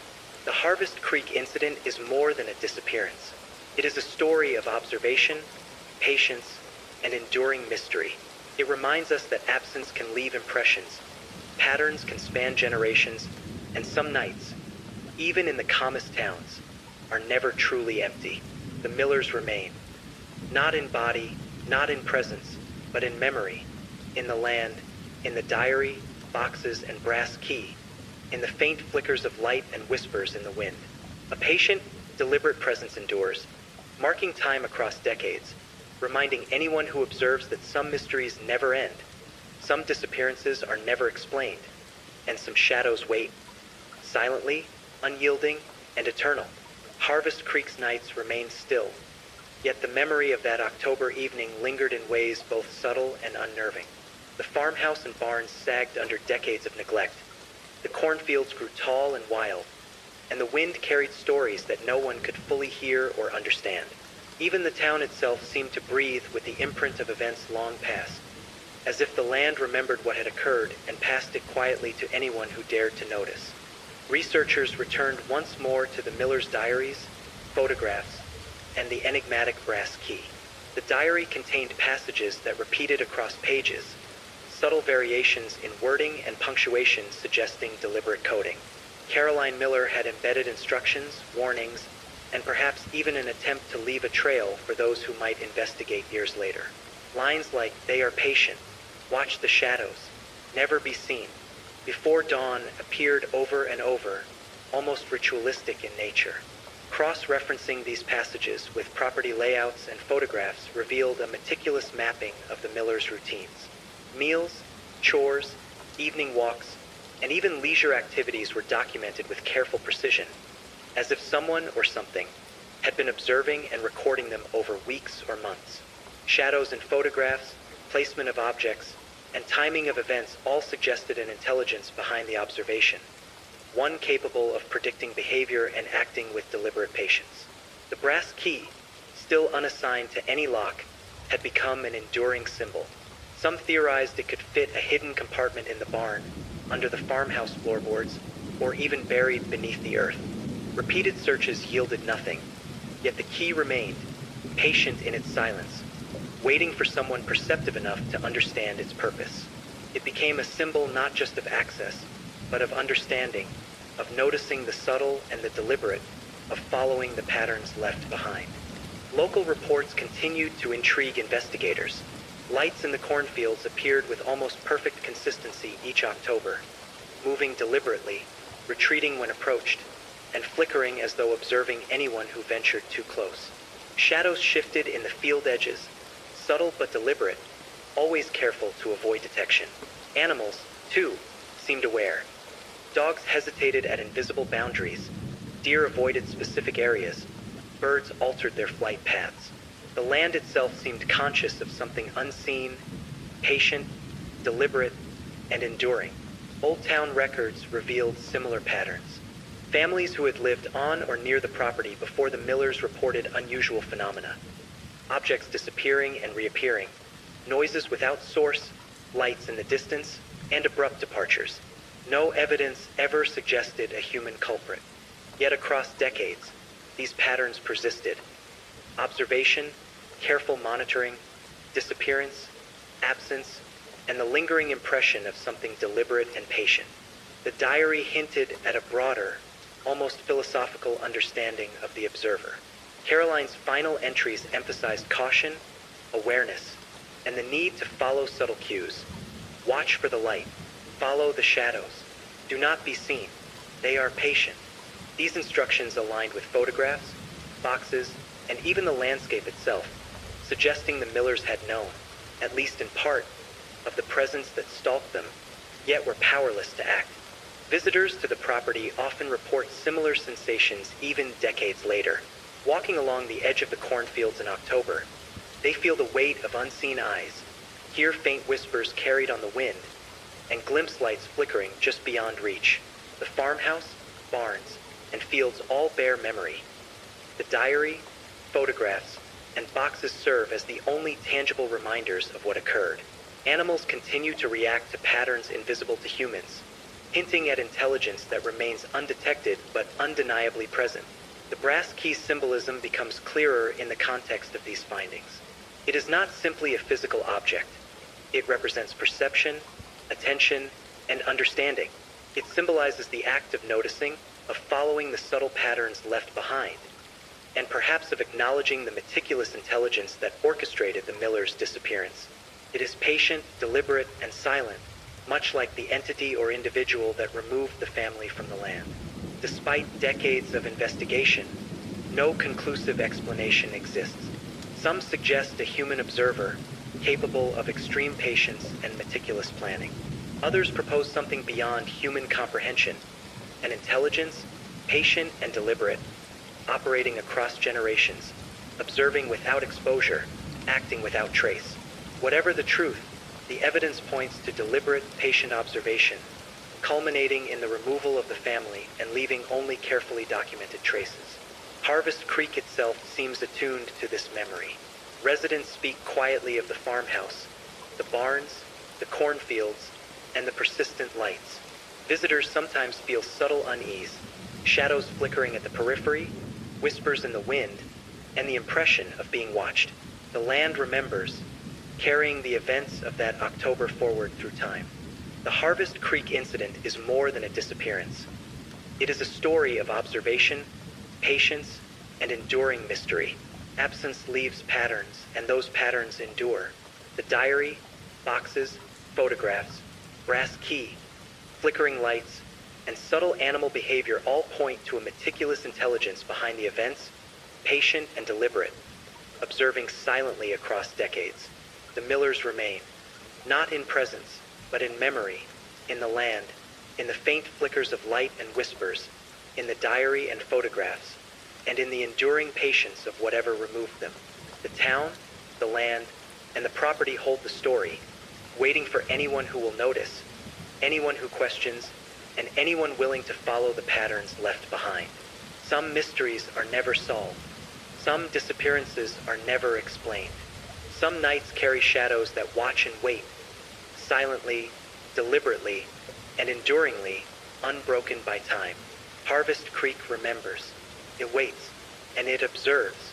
Harvest Creek's nights carried a quiet tension, almost imperceptible to the untrained eye, but unmistakable for those familiar with the Miller's story. The farmhouse and barns sagged under decades of neglect. The cornfields grew thick and wild, and the wind whispered through the stalks as if repeating secrets only it remembered. The town seemed frozen in memory, the land holding on to events long past, carrying the weight of what had been and what remained unseen. Researchers revisiting the Miller's diaries and boxes uncovered patterns that suggested not just observation, but an intelligence carefully orchestrating events. Caroline Miller's entries contained repeated phrases, subtle shifts in wording, punctuation, and line breaks, an almost coded language embedded within her fear. Lines like, "They are patient," "Follow the shadows," "Do not be seen," "Before dawn" appeared multiple times, their subtle variations hinting at instructions meant for someone who might decipher them years later. Cross-referencing these entries with photographs and property layouts revealed precise mapping. Meals, chores, walks through the fields, and leisure activities were meticulously recorded. Shadows in photographs, placement of objects, and timing of events all suggested careful documentation by an unseen observer, capable of predicting behavior and acting with deliberate patience. The brass key remained unsolved, a symbol of the unknown. Though it fit no visible lock, some theorized it could open a hidden compartment in the barn, beneath the farmhouse floorboards, or even buried in the earth near the oak trees. Despite repeated searches, no compartment was found. The key became symbolic, an invitation to perception, to understanding, to following the subtle patterns left behind. It was patient, deliberate, silent, much like the presence that orchestrated the Miller's disappearance. Local accounts added layers to the mystery. Lights in the cornfields appeared with near-perfect consistency each October, moving deliberately, retreating when approached, flickering in patterns that suggested intelligence. Shadows shifted at the edges of the fields, subtle but deliberate, always avoiding detection. Animals reacted too. Dogs hesitated at invisible boundaries, deer avoided specific areas, and birds altered flight paths. The land itself seemed aware of something unseen, patient, deliberate, and enduring. Old town records revealed similar phenomena spanning generations. Families who had lived on or near the property reported missing objects, unexplained noises, lights in the distance, and abrupt departures. The consistent pattern, observation, monitoring, disappearance, and lingering traces suggested a deliberate, patient presence acting across decades. The diary contains subtle warnings, instructions, and hints of understanding. Watch for the light. Follow the shadows. Do not be seen. They are patient. Cross-referencing these phrases with property layouts, photographs, and the brass key suggested Caroline had left a roadmap for understanding the events. The observer had tracked every routine, predicted behavior, and acted with precision. And when the Millers disappeared, only their diaries, boxes, and the brass key remained to mark the carefully orchestrated removal. Visitors today often report feelings of unease along the property's edge. Walking through the cornfields in October, they sense shadows at the periphery, faint pulsing lights, and whispers in the wind. The farmhouse, barns, and fields carry memory, while animals react to patterns invisible to humans. The land itself seems to hold the story, patient and deliberate, waiting for someone to observe and understand. The brass key's significance grows when viewed in context. It is not merely a physical object. It represents perception, attention, and comprehension. It symbolizes the act of noticing subtle patterns, of following deliberate traces, and of acknowledging the intelligence that orchestrated the Millers' disappearance. Silent, patient, deliberate, it mirrors the presence that removed the family from their home. Despite decades of investigation, no conclusive explanation exists. Some theorize a human observer, obsessive, patient, capable of meticulous planning. Others suggest something beyond human comprehension, an intelligence that observes, waits, and acts across generations without detection. Whatever the case, the evidence suggests deliberate observation, patient orchestration, and the careful removal of the family, leaving only traces behind. The town of Harvest Creek itself seems aware. Residents speak quietly of the farmhouse, barns, cornfields, and persistent lights. Visitors feel subtle unease, shadows flickering at the periphery, whispers on the wind, and the impression of being observed. The land remembers, carrying the events forward through time, silent but deliberate. The Harvest Creek incident is more than a disappearance. It is a story of observation, patience, and enduring mystery. Absence leaves patterns, and those patterns endure. The diary, boxes, photographs, brass key, flickering lights, and subtle animal behavior all point to an intelligence behind the events, patient, deliberate, and unseen. The Millers remain, not in presence, but in memory, in land, in the flickering lights and whispers, in the diary, photographs, and boxes. A patient, deliberate presence endures, marking time across decades, reminding those who observe that some mysteries never end, some disappearances are never explained, and some shadows wait, silently, unyielding, and eternal. Harvest Creek remembers. It waits, it observes, and the story, patient and deliberate, continues to linger in the wind, the cornfields, and the shadows. Harvest Creek held onto its quiet, almost fragile calm, yet beneath that surface lay layers of memory, shadows, and subtle tension. The Millers' farmhouse sagged beneath decades of neglect. The barns leaned with age, and the cornfields stretched wild and untamed. Even the wind seemed charged with awareness, rustling through the stalks as if carrying fragments of stories long past, fragments only perceptive listeners could sense. The Millers' diaries and boxes had become the focal point for investigators and researchers.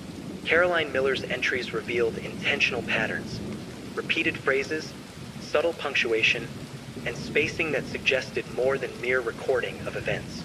Lines like, "They are patient," "Follow the shadows," "Do not be seen," "Before dawn," appeared in variations across multiple pages, hinting at instructions or coded messages meant to guide an observer who might arrive decades later. Cross-referencing these passages with photographs and property layouts revealed meticulous tracking of the Millers' daily life. Meals, chores, walks through the fields, and leisure activities were documented with precise detail. Photographs captured shadows in unexpected directions, objects slightly moved between images, and framing that suggested careful observation. It was as if someone or something had recorded the family's routines with patience and deliberation, cataloging both behavior and environment for some unknown purpose. The brass key remained unsolved. No lock could be located, yet its presence was deliberate, almost ceremonial. Speculation suggested a hidden compartment in the barn, beneath the farmhouse floorboards, or even buried in the soil near the oak grove. Repeated searches failed to uncover anything. Instead, the key became symbolic, a representation of perception, understanding, and patience, mirroring the intelligence that had orchestrated the Millers' disappearance. Local accounts deepened the mystery. Each October, lights appeared in the cornfields, moving deliberately, flickering, and retreating when approached. Shadows shifted at the field edges, always careful to avoid detection. Animals reacted unusually. Dogs hesitated at invisible boundaries. Deer avoided sections of the fields. Birds altered their flight paths. The land itself seemed attuned to something unseen, patient, deliberate, and enduring. Historical records revealed patterns extending before the Millers. Generations of families who had previously lived on or near the property reported missing objects, strange sounds, distant lights, and abrupt departures. No evidence suggested criminal activity, yet these occurrences mirrored the Millers' experience. Observation, careful monitoring, disappearance, and traces left behind. A pattern spanning decades pointed to a deliberate, patient presence operating in silence. The diary contains subtle warnings and hints of understanding. Watch for the light. Follow the shadows. Do not be seen. They are patient. These instructions aligned with property layouts, photographs, and the brass key. Caroline's writings suggested the Millers had understood, at least partially, that something watched them, yet they were powerless to prevent it. The observer had anticipated behavior, documented it, and acted with meticulous timing. Visitors to Harvest Creek still report eerie sensations.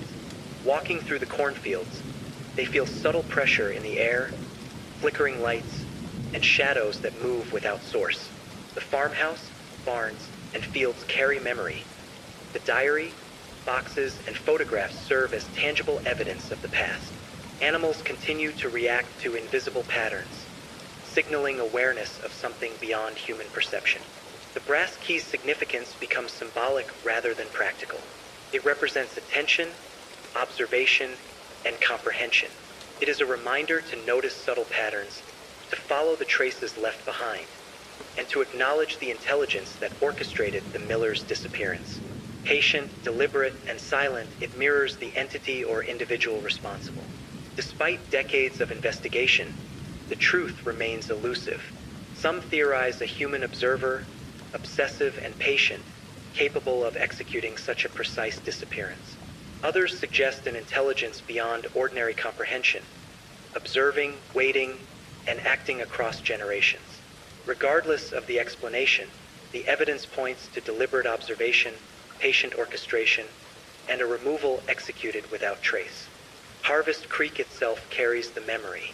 Residents speak quietly of the farmhouse, barns, cornfields, and persistent lights.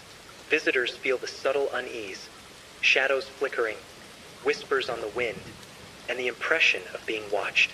The land remembers, carrying forward the events silently but deliberately. The Harvest Creek incident is more than a disappearance. It is a story of observation, patience, and enduring mystery. Absence leaves patterns, and those patterns endure. The diary, boxes, photographs, brass key, flickering lights, and subtle animal behavior all suggest a meticulous intelligence behind the events, patient, deliberate, and unseen. The Millers remain, not in presence, but in memory, in land, in whispers, in flickering lights, and in the diary, boxes, and photographs. A patient, deliberate presence endures, marking time across decades, reminding those who observe that some mysteries never end, some disappearances are never explained, and some shadows wait, silently, unyielding, and eternal. Harvest Creek remembers. It waits. It observes. And the story, patient, deliberate, and enduring, continues in the wind, the shadows, and the cornfields, whispering to anyone willing to notice. Harvest Creek's nights remained undisturbed in their surface calm. Yet beneath the quiet lay a persistent, almost imperceptible tension.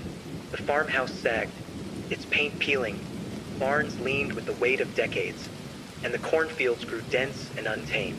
Even the wind carried stories, rustling the stalks as if whispering fragments of events long past, audible only to those patient enough to notice. The miller's diaries and boxes had become central to understanding the incident, yet each discovery only deepened the mystery.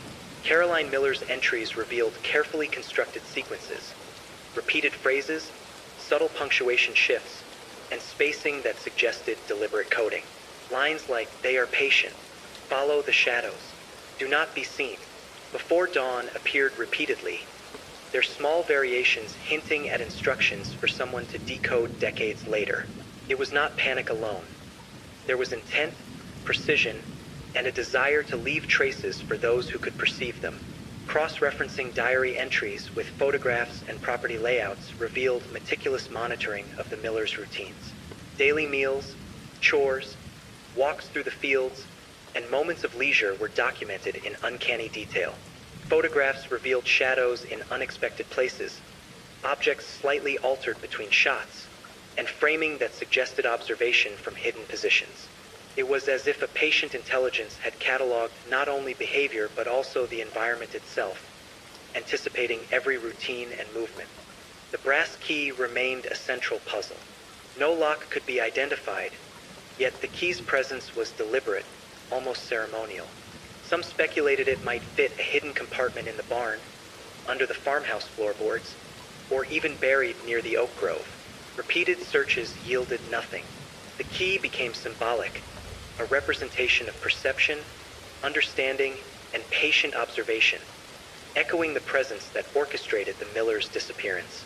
Local accounts added chilling layers. Each October, lights appeared in the cornfields, moving deliberately, flickering, and retreating whenever approached. Shadows shifted at the edges of the fields, careful to avoid direct detection. Animals reacted strangely. Dogs hesitated at invisible boundaries, deer avoided certain areas, and birds altered their flight paths. The land itself seemed attuned to an unseen intelligence, patient, deliberate, and enduring. Historical records revealed a long-standing pattern. Families who had lived on or near the property before the Millers reported missing objects, unexplainable noises, distant lights, and abrupt departures. No evidence suggested human culpability, yet the pattern of observation, monitoring, disappearance, and residual traces persisted across decades. It suggested a deliberate, patient presence, operating quietly and without exposure.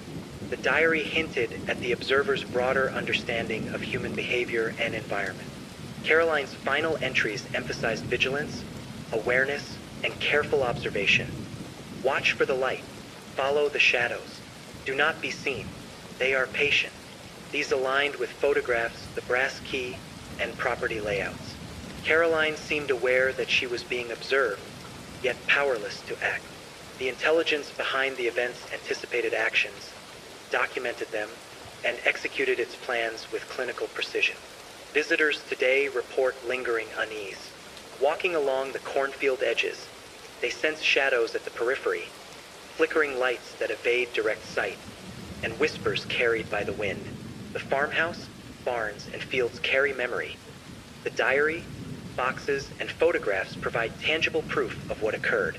Animals continue to respond to patterns invisible to humans, hinting at the ongoing presence of the orchestrator. The brass key's symbolism grows more profound when seen in context. It represents perception, attention, and understanding. It is a reminder to notice subtle patterns, to follow the deliberate traces left behind, and to acknowledge the intelligence responsible for the Millers' disappearance. Silent, patient, and deliberate, it mirrors the presence that removed the family. Despite decades of investigation, no conclusive explanation exists. Some theorize a human observer, meticulous and patient, capable of executing a disappearance without trace. Others suggest something beyond human comprehension, an intelligence that observes, waits, and acts across generations. Whatever the truth, evidence points to deliberate observation, patient orchestration, and removal executed without leaving a trace. The town of Harvest Creek itself seems aware. Residents speak quietly of the farmhouse, barns, cornfields, and the persistent lights. Visitors often sense subtle unease, shadows flickering, whispers on the wind, and the impression of being watched.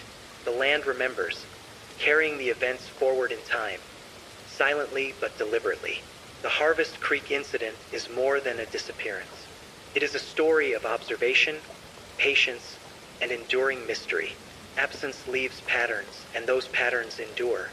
The diary, boxes, photographs, brass key, flickering lights, and subtle animal behavior all point to a meticulous intelligence behind the events.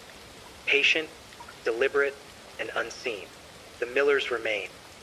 Not in presence, but in memory, in land, in whispers, in flickering lights, in the diary, boxes, and photographs. A patient, deliberate presence endures, marking time across decades, reminding anyone who observes that some mysteries never end, some disappearances are never explained, and some shadows wait, silently, unyielding, and eternal. Harvest Creek remembers. It waits. It observes. The story continues in the wind, the shadows, and the cornfields, patient, deliberate, and enduring, leaving anyone who notices with a quiet, unsettling awareness that some mysteries remain unresolved forever. Harvest Creek had long been a town of quiet facades, its streets empty in the evening, the barns and farmhouse standing as mute witnesses to decades of history. Yet beneath the calm, the land carried memory, the weight of events that refused to fade, shadows that lingered longer than natural, and whispers that moved with the wind through the cornfields.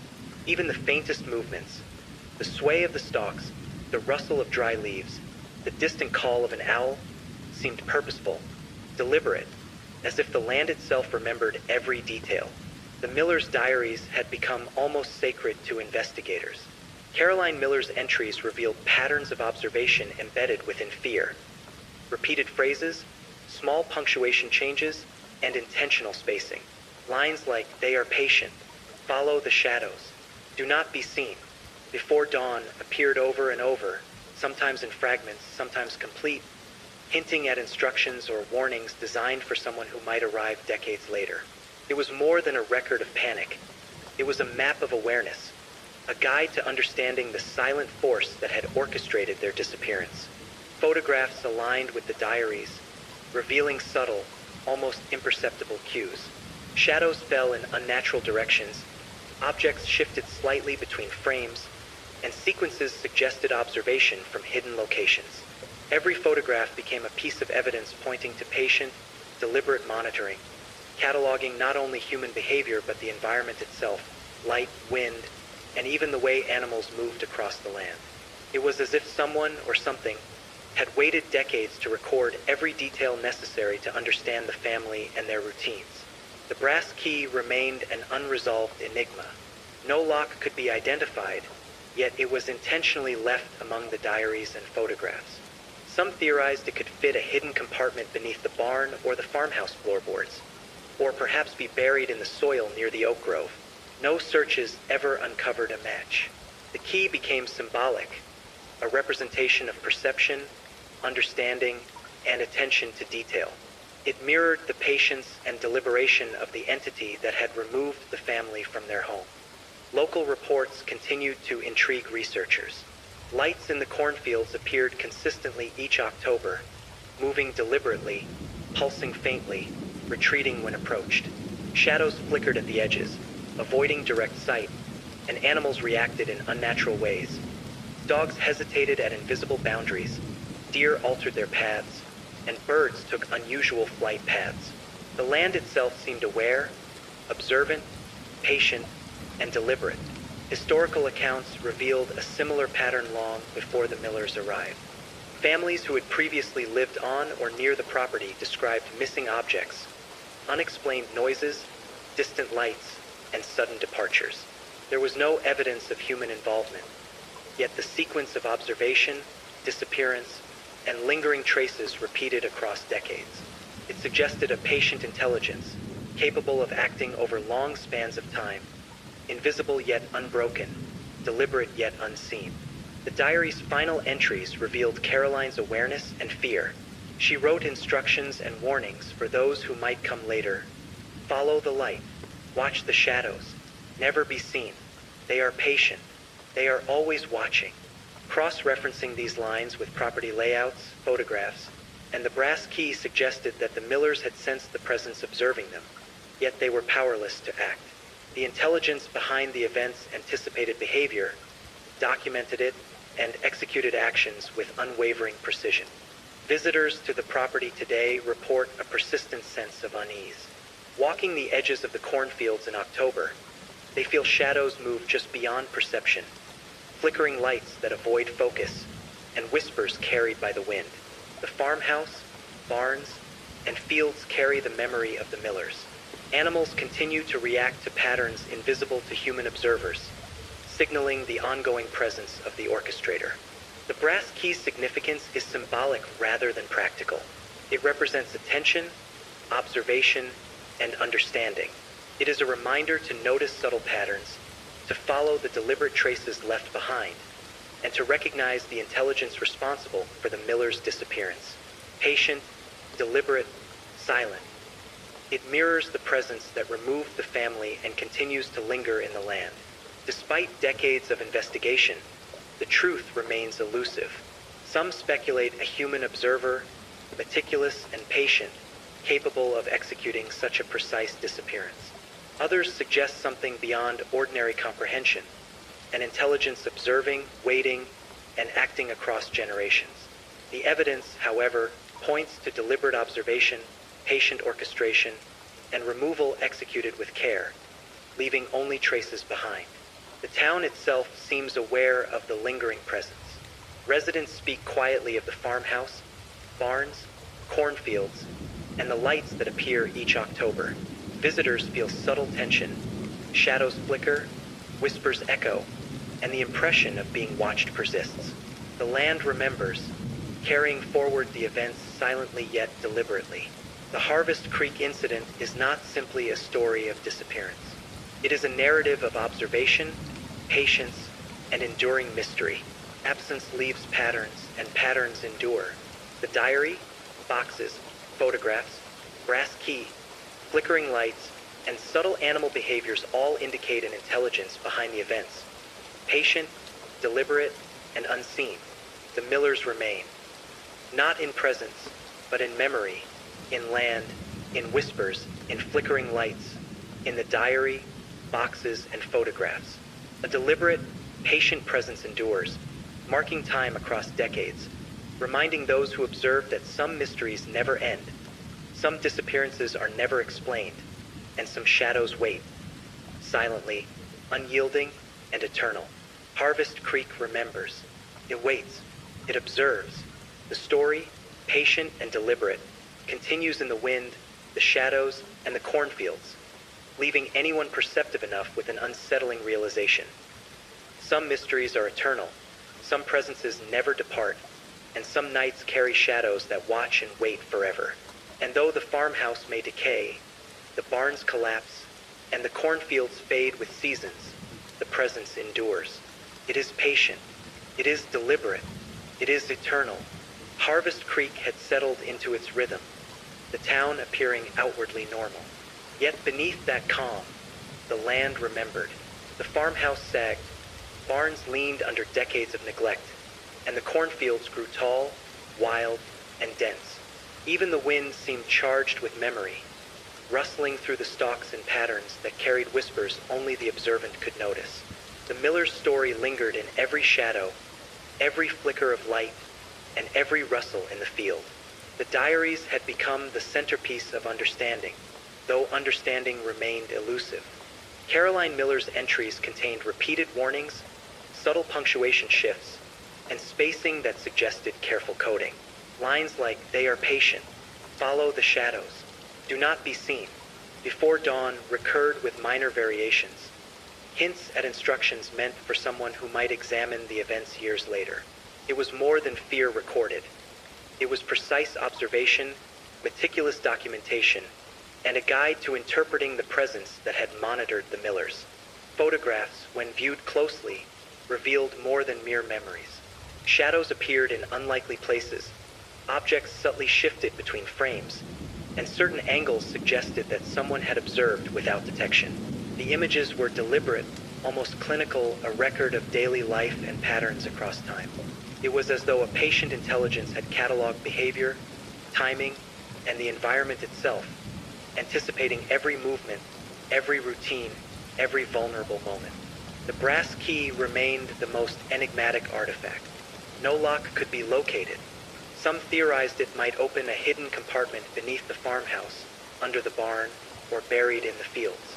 Searches revealed nothing, yet its presence was deliberate. It symbolized perception, observation, and attention to detail, mirroring the intelligence that had removed the family. It was a key not to a lock, but to understanding, a reminder that awareness and careful observation might reveal truths otherwise invisible. Local accounts added layers of tension. Each October, lights appeared in the cornfields, moving deliberately, flickering, retreating when approached. Shadows shifted at the field edges, careful to avoid detection. Animals behaved unusually. Dogs hesitated at invisible boundaries, deer altered paths, and birds flew irregularly. The land itself seemed aware, patient, deliberate, and enduring. Records from decades past revealed similar phenomena. Families had reported missing objects, distant lights, unexplained sounds, and abrupt departures. No evidence pointed to human perpetrators, yet the pattern persisted across generations. Observation, removal, traces left behind, and persistent memory etched into the land. It suggested a patient, deliberate intelligence operating silently, meticulously, and over long spans of time. Caroline's final diary entries offered insight into the family's awareness. They emphasized vigilance, careful attention, and understanding of the unseen observer. Watch for the light, follow the shadows, never be seen. They are patient. They are always watching. Cross-referencing these lines with property layouts, photographs, and the brass key suggested the Millers recognized the presence, yet were powerless to act. The intelligence had anticipated behavior, documented it, and executed the disappearance with precise timing. Visitors today report lingering unease. Walking along the cornfield edges, they feel shadows at the periphery, flickering lights evading gaze, and whispers carried by the wind. The farmhouse, barns, and fields carry memory. The diary, boxes, and photographs offer tangible evidence of the events. Animals continue to respond to invisible patterns, signaling ongoing awareness of a presence beyond human comprehension.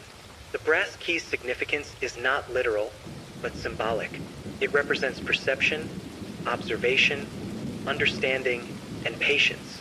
It reminds observers to notice subtle patterns, follow deliberate traces, and acknowledge the intelligence responsible for the Millers' disappearance. Silent, patient, deliberate, it mirrors the orchestrator's behavior.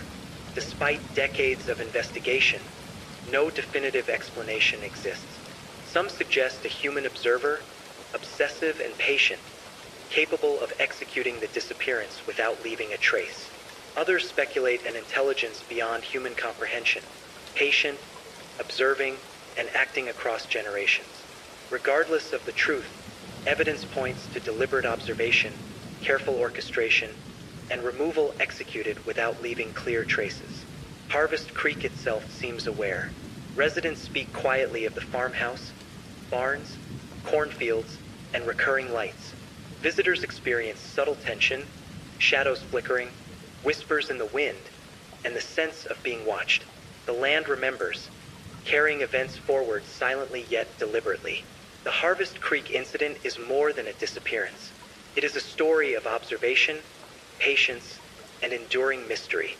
Absence leaves patterns, and patterns endure.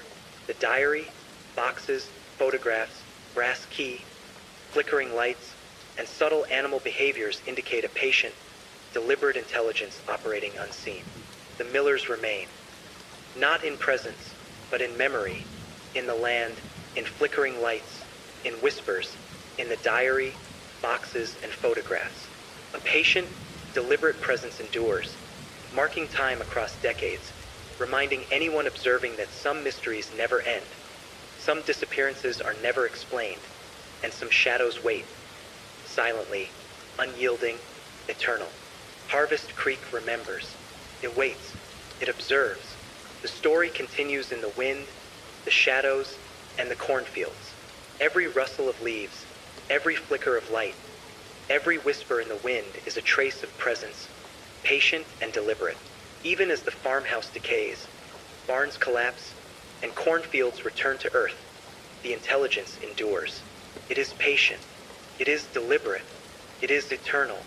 And so, if you ever find yourself walking near Harvest Creek after dark, pause and listen. Notice the faint flicker of light between stalks, the subtle shift of shadow at the edge of your vision, the way animals hesitate or glance toward emptiness. You may not see it, you may not hear it clearly, but it is there, patient, deliberate, watching, and it has been for longer than anyone will ever truly know.